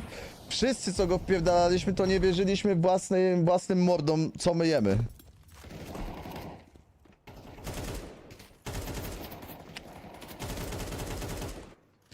Pewnie właśnie dlatego potrzebuję jechać do tego Zabrza, żeby zobaczyć, czy to odda, nie? No bo wiadomo, że w takich, no... Nie no, wiadomo, że wiesz, ja to kebabowo, to ja jestem fanem. Jak mam opierdolić coś, to zawsze będzie kebab, nie? Ale właśnie on był taki unikalny, był taki prosty, ale był no, wykurwisty, szczerze mówiąc. Nie był to, wiadomo, że nie był to kebab powiedzmy jakościowo, jakbyś tak wziął wszystko pod uwagę nawet do jakiegoś, nie wiem, FS-a w Warszawie czy coś. No bo to raczej nie jest tego typu kebab. No ale rozjebał mi łeb, no naprawdę, no. Kurwa, coś pięknego to było.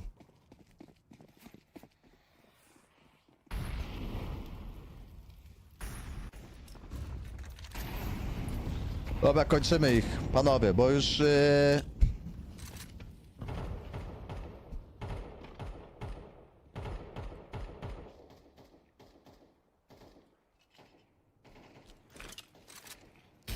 Ale przynajmniej dobry jest ten jeden.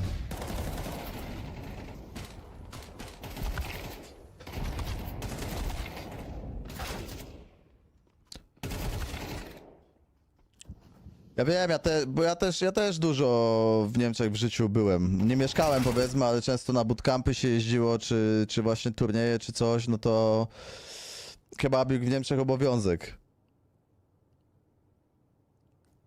A najgorszy kebab, kurwa, jak tak... Kurwa, zastanawiam się, gdzie mogę mieć najgorszy kebab.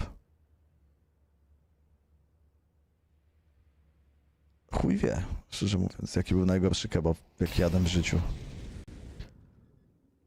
Najgorszą pizzę jadłem w Chinach na pewno. To kurwa... Jezus Maria, nie?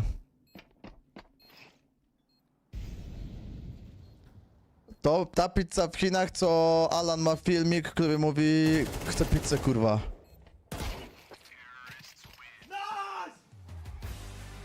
No i mamy. Mamy 1-0, mamy 1-0 dla Apogee, moi drodzy. No właśnie, kebab podolskiego. Pamiętasz, Kiseł, jak wróciliśmy tacy napierdoleni w Chinach do pokoju i zamówiliśmy pizzę, ona przyszła taka kurwa słodka, nie wiem o co w niej chodziło, no ale była obrzydliwa. Obrzydliwa, stary. Fu, no kurwa, straszne to było. Właśnie najgorsze jest to, że tam, kurwa, niektórzy z was jedli te pizze, nie? Ja wziąłem gryza i normalnie, mimo że byłem najebany, co ten stan pomaga raczej w zjedzeniu czegoś, co normalnie by ci nie smakowało. O kurwa! Cicho! Chuje w dłoń!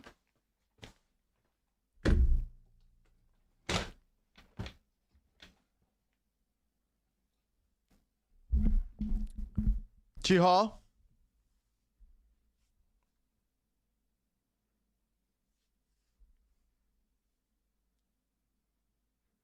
Yeah, I'm here with Klotu, as I'm told. It's pronounced properly in Polish. You guys just smacked Last Resort on their own map pick. It's gotta feel good. Yeah, of course. We started city side, so it was like easier a little bit, but it was a great game. And from what I've heard, you had a while on your old team with no salary.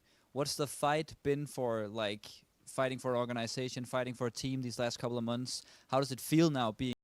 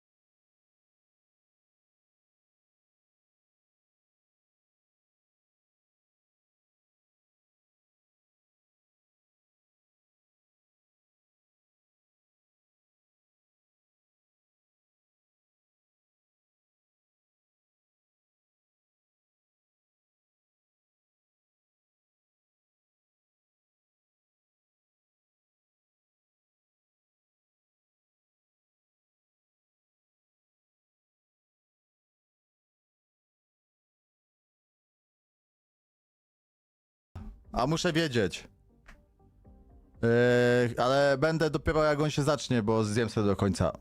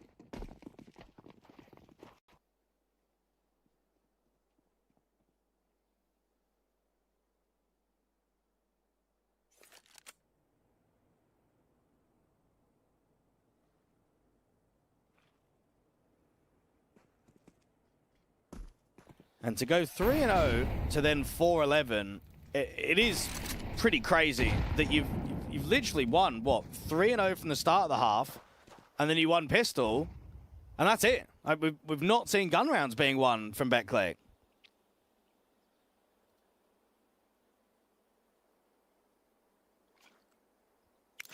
$11 rounds in 12. That is enough to seal the deal on any map. And this is will get logged off by Prism, so that's one trade and a follow-up. Okay, hang on. AK's threatening as Vacancy goes down with only one trade to him. All the rifles recovered, and Prism's gone absolutely wild in this round. 4 kills out of nowhere. TLR losing their grip on a harsher eco, giving up a bunch of AKs to the CT side here. Giraffe getting flanked and sprayed down. Huge one for Prism, staving off the map point.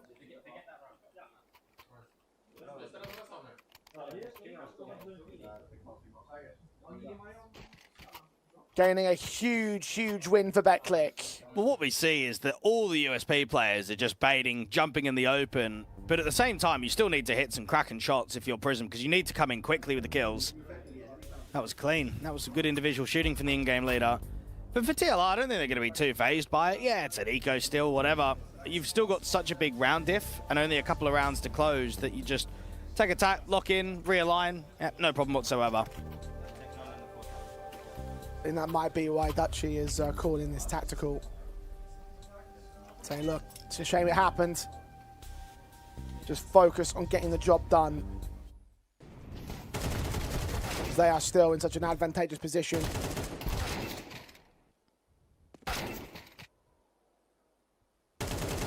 Money in reserve will be a little bit lopsided, so let's have a look what the buy looks like for the T side. 3 rifles and 2 pistols, so it's not ideal. Betclic can seize upon this, though. Make a return. Make up 6 in a row to even the board against the TLR camp. If I recall correctly, it was the 11-5 scoreline that TLR were down on in that cash in the previous series. That's right. So Betclic would love to get a little bit of poetic revenge here on Anubis. And it's the perfect buy to be up against when you've got the mass AKs on the CT side and the AWP around friend. Huge advantage going into round 17. Now, there's not a huge amount of map control on offer here for TLR. They've got players in the canals, they've got extremity players outside of A, nothing outside B, nothing towards top mid. And the CTs are just giving mid right now. Exist is spotting from the stairs, so they can play 2 on B and 3 on A.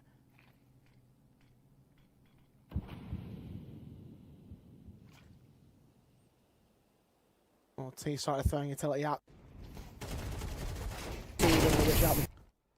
No dobra, tylko żeby tu nie był fake comeback. W sumie gra Fiku, gra Vince.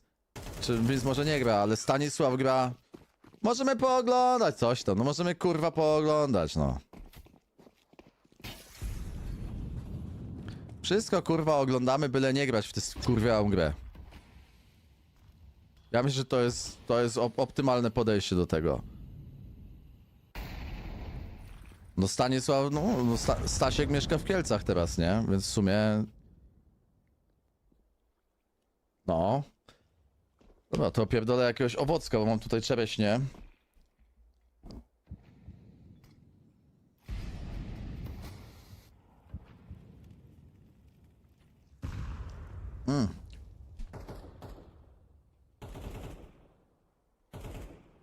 Panowie, czuję, że walczaki po prostu...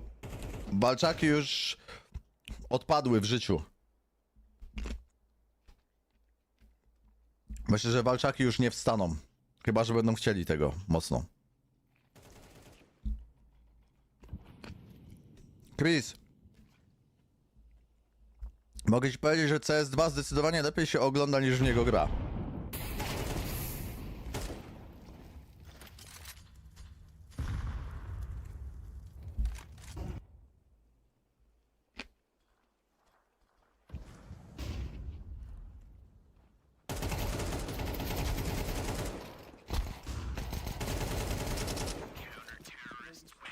Ja myślę, że Apogee będzie najlepszym teamem polskim. O, Patryk tutaj krzyknął. W CSGO się grało zajebiście.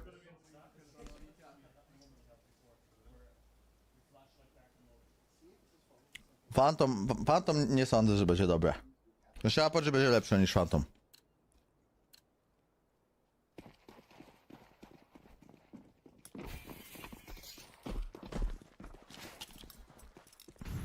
Nie jest na stałe friend.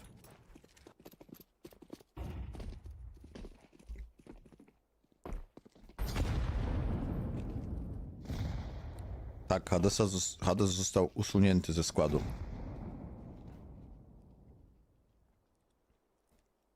Przynajmniej według mojej wiedzy.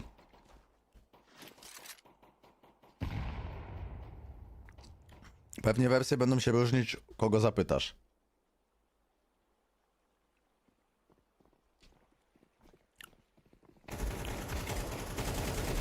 Ty wiesz co? Jest szansa.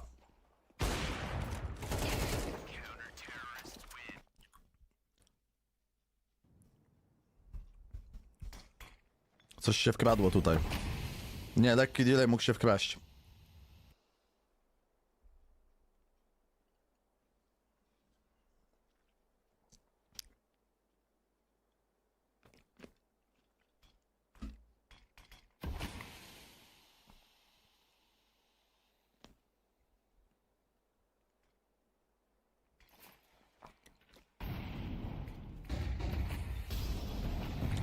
Wystarczy, że się coś w cleanfeedzie zajebało i...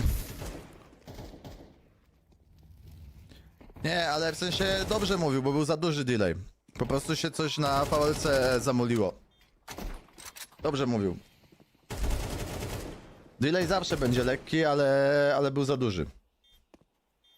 Ten leak z algo jest nieaktualny, nie ma już tego projektu.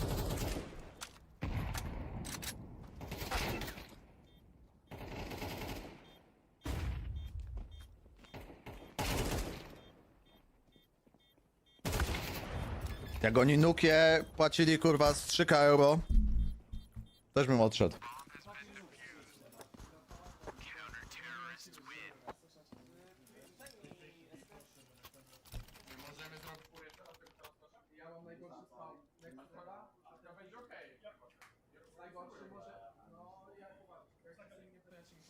Dawaj, na moje ryzyko.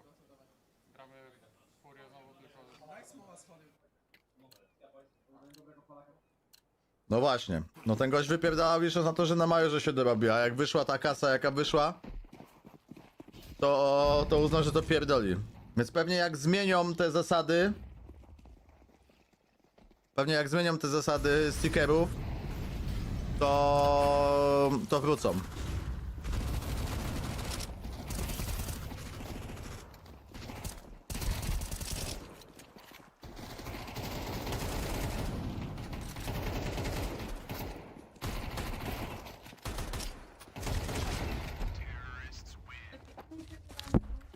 Co? Przegrywają, no. Chyba tak.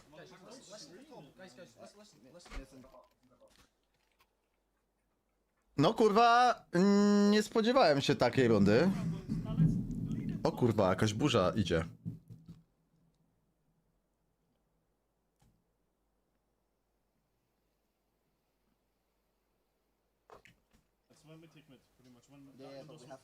Maciek! W sumie to oni grają jak kolesie, tylko beze mnie i bez ciebie. No my byśmy na Last Resort mapy w pizdę nie dostali raczej.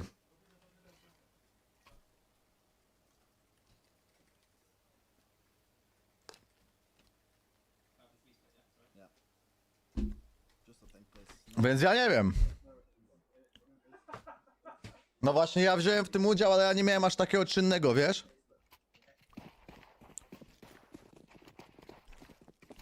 Bo na niuku to kurwa na placu nas rozjebali, a ja już nie kryłem placu, więc ja jestem safe. Ty też byś był safe, bo byś krył rampę.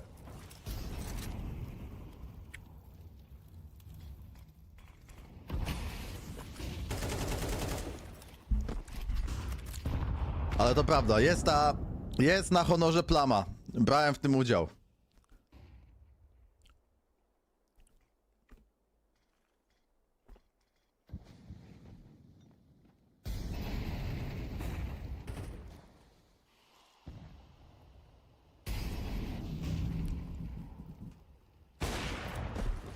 Masket przegrał na dziewczyny i to chyba 2 razy, kurwa, nie?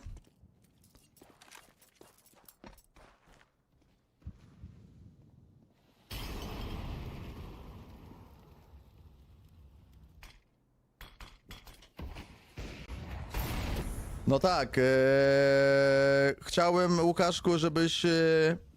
można napisać Svel, ale jakbyś mógł cenzurować słowo smuja, to by było miło.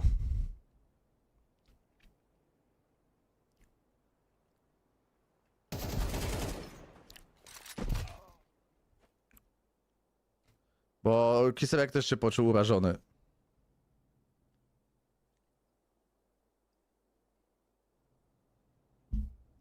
O kurwa. Niemalże full control. Co ten gość tak wybiegł, kurwa, człowieku?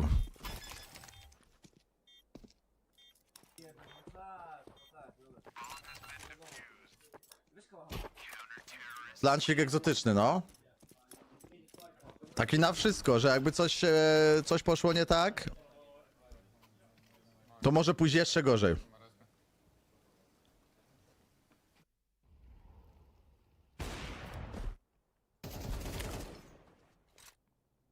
A, to artist skład, kurwa, bo Maciek, ty oglądasz dopiero od jakiegoś czasu. My tu już oglądaliśmy pierwszy mecz, jak artist odpierdalał tarło. To jest nasz ulubiony zawodnik tutaj na streamie. Artist to spierdolony goat.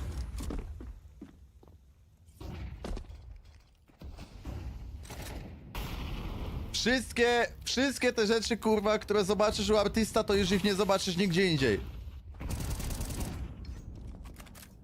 Dobra, kurwa. Jeszcze tylko 3 rundy.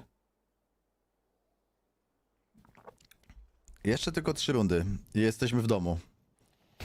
Jesteśmy in the fucking house. Mam wrażenie, że miałem coś dzisiaj zobaczyć na streamie, ale nie pamiętam co to było. Aha, dobra, już wiem. Później. Kto zostanie cwanem dnia Apogee? No bezpiecznie chyba powiedzieć, że Grzegorz, no.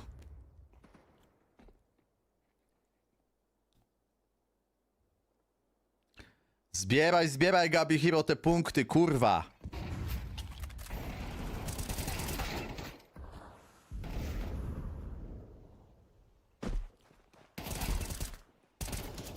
Kurwa, powiem wam, że Patryk się tak wyrobił w tego CS-a. O kurwa, wszedłem na pewną stronę i doładowałem z kodem Inocen i mi dało kosy za 422 zł. No i właśnie... Właśnie o tym mówimy, kurwa. A, tu wygrałeś giveawaya. Kurwa, mamy pierwszego! Wygrał, kurwa, giveawaya tego upragnionego od dawna. No może. Aż idę to zobaczyć, bo nie mogę na streamie odpalić teraz.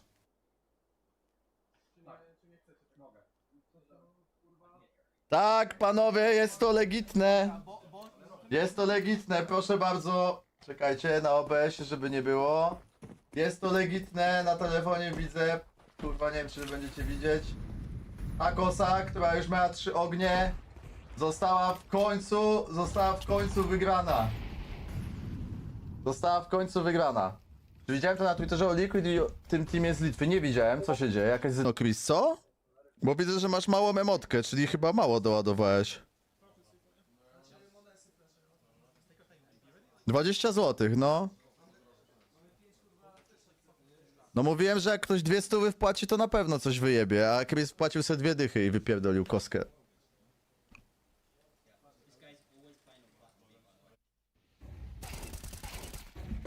Dobra, panowie, bo tutaj jest ważna runda. Ważna chwila. Ważna chwila, czy tu będzie dogrywka? Jak będzie dogrywka, to już Apogee ich pierdolnie, na pewno. No ale Chris już odprowadził tyle podatków, że to chuj, no. Stary, Chris jest top gifterem tego kanału, kurwa, donatach, top gifterem w subach. To jest pierdolony szef tego kanału, jeśli chodzi o podatki.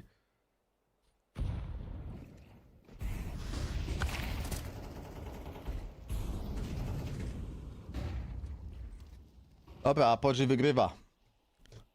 Musi. Ale i tak ci dało najsłabszą chyba kosę, wiesz, Chris? Bo tam są za 2,5 koła już, a za miesiąc, pod koniec tego miesiąca jeszcze będę ładował taką za kurwa 5 koła jakąś. High-endzik.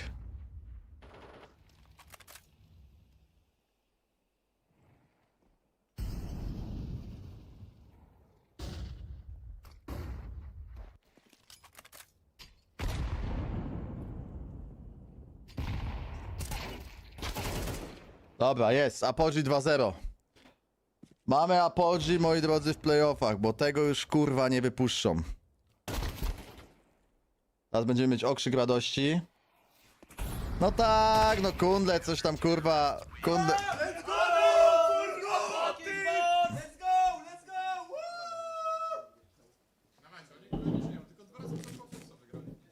Kurwa, jaka burza się zbiera, panowie. Zobacz, kurwa, tak darliście te pizdy i po co to było, teraz siedzisz, kurwa, powydzierałeś trochę mordę, żeby wygrać jedną mapę, a teraz już siedzą schowani, kurwa, za tymi monitorami, kurwa, ledwo czoła wychylają. Chris, to co jest pod streamem, w opisie streama, tam jest screen. Tam są jeszcze 2 skinki za 100, takie małe. Dorzuciłem, żeby ktoś wygrał, po prostu żeby odblokować, ale nie chcą ale nie chcą być, nie chcą też puścić.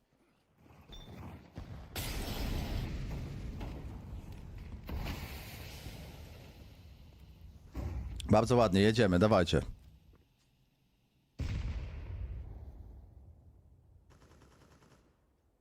A, tu musi być 2-0, co?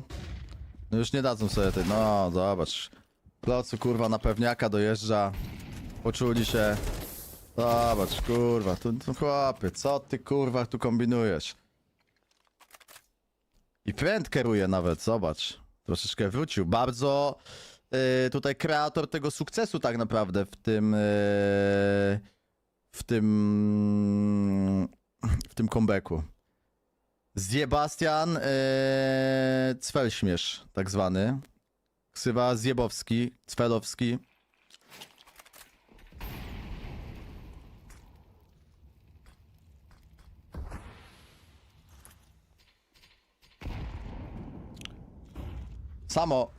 Samo losuję giveaway na skinsie. Ja nie mam z tym, ja nie mam na to żadnego wpływu. Dobra, może jednak podkurwili tylko The Last Resort. Zobaczymy.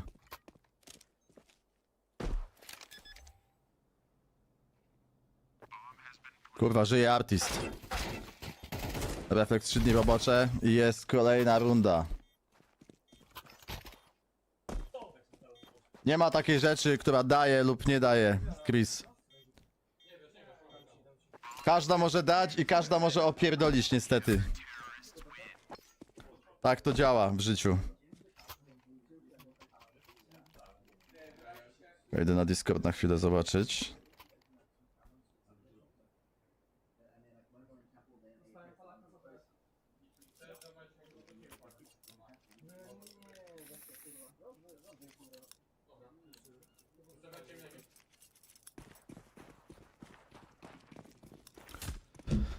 Dobra, grzejemy, dawajcie.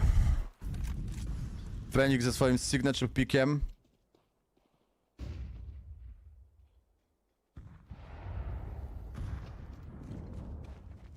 Tak, jak już się wygra, to najlepiej jest wypłacić i chuj.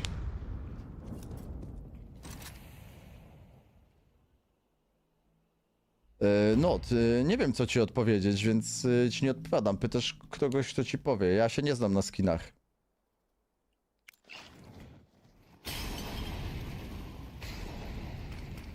Nie podpowiem po prostu. Czekałem na kogoś, kto wie, kto ci odpowie.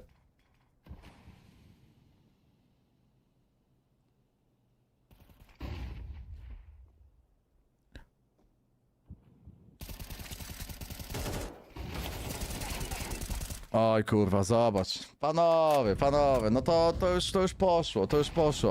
Mamy, maszyna ruszyła. No trafił niestety tego... tego Huntsmanika za 400, co jest. Ale przynajmniej może odblokował system. No Patryczek kurwa dusi. Ciekawe kurwa, bo był ktoś, kto mówił, że przypierdala beta. Nie pamiętam... Kalimera chyba? Kurwa? Kalimera? No ale demo fleszyka chyba zarzucił, nie?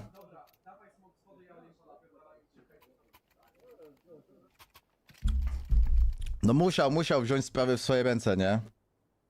Cześć unzaje bable. Kurs 9 był.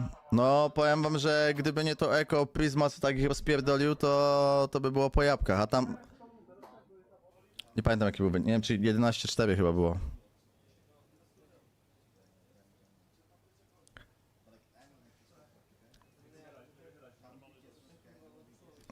Fajnie, lubię takie oglądać.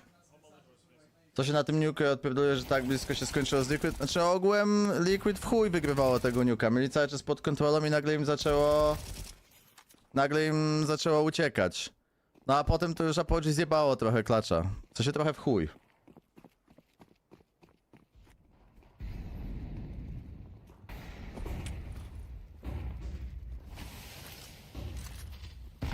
Nie wbijać się zawsze H2 owoc, bo...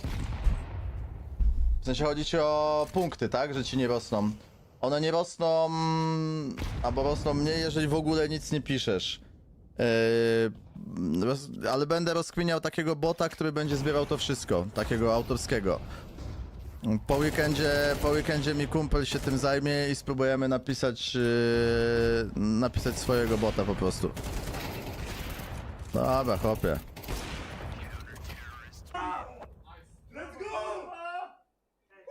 To watch time to możliwe, że się jakoś buguje, wiesz, i ci to zliczy po jakimś czasie. Bardzo będę chciał zobaczyć, moi drodzy, bardzo będę chciał zobaczyć mordeczki tutaj nasze z UK. Zmarnowali tylko nam czas, pogadaliśmy o życiu.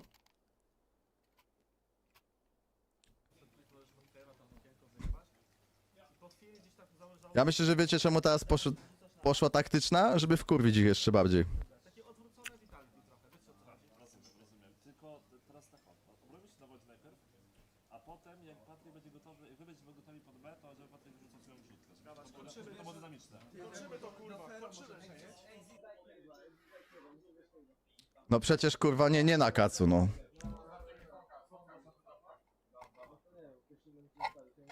Oni z reguły były wymutowani, kurwa, właśnie. Podgłośniałem i zawsze ich mutowało i mnie to wkurwało, a teraz już ich puścili normalnie.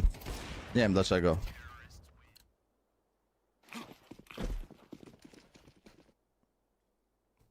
No, dawajcie, kumple.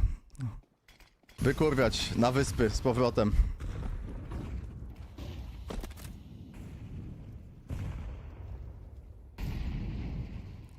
Za to krzyczenie do Polaka.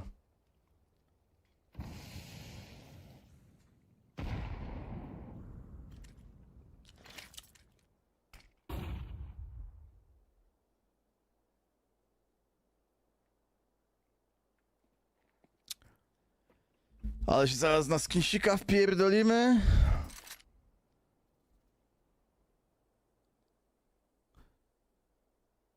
A ja nie mam kasy na skinsika, to będziemy musieli tak delikatnie.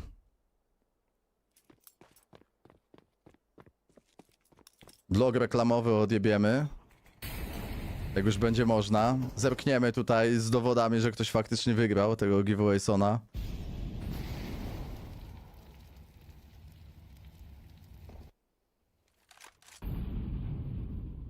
Nie dodadzą właśnie, pytałem. Mamy 600 do obrócenia.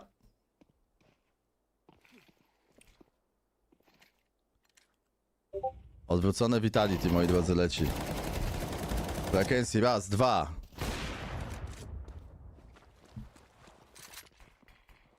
No ta runda nie wyjdzie.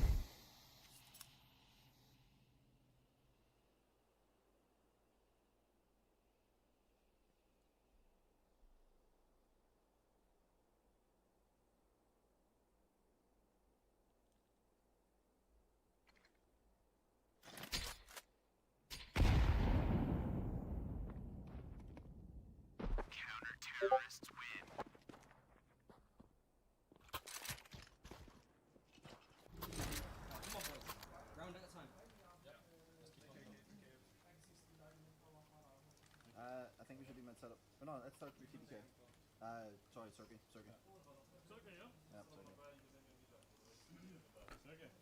Nie mogę, co Chris odpierdala, człowieku. Nie mogę, nie mogę.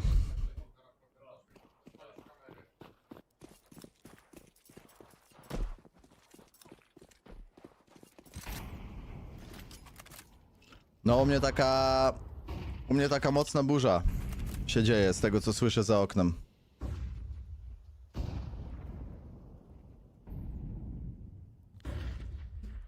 To możemy zobaczyć, co tam się dzieje.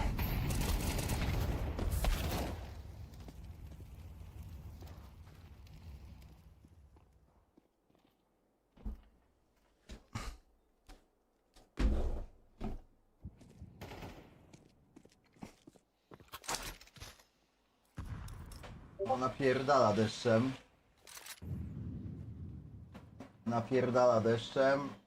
Dość mocno, z tego co widzę. Ale fajnie, otworzę sobie okno, bo taki kurwa deszczowy ten... Deszczowe powietrze to jest dobre. Tak, dają im nadzieję, dokładnie, dokładnie, niech se tam... Niech sobie wygrają teraz 2 rundy. O kurwa. Panowie. Oni też potrafią coś czasem zabić, ci goście. Dokładnie, dokładnie. I teraz kończymy to camshotem na jakichś słabszych broniach, żeby poniżyć jeszcze.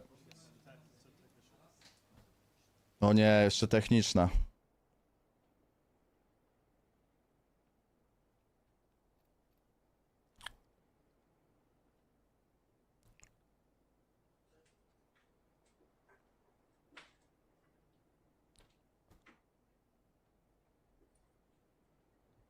A Patryczek sobie łyknął.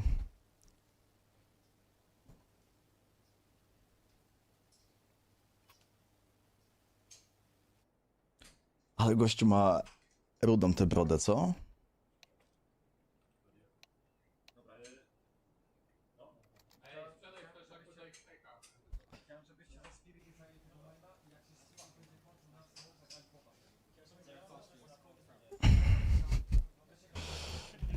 Nie mogę, Chris, ale przynajmniej się zwraca za te subgifty. Przynajmniej się zwraca za subgifty. Widzisz, no da się po prostu. Da się wygrać. Ale wiadomo, że w większości się przepierdala.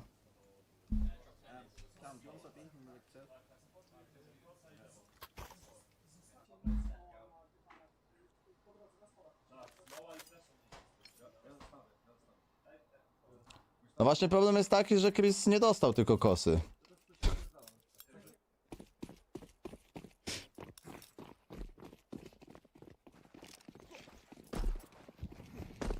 O, wiem co grają.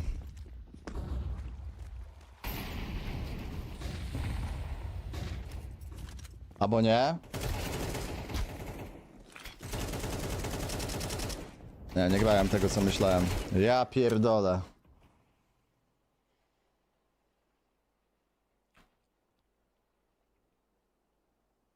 Myślałem, że będą grali naszą taką... O, dobre wejście. Co ten gość robi? Powiedz mi, co ten gość robi? Przy 5 na 3 zapierdolił taką pozycję. Banger jak 100 chujów, nie? Artysta, kurwa. No skopa napierdala i chuj. Nie.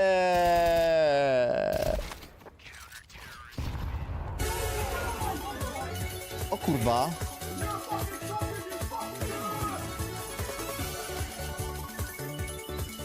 O kurwa, sensational. Sensational. Jaki podatek wypierdolił Chris. 300 zł za to co się odjebało, no odjebało się kurwa dobrze. Chris kurwa, no podatek kurwa konkretny stary, ale też konkretna wygrana, tak? Konkretna wygrana. Chris, bardzo ci dziękuję, oczywiście po raz kurwa chyba 700 na tym streamie, odkąd kurwa jesteśmy na kiku. Cieszę się, że Cody Innocent mógł pomóc w zdobyciu i dziękuję również za podzielenie się podatkiem. To Urząd Skarbowy nigdy się do ciebie nie dopierdoli. Nigdy się do ciebie nie dopierdoli Urząd Skarbowy.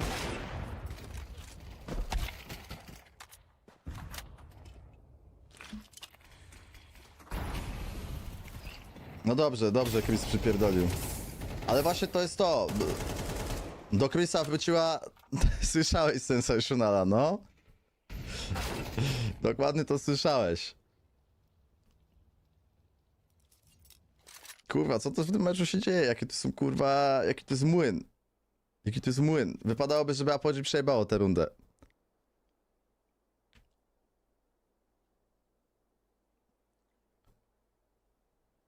No walka jest mocna.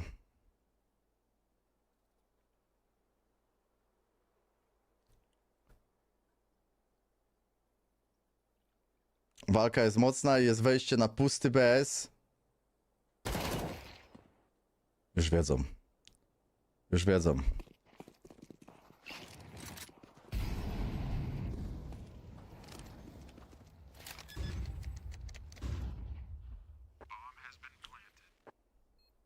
No ogółem wkroczyliśmy w fazę meczu, w której już wiele rzeczy się może odpierdolić dziwnych. Tyle wam powiem.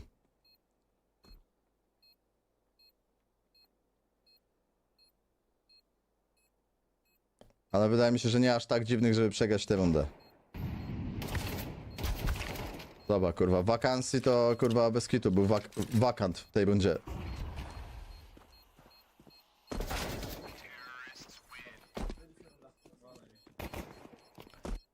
Skin place na konto oddaję przy sprzedaży, tak. Skin place możesz sobie sprzedać na konto, no tylko tam trzeba poczekać. Tylko tam trzeba poczekać. No nie dość, że musisz poczekać 7 dni zanim wypłacisz ze skinsa, żebyś mógł to przetradować. I później jak przetradujesz to na skin place'a, to musisz poczekać 7 dni od sprzedaży, żeby ci wysłali środki. Bo no jest ta blokada Steama, nie? Za itemy.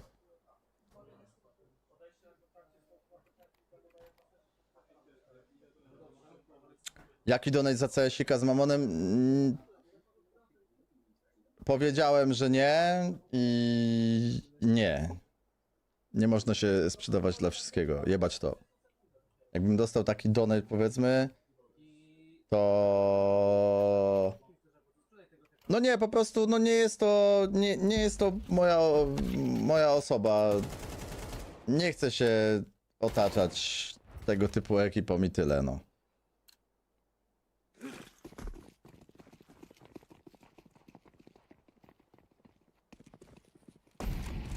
Mikrocypek to jest dla mnie ten sam typ ludzi.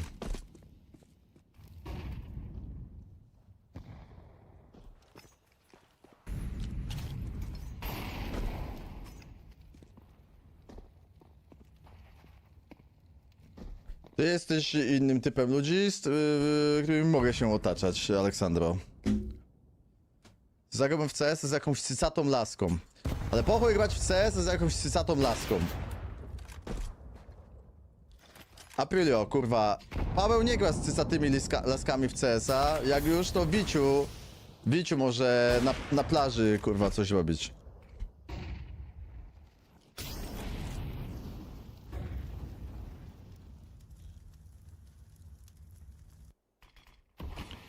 Ale CJ to nie kobieta.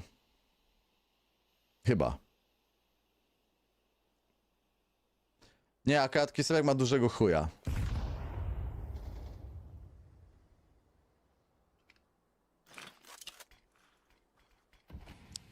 Skąd wiem? Mam zdjęcie. Na telefonie. I Ola też ma to zdjęcie.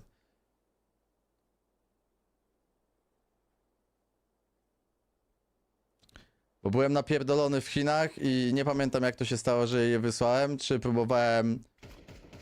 Czy robiłem zdjęcie, myślałem, że robię, a zrobiłem messenger... Nie pamiętam. W każdym razie Ola też je ma.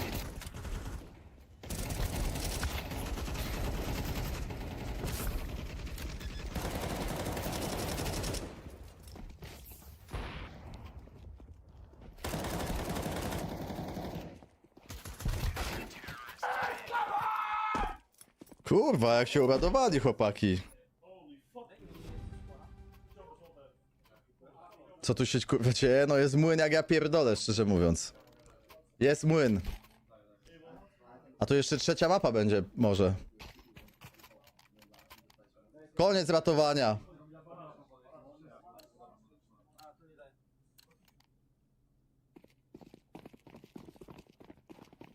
Nie, no przecież Kiserek to ma jakieś takie bydle, że to kurwa nie da się takiego zbudować. Może w twoich oczach zaślepionych miłością do mojej niesamowitej osobowości, ale no bez przesady.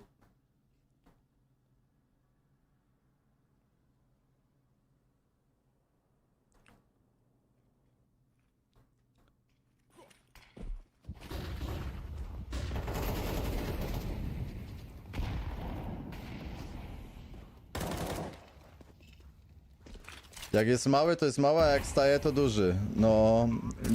Grower, nie? Ale to zakładam, że Grzegorz tłumaczył. Bo to brzmi jak ktoś, co tłumaczy Grzegorz. Kurwa, panowie. Panowie, tu się odpierdoliło, nie? 2-1 znowu. No mówiłem, to już jest moment meczu, w którym wszystko się może wydarzyć. Wszystko się może wydarzyć w tym meczu już, serio. Bo tu jest kurwa... Tu już się tyle odjebało. Tu już się tyle odjebało. Ja mam też zdjęcie gdzieś swoją drogą... mam też swoją drogą gdzieś przez przypadek na telefonie zdjęcie Alana Krupy. I zrobiłem je... Nie dlatego, że chciałem je zrobić, tylko...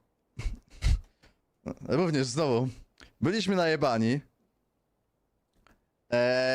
I... Zgubiłem się z Alanem gdzieś w Warszawie i szperał do mnie, pisał na Messengerze, gdzie wy kurwa jesteście, coś tam. I Alan akurat sikał. I zrobiłem mu zdjęcie, że sikamy. No i kurwa... No i tak się stało, że też mam takie zdjęcie.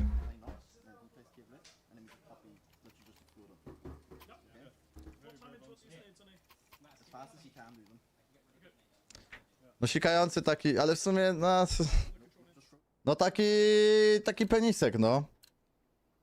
Penisek. No zostawiłem, no czemu miałbym sobie nie zostawić, kurwa. Trzeba wszystkie wspomnienia chować w telefonie, tak?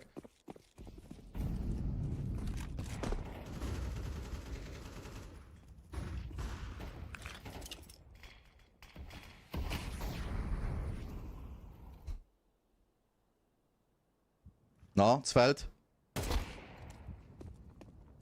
Nejdzik. Niedolot.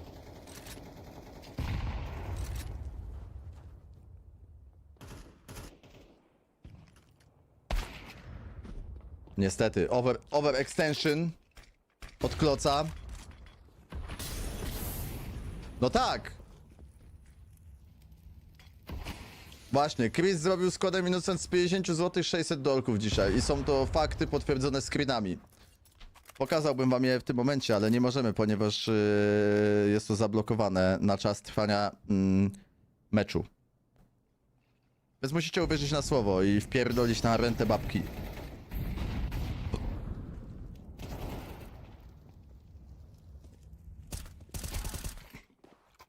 No to 50, przepraszam. Na początku było 20, a potem chyba dorzucił 30, nie? Jakoś tak było, Chrisu.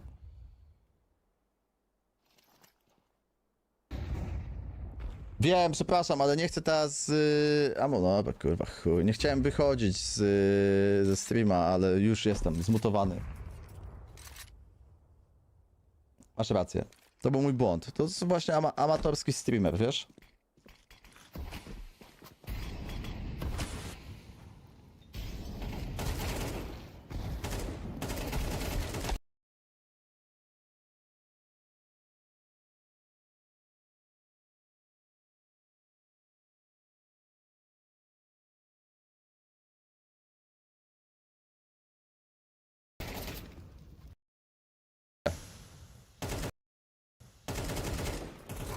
Żartowałem, zapomniał zabić. Ale to i tak jest, kurwa, przewaga taka, że o ja pierdolę. I jeszcze artist żyje, coś na pewno odpierdoli.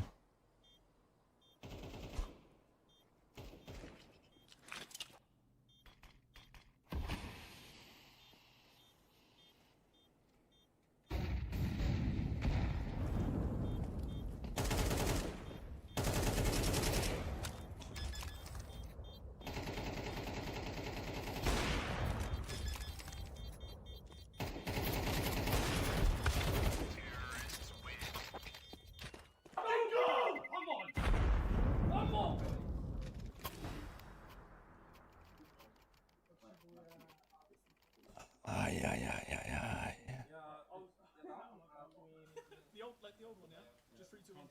Mój ulubiony smoke. Mój ulubiony smoke. Wszystko kurwa sprawdzone, nigdzie indziej gościa nie ma i chuj. Do maina i niech se prują do nas przez te smoki.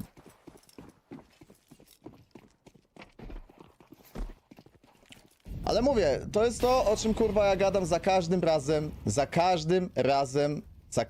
razem, jak o tym mówię. Dlaczego my jesteśmy chujowi w CS-a, kurwa, i nic się nie zmieni, czy to będzie Apogee w składzie takim, srakim, czy kurwa jebakim. Kurwa, przez taką pierdoloną amatorszczyznę non-stop wszystkie kurwa polskie teamy przepierdalają w CS-a dokładnie w taki sam sposób. I to nie ma znaczenia, kurwa. Ludzie pierdolą o tych zmianach w składzie, o młodych, o starych, o kurwa trendowatych, o zjebanych, o cfelach, o kurwa gejach, o hetero, o transwestytach. I tak jest zawsze to samo, choćbyś kurwa nie wiem co zrobił. I tak jest zawsze to samo. 11-4 up and it goes to overtime. I think that's got to be the first one. I think for them, they just need to mentally stay very strong. This has been a really difficult day in competition and they need to be alert going in towards Ancient. Betclic drawn out the distance, a marathon matchup of a day for them. Let's see whether they can close out or whether TLR will play spoiler once again here in the group stage. It will be Ancient. I'll decide a map of the day. Don't go anywhere. We come back after the break.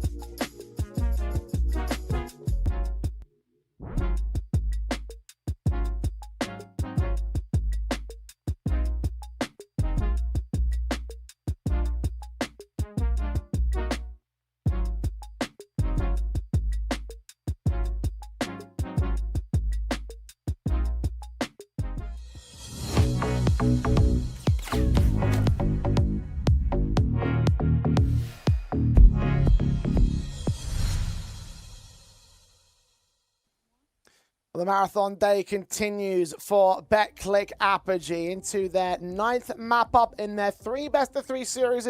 It will be ancient to decide whether they stay alive or whether they do go down in the group stage, whether they can defeat TLR. The odds at stake still have Betclic as the favourites to wake, but the numbers are closing ever more. Indeed it is. And going into the 3rd map decider, Betclic would love to close the day on a high note when you've had to play so many games. Indeed, they would like to. I start to question again how much fatigue is going to factor in, how much mentality is going to come back to bite them. Losing your own map pick, being dragged to double overtimes. Now, 3 overtimes total over the course of the day for them between all 9 of these map ups. And I start to wonder how dejected they may well be. It kind of makes you want to reflect back to the start of the week, to how the players were feeling before we got started, to find out how optimistic they were compared to how they might be now. And Prism gave us just that before we got live on our media day. The tournament was signed like 3 weeks ago. Our lineup wasn't ready. We are a brand new team. We prepared like 1 week, so we'll see what tomorrow brings. I'm Prism. I'm from Poland. I represent Betclic Apogee. I've been playing football, of course. I've been playing handball. So yeah, I was like competing. Rather be in front of computer instead of hanging around. I spend a lot of time playing games, League of Legends, mostly competition. So that like make me want to compete. the biggest part I bring to CS was from League of Legends actually, in another esport game, right? The way of how competition looks like the system, the nervousness, everything like the.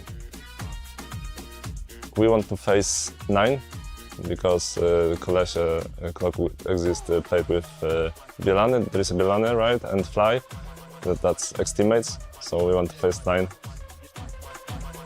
Well, we are underdogs, we are a brand new team. Teams are practicing more than we, so yeah, good luck. Good luck is right. I'm highlighting there, of course, from Prism exactly what the concerns would be for Betclic Apogee in this final map-up of the day. The lack of practice, the new core brought in, the intricacies of the details of not being able to fully form a strat book around those 5 players. So these are going to be the things that will affect them in this final map-up in my eyes, and it could well be the decisive factor to whether or not they can beat TLR. I think the problem is you just have to have a look at the sample size and think, well, what maps really have TLR won in this competition? They were able to win a Cash in 13-11 fashion. They were able to win Anubis in 19-17, but at least for Betclic, mate, they had a comfortable 13-6 on Anubis and a 13-8 on Ancient and a very comfortable 13-6 on Nuke. So it's almost as if the Brits have really had to work for their map wins, whereas for the Poles, it's been comfortable. Certainly so, but what do we glean from that? Does that therefore mean that Betclic are still the favourites by a country mile and they should be having a handy map up here on one side of the fair on that Ancient? Look, I still think that TLR have the advantage of them being an actual team, but Betclic have played better across the course of today. It doesn't matter if we're talking about their opening match versus TLR, if we're talking about the match versus Liquid, and even in this rematch of the best of 3, the Poles just are the far superior squad.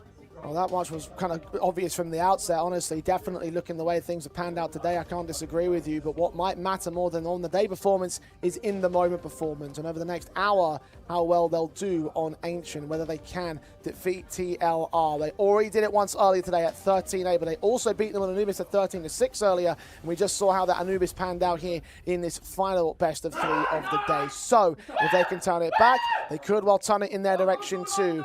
TLR did take the knife round. I'm assuming they'll start on CT side as a result of that, Dwayne. So let's start to sort of close down the conversation and start to look towards the final map of the day. What do you want to see? Who do you want to watch out for? What are we looking for between both sides? Well, I'd like to see a step up in performance coming through from Giraffe. I mean, he's a quality rifler. He's had a really awful day in the groups. This is a time for him to step up. And it's also a time for TLR to prove that they are the #1 team in the UK, even internationally. Their Ancient has not looked great in some of the local competitions. They now need to prove it in the Nordics. Stake odds have Betclic Apogee. Favourites at 1.42 to 2.40 if you want to bet on this match.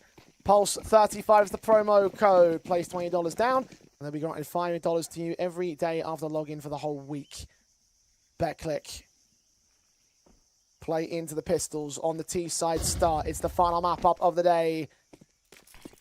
Do or die for both sides. Survive or elimination. Quick in towards red room for the T access. Mid control taken Artist. Can strike down Exist, but clock you with a swing and a half on Bevy. Takes out the only A defender from passive lines of contact. Artist will get back in towards mid, track and test from Donut. See the bomb carrier. Can't take his headshot back. 12 HP for the captain of the squad. Teammates coming in from CT. Spawn will try to rush that bomb site. Extinct will get demoed down. Looking for that player. Centralized, exposed, but no kills come back against him. Prism is finally caught. Clock you now. Engaged out towards this Donut angle. Artist pushed away. Deadly overwhelmed as Clock you gets his 2 picks. Friend with a follow-up. Vacancy down, and now it's all on its Extinct. 1v2. Challenging the first player. Second man's caught him outside of the site. And Friend will take him in the back of the head for the pistol win of Betclic. Brev, what have I just seen? That was legitimately awful from Artist. That is a massive whiff. He's at the back of Donut, and Clocker's not even looking at him. That should be the freest kill of all time. I'm lost for words. I really don't know how Artist has not been able to kill him there. And if you're the Poles, you're laughing yourself on that one. You can't believe it. He has deteriorated as this series has gone on, hasn't he? So good on Nuka. 1.63 on HLTV. Not so fantastic on Anubis. And then that round, obviously, not setting the pace well for Ancient. Because you're right. Stabilizing that headshot, getting that 1 kill in Donut would have been enough. Tip the odds back in the favor of TLR, a 2v1 to their name instead of the other way around for Extinct. An upgrade pistol for the force buy round here on the TLR perspective. Flashbang in towards lane. Out the B doors, but Prism made contact by something still close for the one good shot. Only the one good shot. It's info that they're still holding extremity players outside of B. Getting rotations of Bevy back out to Donut, another player of Artist to rotate out. How much is Vacancy going to find? I mean, they're leaving this as a little bit of a gamble at the moment. I suppose with that elbow smoke being down, he feels protected from up shelf, so you can stack up very heavily to A. Now, this looks promising because you've got a player around the tree signpost and you've got 2 players that can draw.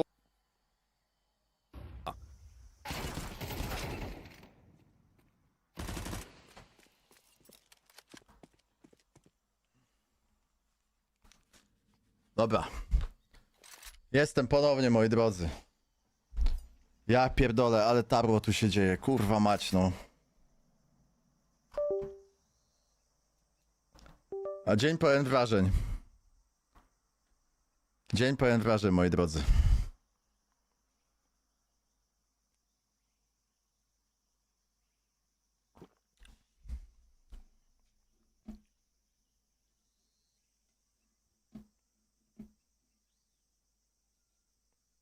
Just back.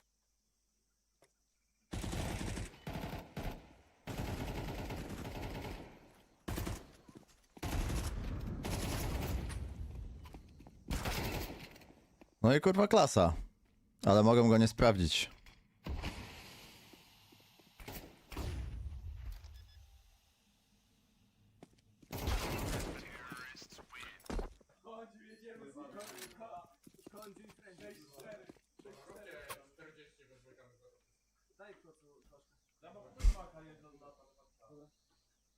Niemożliwe, niemożliwe rzeczy.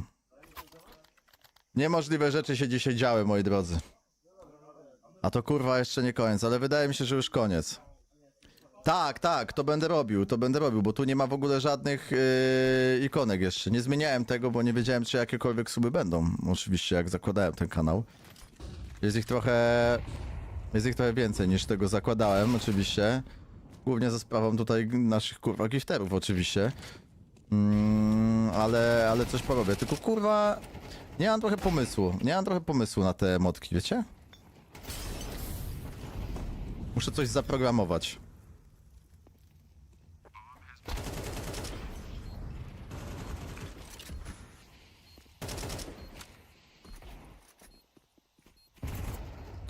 Mam ostatnio jakiś problem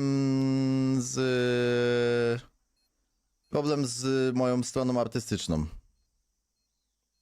No gdzie będę kurwa mordę antywirusa miał u siebie? Nie, bez przesady. Nie może tak być. W sensie, jak najbardziej ja czaję to i oczywiście się zgadzam z tobą jak najbardziej, że to by była bardzo fajna emotka, ale no nie na suba. Nie na suba.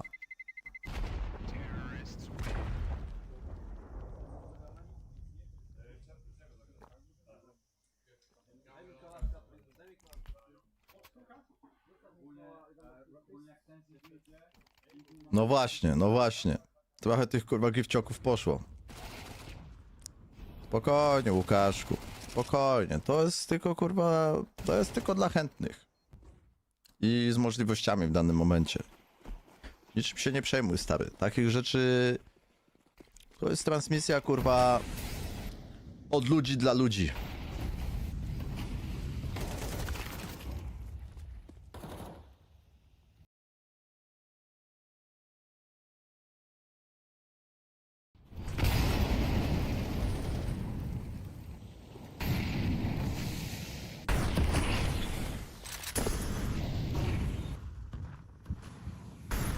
So long ago that TLR's core has matches against this Betclic core back in 2024 when they were known as Verdant and Enterprise. Fun little fact for you. Betclic into the A bomb site, where Prism's going to find the opener. Exist can catch off one out towards red. Sting can get one back at the SMG upgrade of the rifle. Vacancy is struggling to get down Exist. The AK at point blank can deal with him. Bevy will also fall. Extinct and half HP in a 1v3, and they are just getting run out here. Nade body blocked, even worse for Extinct. Has to fall back and save his gun. Knows that he's got no chance in this. 5-0 for Betclic. They have come into this map with an agenda. They're striking down with a vengeance. Well, we saw TLR starting over on the T side of Ancient in that first meeting, and they went down 3-9. I mean, at the moment, you might see a 3-9 on the CT basis. They're getting farmed. They're getting absolutely pumped to the start here of Ancient. No one's really connecting on frags. There's not many winnable chances in the gun-be-gun rounds. Extinct is trying his very best to hold on to an AK, upgrade lightly around it come the next round. And if you're Poles, you're just kind of thinking, well, look, map number 1 was pretty easy. Map 2 is a bit of a stretch. Let's get up. Let's have a really good scoreline. Let's just put pressure on them. 2 razy, całe szczęście, więc myślę, że na luzaku wjeżdża. A jutro właśnie Rals zajeżdża. No, jutro zajeżdża Rals od rana. O 12, moi drodzy. O 12 widzimy się na meczu Fly na Chwacha.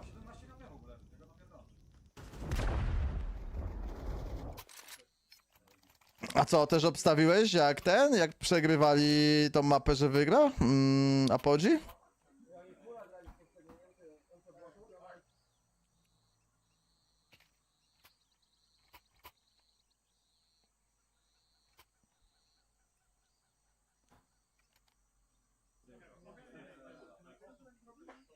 Jaki kurs jest na to? Kurwa, mało w sumie. No ale raczej pewniaczek, no.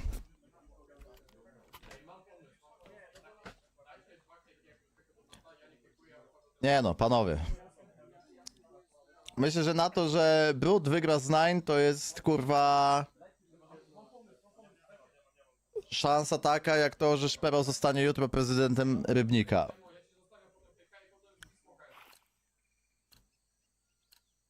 Czyli bardzo duża.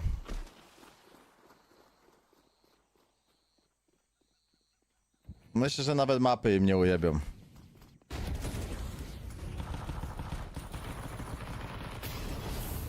Chyba, że faktycznie taką mapę w stylu, co się wydarzyło tutaj, że Apogee przegrało. To może, ale taką no, w normalnym, powiedzmy, poziomie, jak się nic nie będzie odpierdalać pokurwionego, to nie ugrają mapy. No widzę, że właśnie, że Testri odpalił streama. Wyszło mi powiadomienie z Discorda.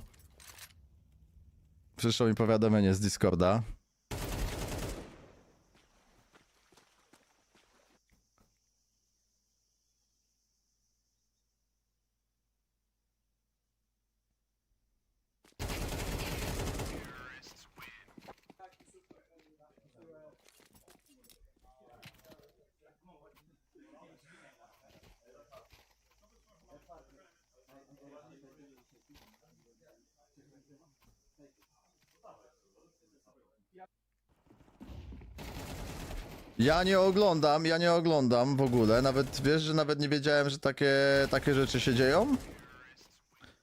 Że taka walka ma miejsce? Nie widziałem tego.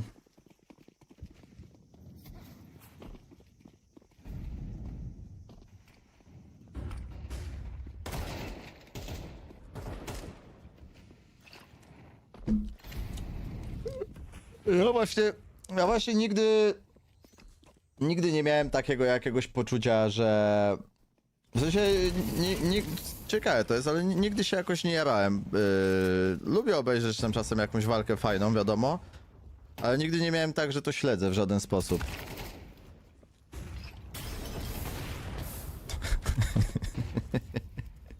Artist kurwa na mikrofonie, w głowie się nie mieści.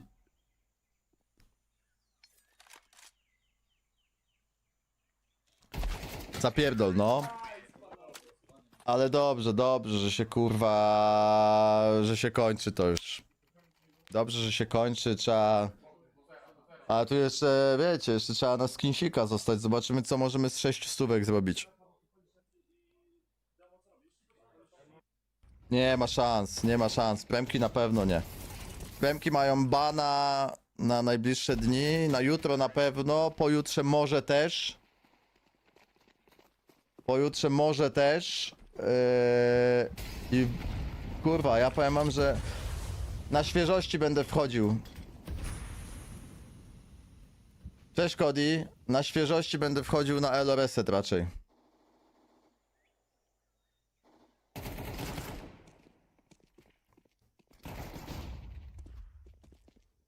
No i cyk, już wejście kurwa na A. Eleganckie.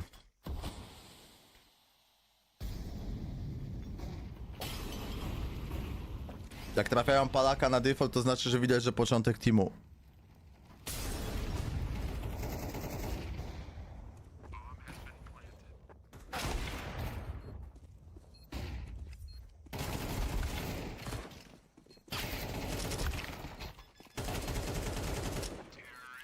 Runda tego typu.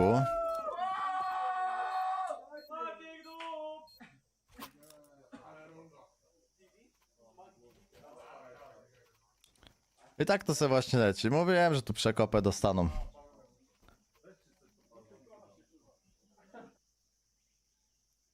Goście tam siedzą, kombinują z jakimiś kurwa timeoutami, człowieku.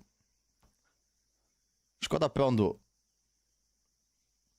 Szkoda prądu i szkoda naszego czasu, panowie.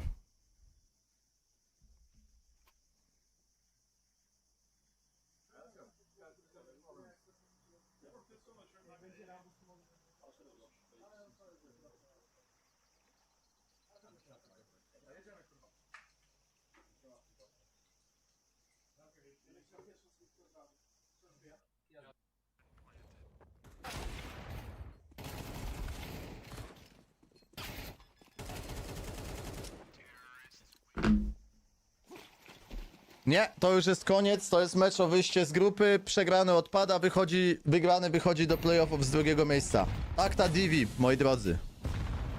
Pik, Nate następny, pik. Nie ma nic na midzie, wyjście. Artysta rozpierdala kloca. Następny mecz Apogee, moi drodzy, będzie dopiero we wtorek. Kurwa, trochę dziwny format tego lana pod tym względem jest mimo wszystko. Ale z drugiej strony mają bootcamp za darmo, tak naprawdę. Chyba, tak mi się wydaje.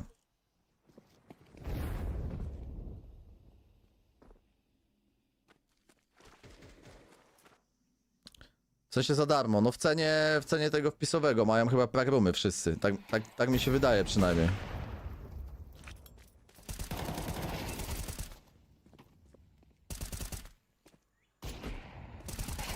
Kisera, wiesz jaki jest banger w tych koszulkach kolesi? Że jak ktoś wygra i na przykład będzie chciał twoją, to ty mu musisz wysłać swoją. Tak postanowiłem.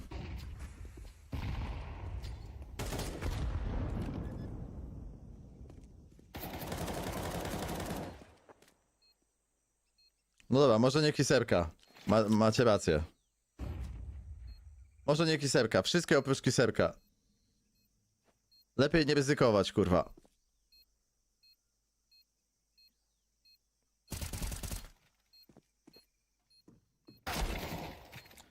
Runda kontaktowa. Teraz to już na pewno comeback będzie. Oni już wiedzą, że robią comeback. Znaczy, oni tak myślą.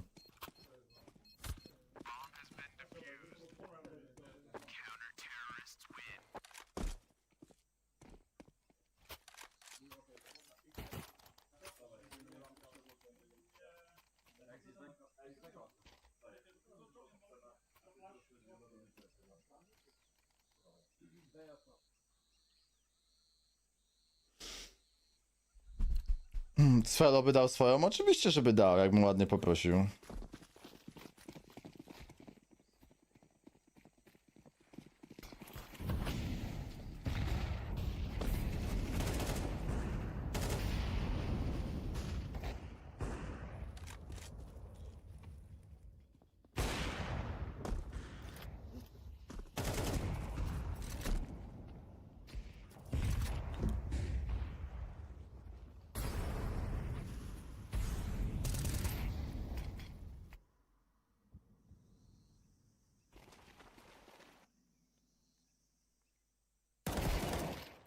A jak jest troszeczkę overextend.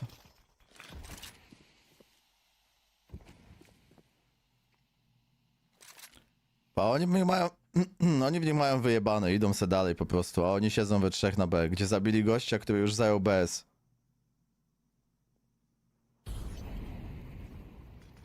Piękne to jest.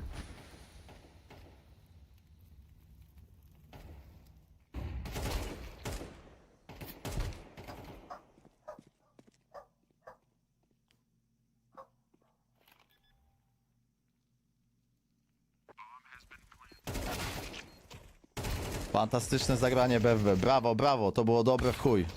Tego od ciebie oczekiwaliśmy. Aj.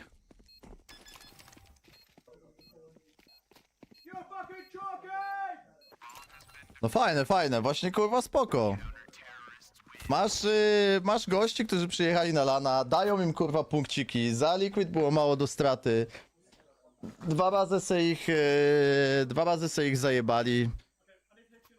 Elegancko punkciki nafarmione na grupie, tak trzeba żyć. Tak trzeba żyć. Ogółem ten LAN nie jest za free. Tam było wpisowe chyba $2000 i w tym masz wpisowe prakroomy i nie wiem czy nie hotel. No widocznie Modeusz... Kurwa, chciałem powiedzieć, że zrobiłeś coś dobrego, ale zrobiłeś coś złego, skoro ci spadł spelometr. No wiesz, dla Angola wyjebać $2000 to nie jest jakaś duża kwota, nie? Mimo wszystko. Właśnie fajnie to zrobili.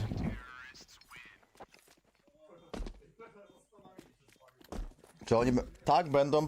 Tak mi się wydaje, że będą... Co, już? Walka się skończyła, kurwa? Będą playoffy z drugiego miejsca, więc Grzegorz będzie... z Felem. Będzie mecz Apogee 9 wygra grupę.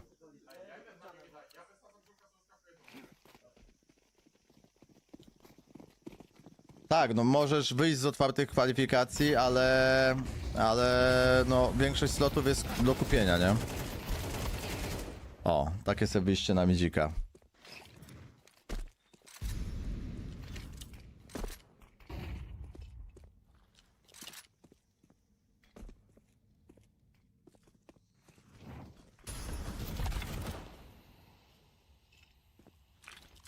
No ja cały ten turniej, odkąd ogółem ile Apogee wyfarmiło punktów, myślę, że tak około 60 będą na plusie po tej grupie.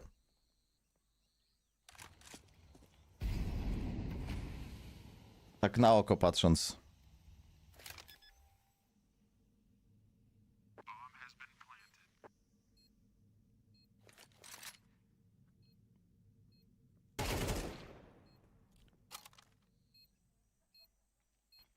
Właśnie oni mają chyba skoru kolesi. Chuj wie jak to się teraz liczy. Oni mają pojebany case, bo oni mają tak jakby w jednym korze mają dwa kory. I nie wiem jak to działa, szczerze mówiąc.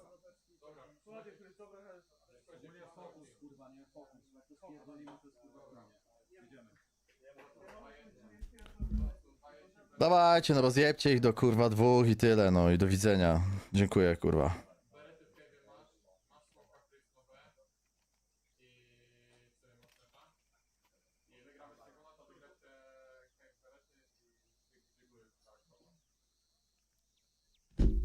Też miałem dzisiaj, Raul, czereśnie. Tyściowa mi przywiozła.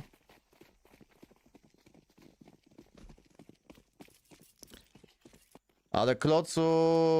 Oni grali później nowym korem EWC, tak jakby, nie? I tam już mieli. Teściowa moja, wicianie. Nie wiadomo jak to działa. A chuj z tym jak to działa, niech... Kurwa, jak będą grać dobrze, to będą wysoko w rankingu. Jak będą grać chujowo, to będą nisko.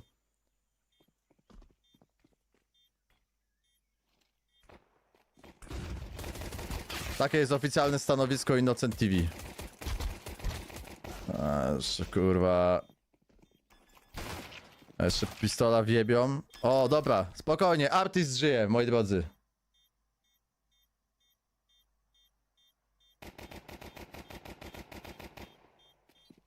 A, za późno. Teraz będą to przeciągać jeszcze, przeciągać i wkurwiać tylko.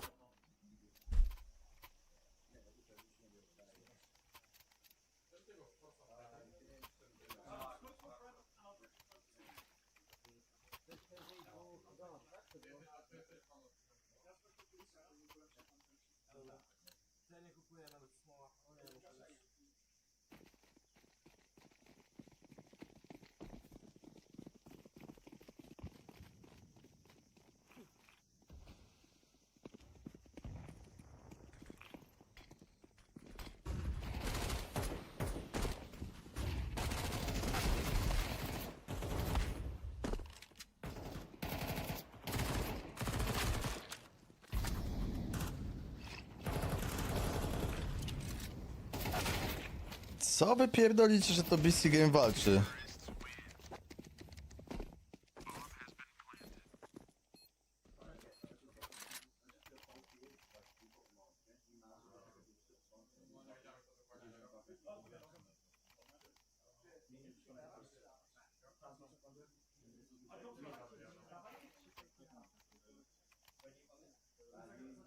Trzynaście 11, teraz dogrywka.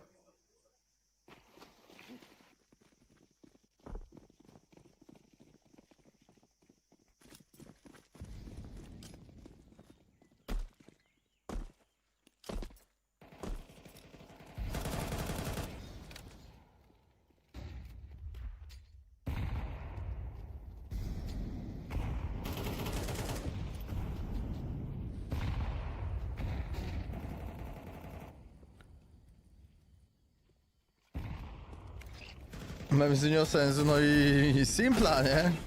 O! Kiedy z uspa? O,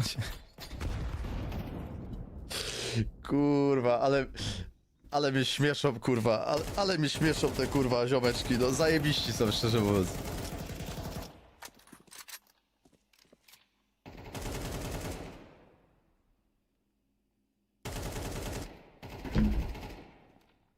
A najlepsze jest to, że oni te granaty rzucają jakby w CS 1.6 grali, kurwa, te typy. Serio. Oni takie, kurwa, granaty napierdalają. Ja już dzisiaj drugi mecz muszę oglądać, jak oni grają, kurwa.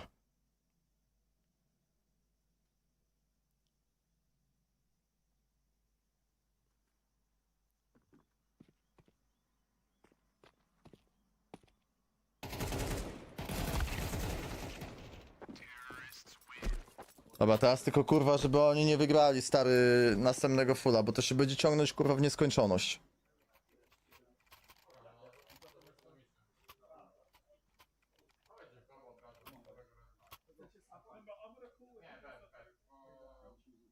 No, ogółem... Kurwa, ten mecz tak wygląda... Tak se. Ale nie, no, najebem ich do... Mówiłem, 5-6 powinni ich najebać.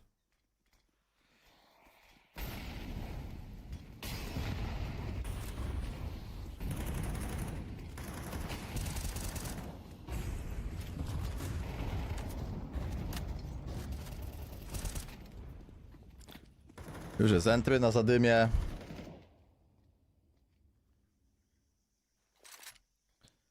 Zobacz, co te biedne jasie mogą zrobić, kurwa. Pójdą, zrobią tego swojego executa B z jednym smokiem, jednym palakiem, dwoma. Dadzą smoka short, wypalą długą, wypalą filar i kurwa, no, będą liczyć na to, że się uda. Zobaczymy, czy się uda. Raczej nie. Aha, smoke do cave'a i palak ninja. No kurwa, powiem wam, że interesujące.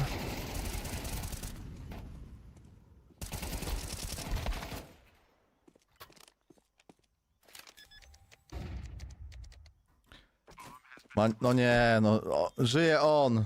Generał, kurwa, generał ciekawych zagrywek. Kurwa mać. Zobaczymy, co obejrzymy teraz. Fiuty w dłoń, moi drodzy, i oglądamy. Co on tu wykmini? A, mają molo. No nic nie wykmini. Nie ma szans. Wiedzą gdzie jest. Wypalą go, jest po jabłkach. O, chujowy palak.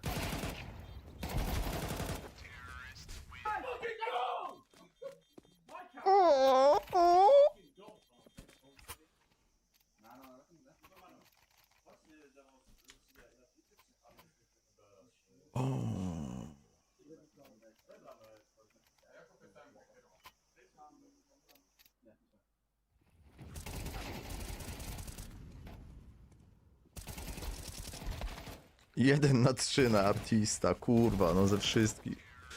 No top 1.pl! Tak mi się wydaje, że tak będzie, ale no to mniej więcej tyle znaczy, nie? Nie no, dobrze zagrali, nie? W sensie jakby dali palaka dobrego, to dobrze zagrali, no mógł być tylko tam. Ale... Ale no...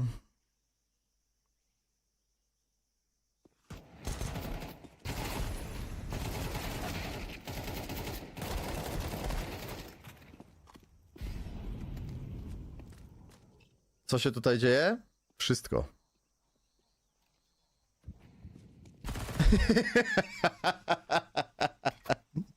Kurwa, co to jest za platę? Odsmokowali setę i kurwa chuj. Ja pierdolę, co ja oglądam? Czemu?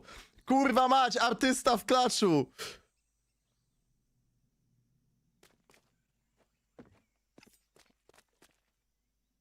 Dobra, no tego nie wygra. Tego nie wygra. Klocu ma za dobrą pozycję. Nie. Tego nie ma szans wygrać. Nie ma szans po prostu. Pójdzie do rampy i Klocu go zabije. O. Nie miał szans.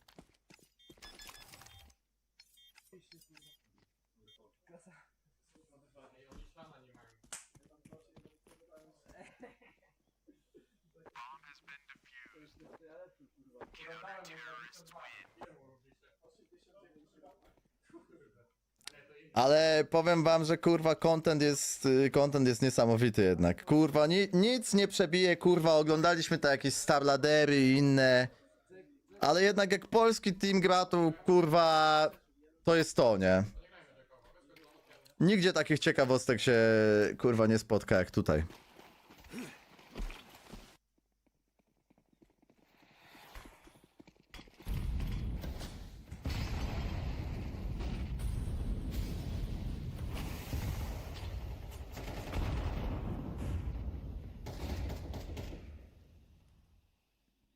No właśnie, Jodo, no właśnie, to jest kurwa pytanie.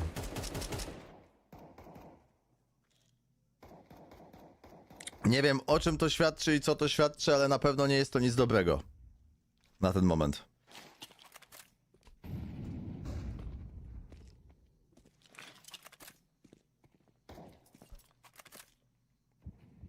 O kurwa, patrz, już czyha tam.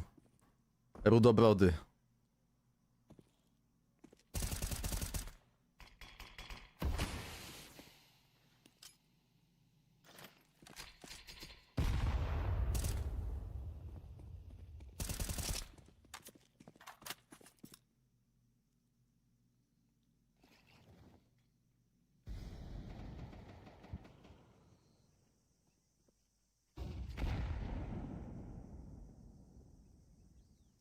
Wypchnęli Patryka.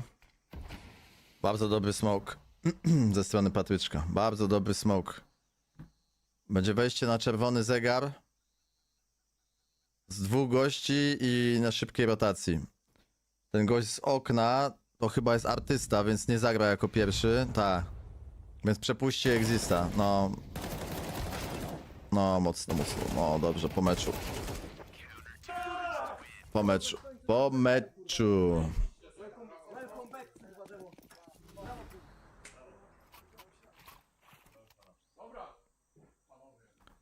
Dobra, no trzeba zobaczyć gębę przegranego. O, jeszcze timeouta dodadzą. Nie, no mówiłem, no tutaj się po nich przejadą, no odjebało się troszeczkę. Odjebało się troszeczkę, ale nie ma, moi drodzy, tragedii. Jest ok. I BC Game wygrało również Lana. Moi drodzy, jest to pierwszy sukces BC Game dzięki temu są już top 85 na świecie.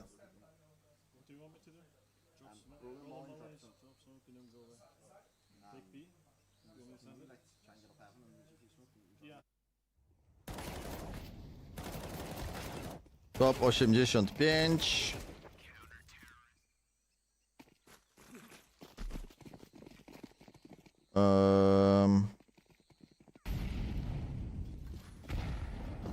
Top 85. Oni są. Tutaj się kończy mapka.